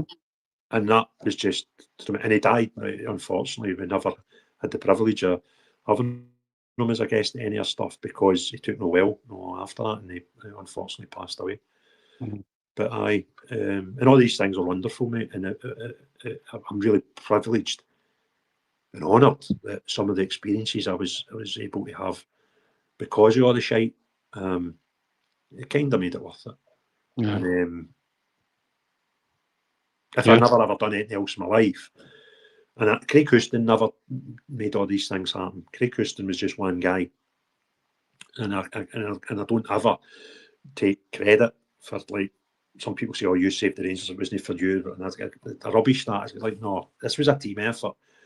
Anytime we done anything, it was never just me there. I didn't have the money to pony up to buy all the shares. All these things that happened, they just had to happen at the same time. And I'd done some of this stuff, and I helped, no doubt, create the perfect storm that we ended up in to get the victory. But I kind of struggle with anybody taking plaudits for it. And I must admit, I've seen some amount of people take some amount of credit for stuff that I've got a real strange memory of history and what actually happened. Yeah. Do you know, I was in Jersey one day. I was standing in a Rangers pub in Jersey, and I had a guy telling me, a guy in Jersey, that he done something to save the Rangers. That was actually something I'd done. I didn't know who the guy was. He didn't know who I was. And my mate was standing beside me from Jersey, pissing himself. And then he could see me putting up with it for so long But this maniac just wouldn't leave it alone, and he kept going on and on and on, right? And my mate eventually interjected and went, Craig, we need to go to that other pub because we're meeting. We weren't, just to get me away. He's like, Craig, how you never smashed that guy, I'll never know. I was like, I don't care, mate. He's like, I don't think I could sit and let somebody take or claim your work in their name. And it was bonkers. It was the most, and I'm like, what? Aye, it was me that done. I can't remember what it was. I probably remember my bed tonight. But he was telling everybody in his pub how wonderful he was because he'd done so. I didn't even know who the guy was. He'd never been in the trenches. And there's so many people who really did benefit far more than I ever will or ever did over that period of time. That it actually, I don't have the same passion. I'm still a Rangers fan. I still love my club. But I don't have the same passion as I had 10 years ago because I've taken that many knocks, and I've never claimed anything as mine or my. You know what I mean? You've seen it. You've seen it yourself, and it's sad. There was a lovely bit, an interaction with you and your dad in the director's area. He said, most importantly though, my dad had a great time. The highlight for him was getting his half-time pie in the Blue Room. He told me they were the best he had ever tasted.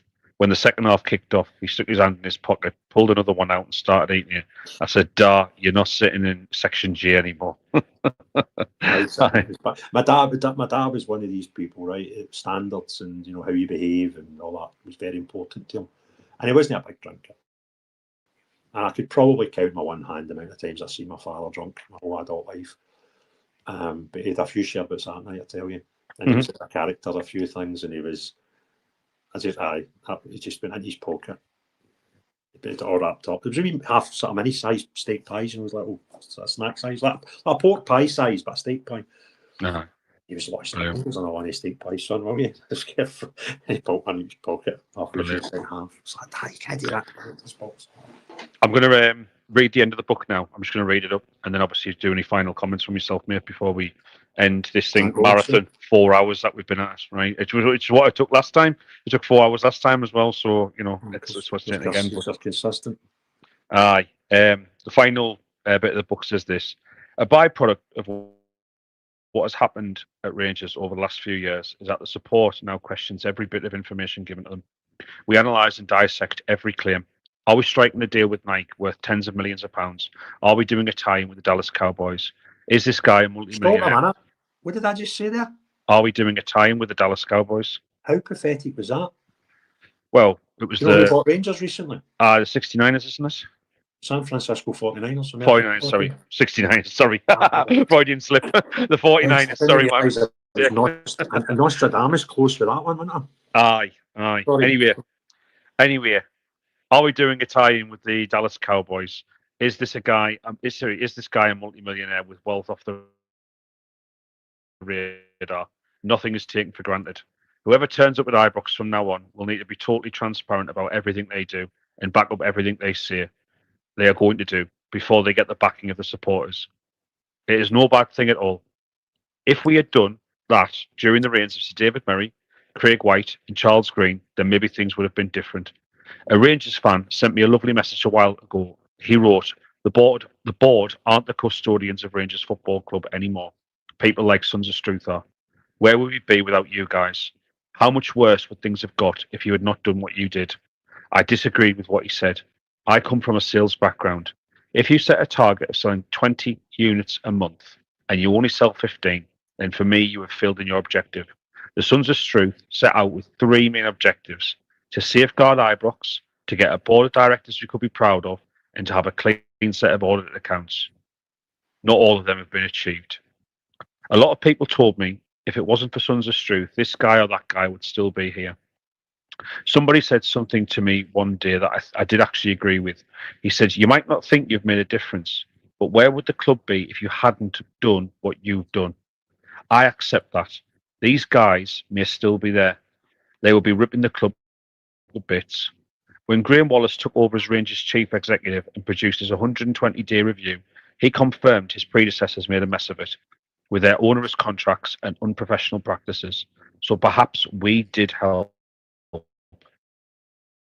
But how much, I don't know. Dave King, Paul Merry, and John Gilligan all stated at the press conference after they had taken power at the EGM that if it hadn't been for the people refusing to buy season tickets and staying away from games, they wouldn't have got to where they were. Yeah. What we did evidently helped the result. I think the biggest thing that we achieved and can take some serious credit for is making the wider fan base aware of the serious mismanagement that was going on at Rangers. Years from now, somebody far cleverer than me will find out where the money all disappeared to, how it came out of the club, and who pocketed it. All I know is that it happened. All I know is that it happened. If anybody was stupid enough to believe the club wasn't being pilfered and raped, then they were sorely mistaken. We stood up and said, these people aren't very good. In fact, these people are rotten. These people aren't working in the best interests of the club. We were told, what do you know about it? Where is your proof? How can you say these things? Unfortunately for us, the individuals involved were adept at concealing the evidence.